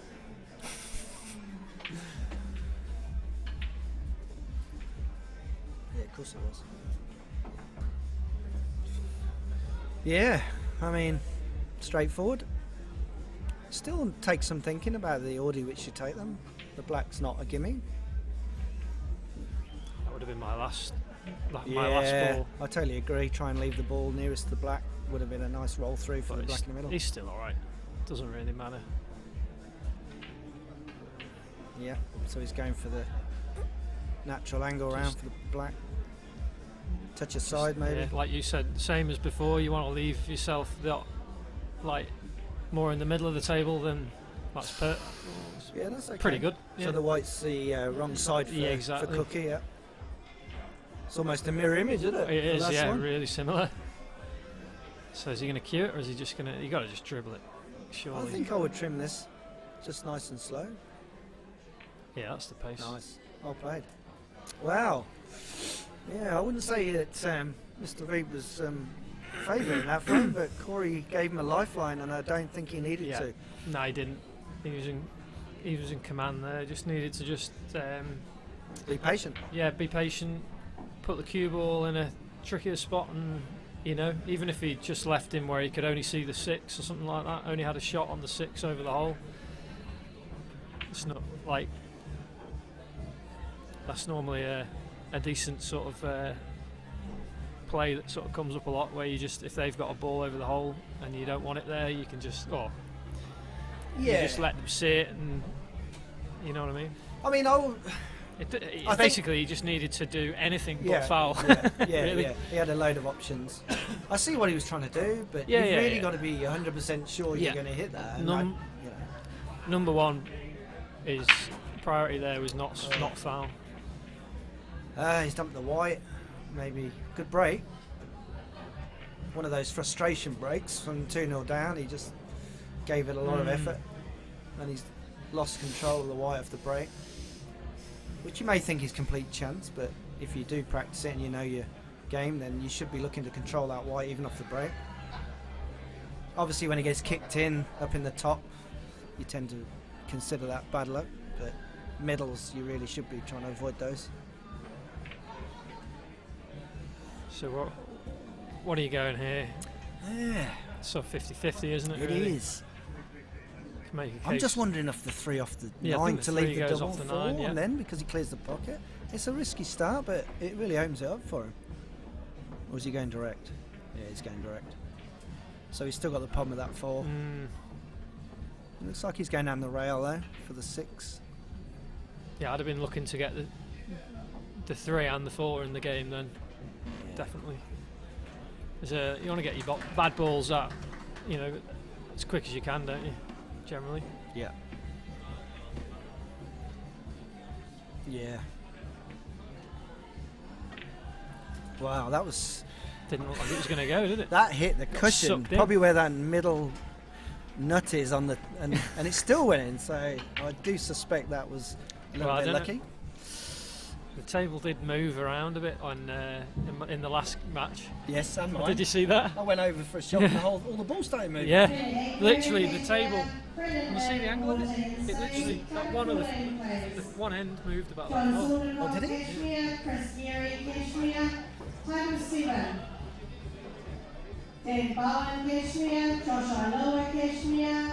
If you can drop on this 4 and he's gone to move it. Slapped at that a little bit, eh?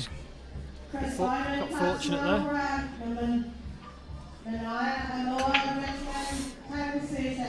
I'm just going to bow out actually. I need the loo and great commentating, so hopefully get a chance to do some more later. Enjoy the stream, share it, tell everyone. I'll see you later.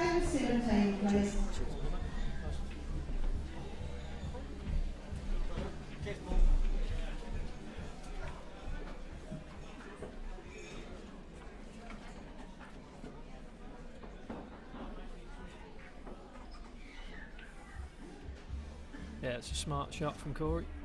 Or Cookie.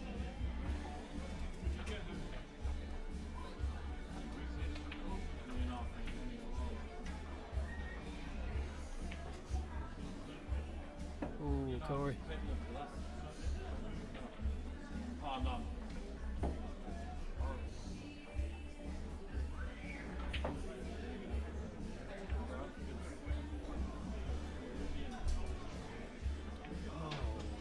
Through the gap.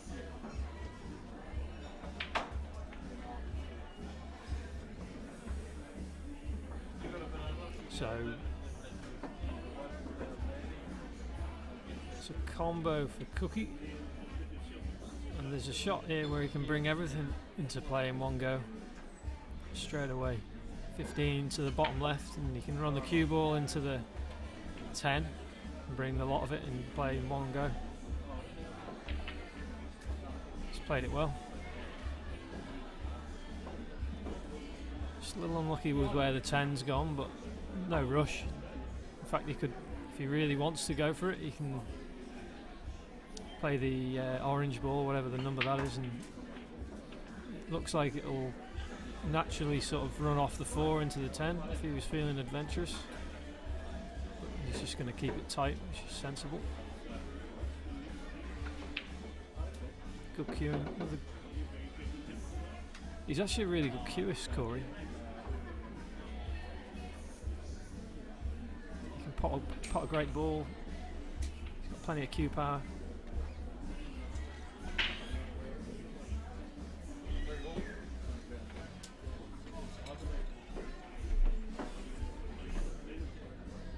Just needs to control the 10. It should be alright. Not bad. No, he's good there. So 9, 10, 11. 8 in the middle. Stop. Can be the way he likes. He can go forward or back on this one. I reckon he'll go back.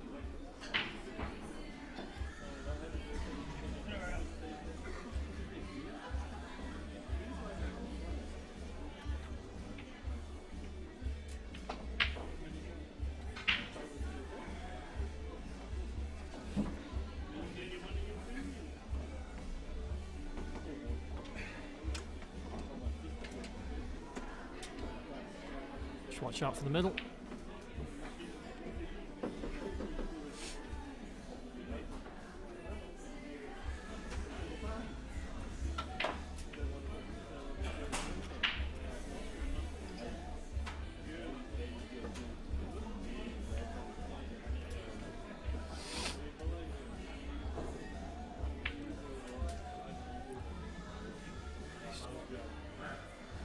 So you just got to hit these, not hard, but just a bit more positive. You don't want to really like dribble these in because you got the nap of the table to contend with. So yeah, it's a good pace. Played that well.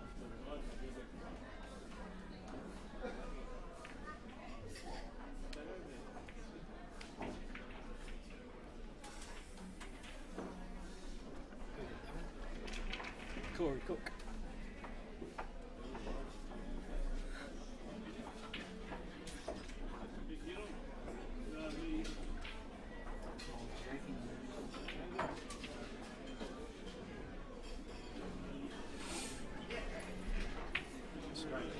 Car and Paul Hinch.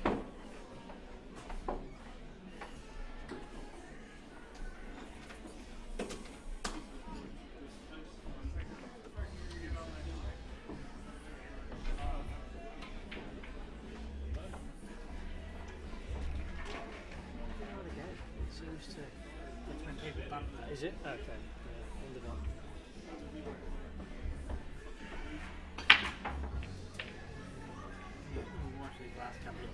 Yeah, all good. See if Motorcar can finish this off. How's he going to control his cue ball there?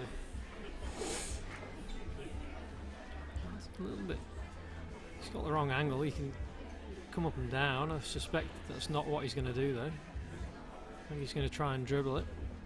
Can get away from him. Oh, he has gone to try and go up and down. Oh, you lucky boy. Well, that was a hell of a shot you just missed there, Alex. Are we not watching? Yeah, yeah, it was just... We are. We just, this was the eve of us trying, so we're going to change back. Oh, right, okay. He just broke. But he's dragging it. His Motorcar's making a meal of it. Classic motor. Yeah. Oh, wow. Let's see, what can he pull out of here? Just come across, kick it in, or is he going to touch up to it? I think we might switch back if he's touching up. What do you reckon? Classic motor car. Oh, he's gone for it. Oh, hello. What a shot. What a shot. Life in the old dog, yes. Well, say taking the piss out of him, he just pulls out an amazing double. Oh, my goodness. He'll be sat at home tonight watching that, re-watching that back on YouTube, I reckon. Yeah. So Corey Reed in some serious form at the moment. Obviously beat the top seed Sam Hopkinson in round one. Pretty incredible. Nah, Corey's not a dark horse because everyone knows how good he is, but he's not been playing a lot the past couple of years, but he's actually, I've seen him playing a few times recently and he's played really well. So well, if he played Sam in the first round, that must mean that Corey was the lowest qualifier in the tournament, right? Because that's how it works. The top seed. Sam, top qualifier. Sam was number one, yeah, so Corey must have been 105. That seems crazy, doesn't it? Anyway. Sam Hopkinson, he grinds away to get top qualifying. What does he get for it? He gets draws Corey. Yeah. Corey first game, thanks very much. Just shows you. Yeah, it just shows it's just a complete lottery, really, isn't it? So I think the winner of this game will play Mike Hayes, who just smoked me 4-1. Okay. He was playing really well. Was he? Yeah. That's good. I Yeah, think he had a good comeback in his match before that. I watched the end of that one. I'm pretty sure he was 3-0 down, yeah. 3-0 down against Nathan Geddes. Yeah. And Did really well to come back. oh no, yeah, sorry, that's a good point. Sam had a bye. Yeah, but it was Sam's first game as wasn't it? It was Sam. He had a bye, but it was his first match actually playing. So maybe I don't It know wasn't how- Corey's first match. It was Corey's second match. Right. But it was Okay. Sam's Yeah. first match. Yeah. I mean, it just shows, yeah. But If you don't get a bye, you get a chance to warm up, don't you? So. Anyway, you're still in, Adam? I'm still in. Yeah, I got Jordan Mahi next. Oh, nice. Last 32 or last 16 will that be? I've only played once, so it must be last 32, is it? Yeah. So you beat Scott Couture Yeah. in your first one. What was the score in that? 4-2. Yeah. Oh, there we go. Someone's looked it up. Corey was the 65th qualifier. Thank you, Sato. Supertech. John Saundercock. No. You won't be a bit disappointed with that, but I know Corey pretty well, and he relishes these types of shots, these kind of funny situations where he can kick a ball in. So don't be surprised if this goes in.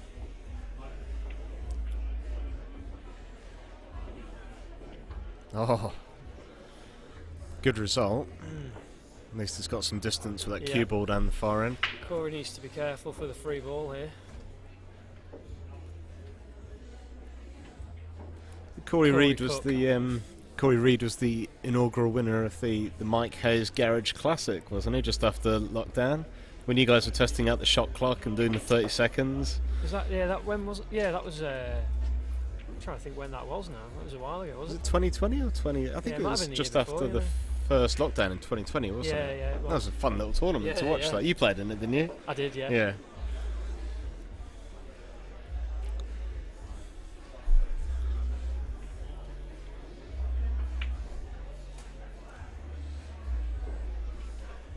Like people around the control table asking why aren't they split screen? I think this is what they've said they want. No, they want the trophy final. The viewers have said they want that. That's what I said to them. I'm just wondering, this tables, why is that my game not being called out? Yeah, there are a few empty tables at the moment. So I'm not too sure what's happening there. I'll be back in a minute. Okay.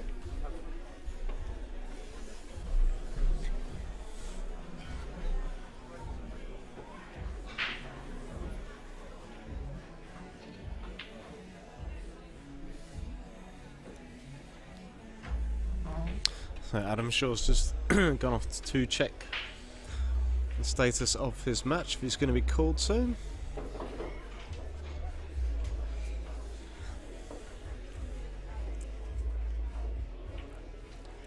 It's Corey Cook just working his way through these last few balls.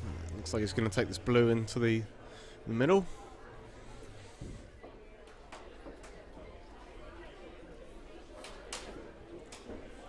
So on one of the outer tables, Chris Geary and John the Voice Saundercock. And next to them's a really good battle between Dan Bowen and Josh Lelua.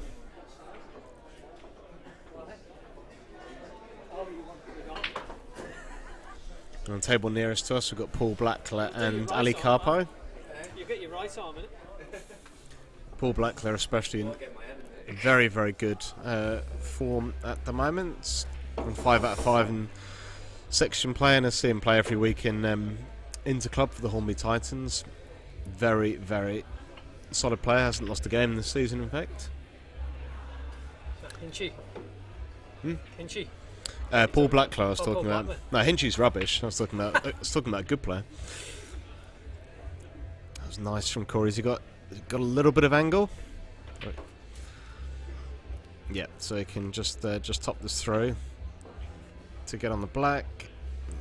Didn't quite have the legs. You reckon double or cut, Adam? He's going for a cut. All day.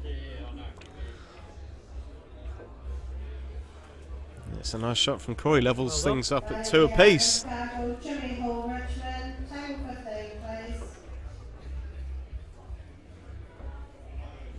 We'll just quickly pop back to the trophy final between the two Titans, Graham Carr and Paul Hinch. Motor car up 2-1 at the moment.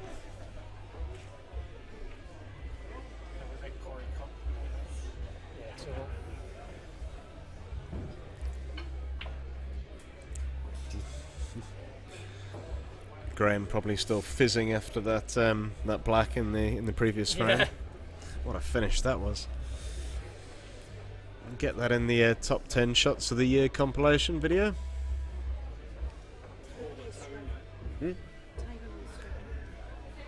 We're just focusing on the main event. Oh, they've asked if you can do. No one wants to watch. The viewers have said they don't The want viewers it. said they want to watch. No one wants to watch the trophy. What's the final? What's the trophy? Well, okay, I've just passed Yeah. the message. I've just been asked by We've control. put it out to the viewers, and this is the way they want it.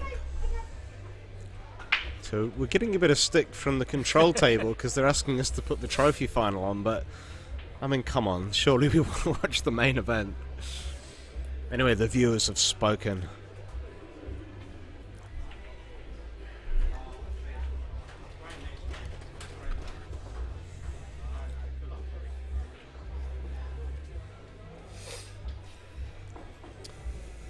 Alright, so frame 5. Still a race to 4. Oh.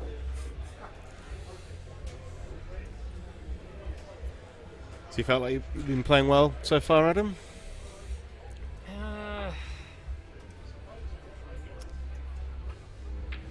Not really, to be honest. I haven't felt good, if that makes sense.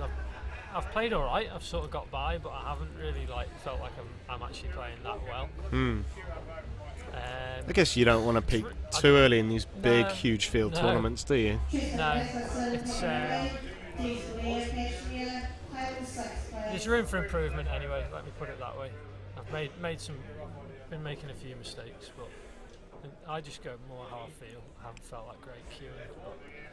What is your turn on it can turn pretty quick. So, what is your best finish in the South Island singles?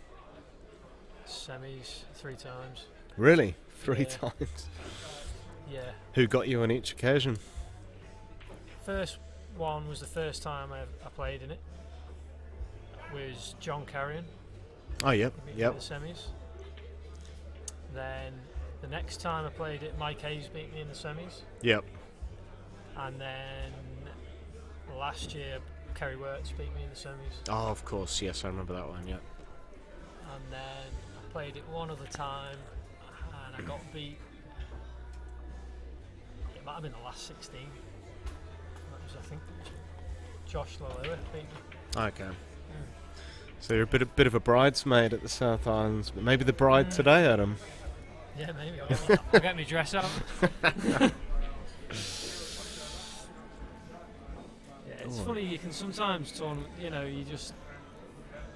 you sort of battle away through a tournament playing okay, and then for some reason towards the end it just sort of sparks in, and often that's the best way to go, but other times you can start off really hot and sort of cool off as you go along for some reason, but who knows. See what happens.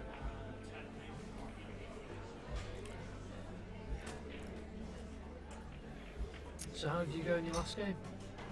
I lost to Mike Hayes, 4-1. Yeah. Yeah, he was far too clinical for me. Tried talking to him before the match and he just ignored me. Oh yeah, he'll do that. Which is fair enough. Yeah.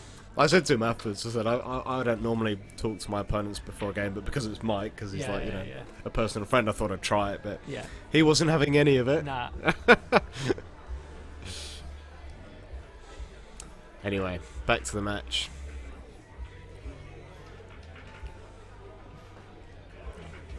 Good shot from Corey, just taking control of that pocket.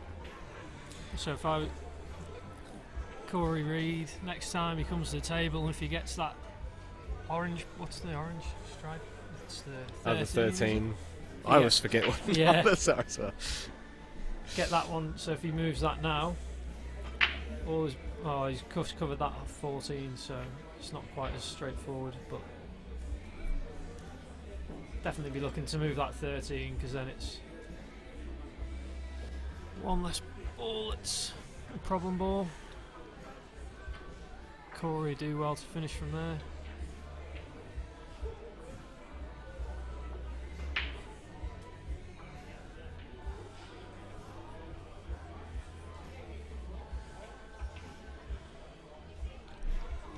Alright, not a bad effort from Corey Reed. So Cookie, maybe you could double the 5 towards the 3 if you wanted. Bring the 5 up. That's one of his bad balls. Yeah, it's just the 5 and the 6 really. But I mean, he can the 5 can be saved to double that over onto the 1. Onto the 1, yeah. It looks like he wants to do something about this Nice 5 and in this shot. nice going that way. That's all right. Nothing wrong with that. Yeah, and it's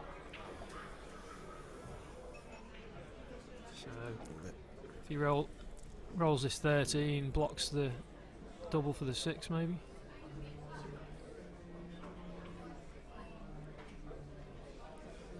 Just want to make sure we don't leave a big pocket. Might be going for it.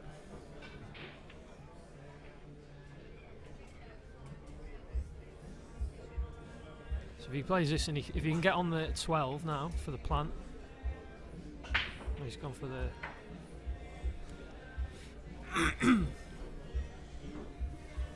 It's 12's his most difficult ball, so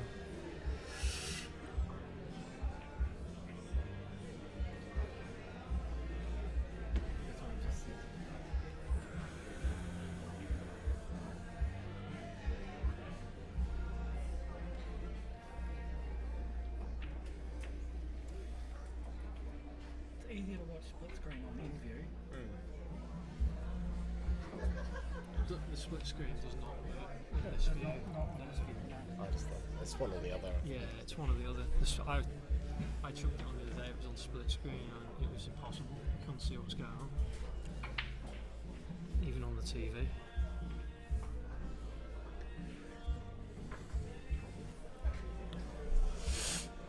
Well, we'll keep you updated on the trophy final, just to keep the control table happy.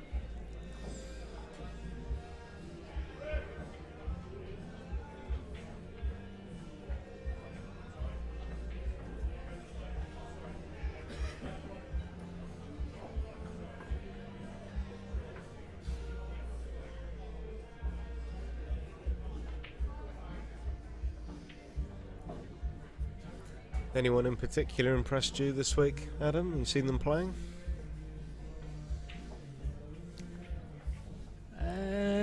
No, to be honest, not like a standout. I just think it's quite open this year. I wouldn't say I've seen anyone really stand out head and shoulders above the rest. It's pretty open, I reckon. Quite a few players who could probably win it. You know, generally Simon's sort of reasonable favourite. I know he never wins the South Islands, but it's he's still generally you got to call him the favourite. Yeah, sure. But obviously, you know, Kerry Wirtz, I don't know how he's going today, but do you know? He's still in. He's still in. You know, I've he's forgotten be what his draw looks like, but one of the favourites of any tournament he enters. and obviously the defending champion. Exactly. Could he be the first player to defend this title since Adam Marlowe defended it 2 years in a row? And defended it for the first time in 2011 and then again in 2012. Right. So he won it 3 years in a row. Some fate Oh, we that. won it 3 in a row. Yeah.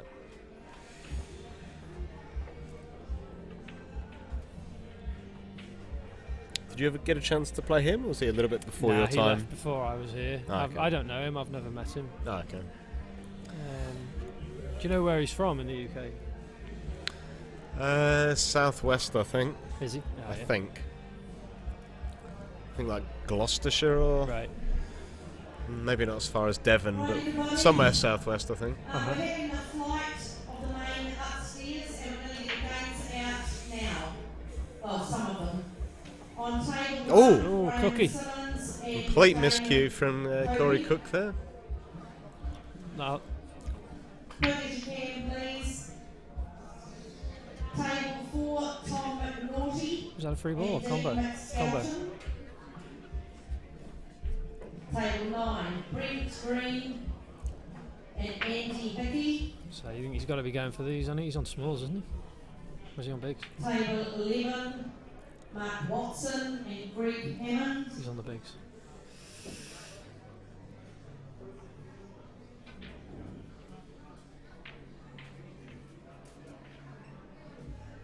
Table 16, Perry Williams, Trevor Black. What about yourself? Are you picking anyone?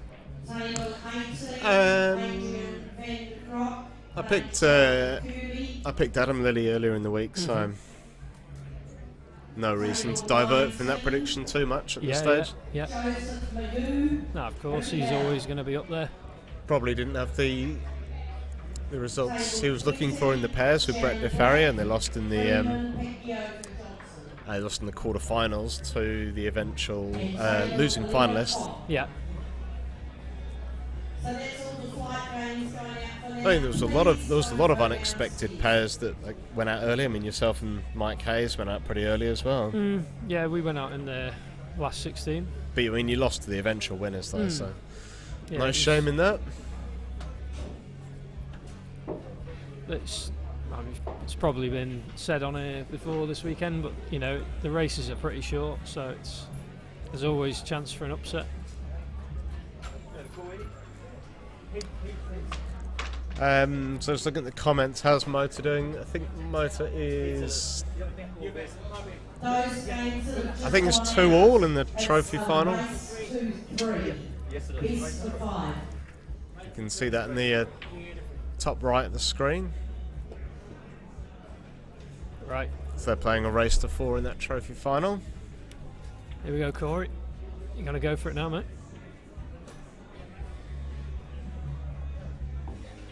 Looks tight from here. Very tight.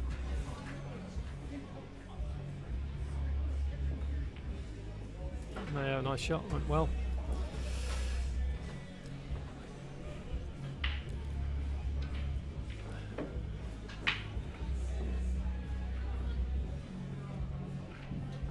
Yeah, solid positional shot there.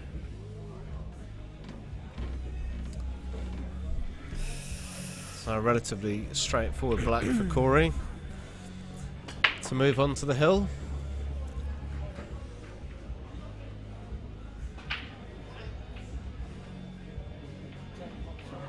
Yeah, well done. Which he dispatches. So 3-2 to Corey Reid.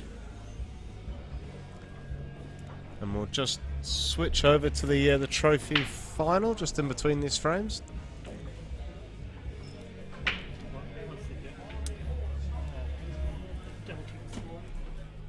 We're just going to double check, make sure we think it's 2-all, but Paul's just going to go and have a look.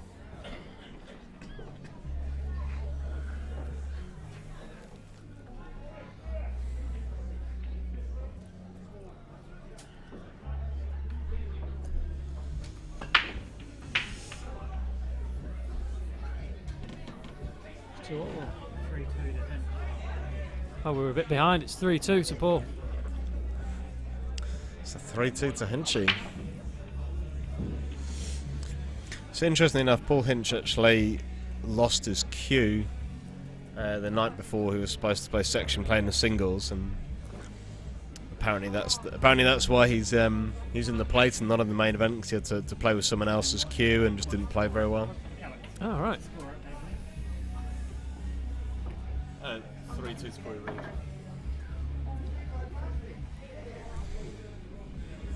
Yeah, I think Hinchy went out for a few celebratory drinks after the pairs, and was at Michael Hughes till 3:30 a.m. or something ridiculous. Lost his cue. which he has subsequently found. Oh, good.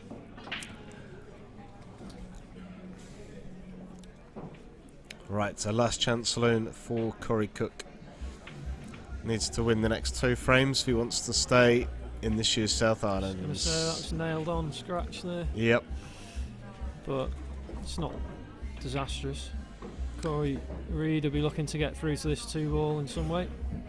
Yeah, is he just going to play the 12 onto the 2? I'd be tempted to maybe play the 10 onto the 2 if it goes. But if not, just make sure you pot the 2. That's number 1 priority. Wobbled it in. I thought if he played the 12, he might have been able to get the 11 and 9 out a little bit. But yeah.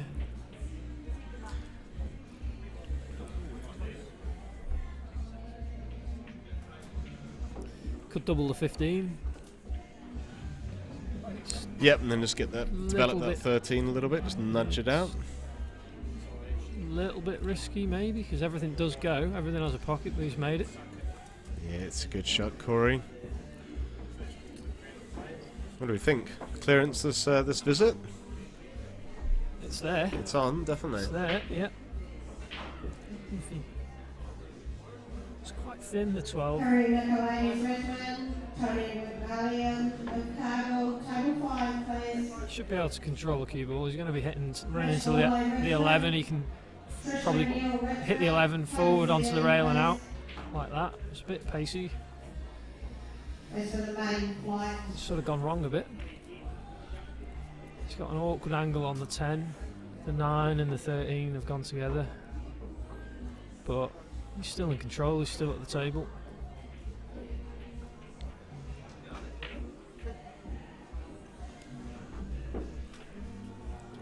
This is more about taking the pocket than anything else. It's dropped in. Do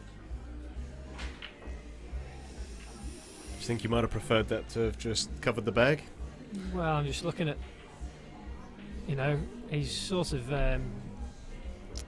he's running out of options because he's got to get an angle now. If he doesn't get an angle, then he's not running out. So he's gonna have to go from the 10 over to those 2 problem balls, right? Yeah, he's gone too far. Oh no, might be right. He's got a reasonably easy safety anyway. If he doesn't get on it, he can sort of play the 9 off the 13, sort of towards the 5. It's a bit negative, but he just needs to keep it safe. But he's got an angle here to get into them, so cue it in. Might be a bit straight maybe, but I think he can force it.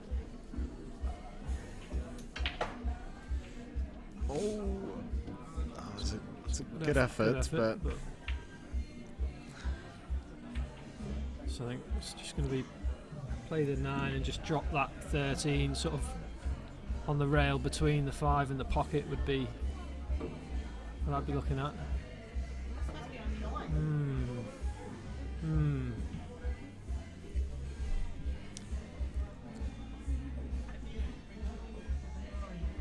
So Corey's he could double the 6 back, wouldn't be a bad idea if he wanted to, or he could just play the 4. Possibly play the 4 into the middle, and he could even run the cue ball off the top rail into the 1. It looks fairly natural angle. It's hard to tell from the side, but he's just going all out. Yeah, this isn't a bad option either, actually, because where the cue ball's going to end up, slightly do or die, but just really soft. And keep the cue ball on the rail. Well, he's gone for it. It couldn't have gone much worse, I don't think. So it should be game over. It's just he should be able to just follow through off the rail or either draw back. The drawback, it can go wrong and get away from you, but I think he can just drop this 12 in on and off the rail, top rail, and back out for the 9. Oh, the 9 goes. Oh, he's played it well. I didn't realise that. So this should be it for Corey. It was a good shot. He's played pretty solid in this match, hasn't he? Yep. He's From what I've seen. Cookie's mistakes.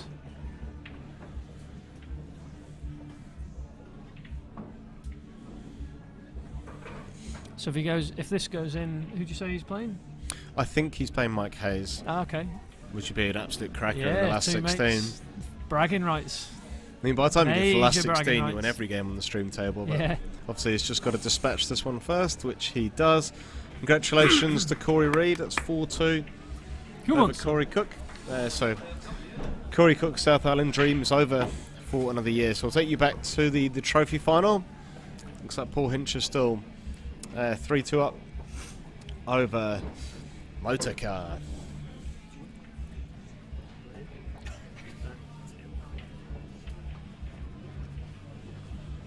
I'm going to leave it to him because I think I'm on in a minute. Oh, yeah. Good shot there from Motor. Can you jump in, bro?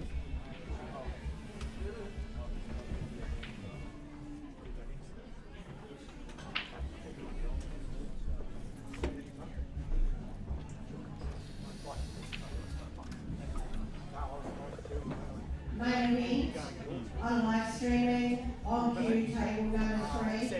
Aidan Crescent Richmond, Steve Kenton Cashmere, live streaming table 3 please. Alright, so it sounds like we're about to be getting Avon Placid versus Steve Denton on the other streamed table. You coming on? Yeah. I'm delighted to be joined by the number one commentator in New Zealand. It's BJ, it's Mr. Brett Defario. Brett, how are you? Oh, yeah, not too bad, mate. Didn't have a good morning, but that's Paul, and going to enjoy a bit more of this before I head home after a couple of long weeks away. Absolutely. Yeah, you've done the North Islands, you've done the South Islands. Wasn't by design; it was just meant to be the South. But as it turns out, I got to play both. So Oh, nice. Probably forgotten what your family members look like. yes, yes. A few household chores waiting for you when you get home, hopefully. Hence the change of flight. I've managed to get on one tonight. So Oh, really? Going back tonight? Yeah. My Sunday travel home record is not very good with delays and missed flights and everything. So the wife and I decided let's take the Saturday night one. Oh, your wife's down here with you as well? No, but she thought it was a good idea given my track record. Yeah. And the weather's actually been pretty good in New Plymouth today, and they've had a few storms and stuff. So, but anyway, enough with that. Motorcar and Paul Hinch in the trophy final. A couple of top players here. I wouldn't really expected either of these guys to be in the trophy, but No. Well, Moto was in the group of death, which had Scott Cotel, Mike Hayes, and a good player from Hamilton, whose name I forget. Lionel Wairapa. That's it. Yeah. I saw Hazy's match with Lionel the other day. Lionel's very capable. I think Hazy only won 3. Yes. Top of his section, only won 3. Okay. And I think Hinchy's group was fairly similar. He had a lot of tough opponents. I think there's 6 and 4 qualified and something like that. So Well, Hinchy had a few drinks the night before after the pairs final, lost his cue, so he had to play section play in the singles with a new cue, which that's his excuse for being in the trophy. has he got it back now? He subsequently found it. Wonder where it was. I think it was somewhere really obvious, like his car boot or something. Right. Yeah, I'll double check that with him.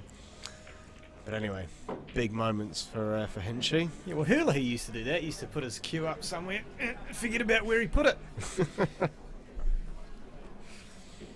But it was usually where no one else could see it. He'd stand on a desk or a chair and put it up on a beam somewhere. And anyway, so race to 4. So pressure's sort of on Motor here to try and put these away and force a deciding frame. Nice starter there. Play the 6 now, Alex. Yeah, I'd say so. You're not going to get Any better on it? too many better angles than now, so definitely a good opportunity. He's just got to negotiate the kiss on the 9 ball and make sure he lands on the 1 really. It's his fought with danger, hence why he's opting to take the 1 first and finish with the 6 here. Cushion first, yeah, not too bad now. He's got a bit of work to do though.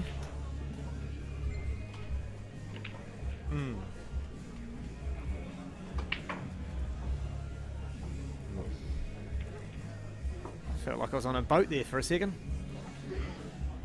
Oh, look, he's trying to kiss into it. Oh, well, he's on it. Nothing doing. Well, like we said, he was never really going to get a better opportunity on the 6 than a few shots ago. It was fraught with risk trying to play it earlier, but he could have screwed into the 9 and just made sure he screwed out through the contact.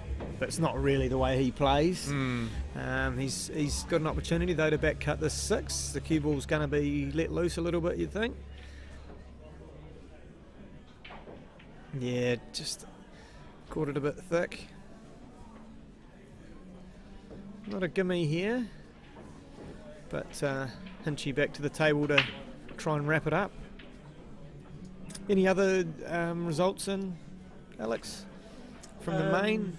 I know Josie's out. She lost to Kerry Michaelides. I think Adam just beat Devin Bramley. And who else did I see?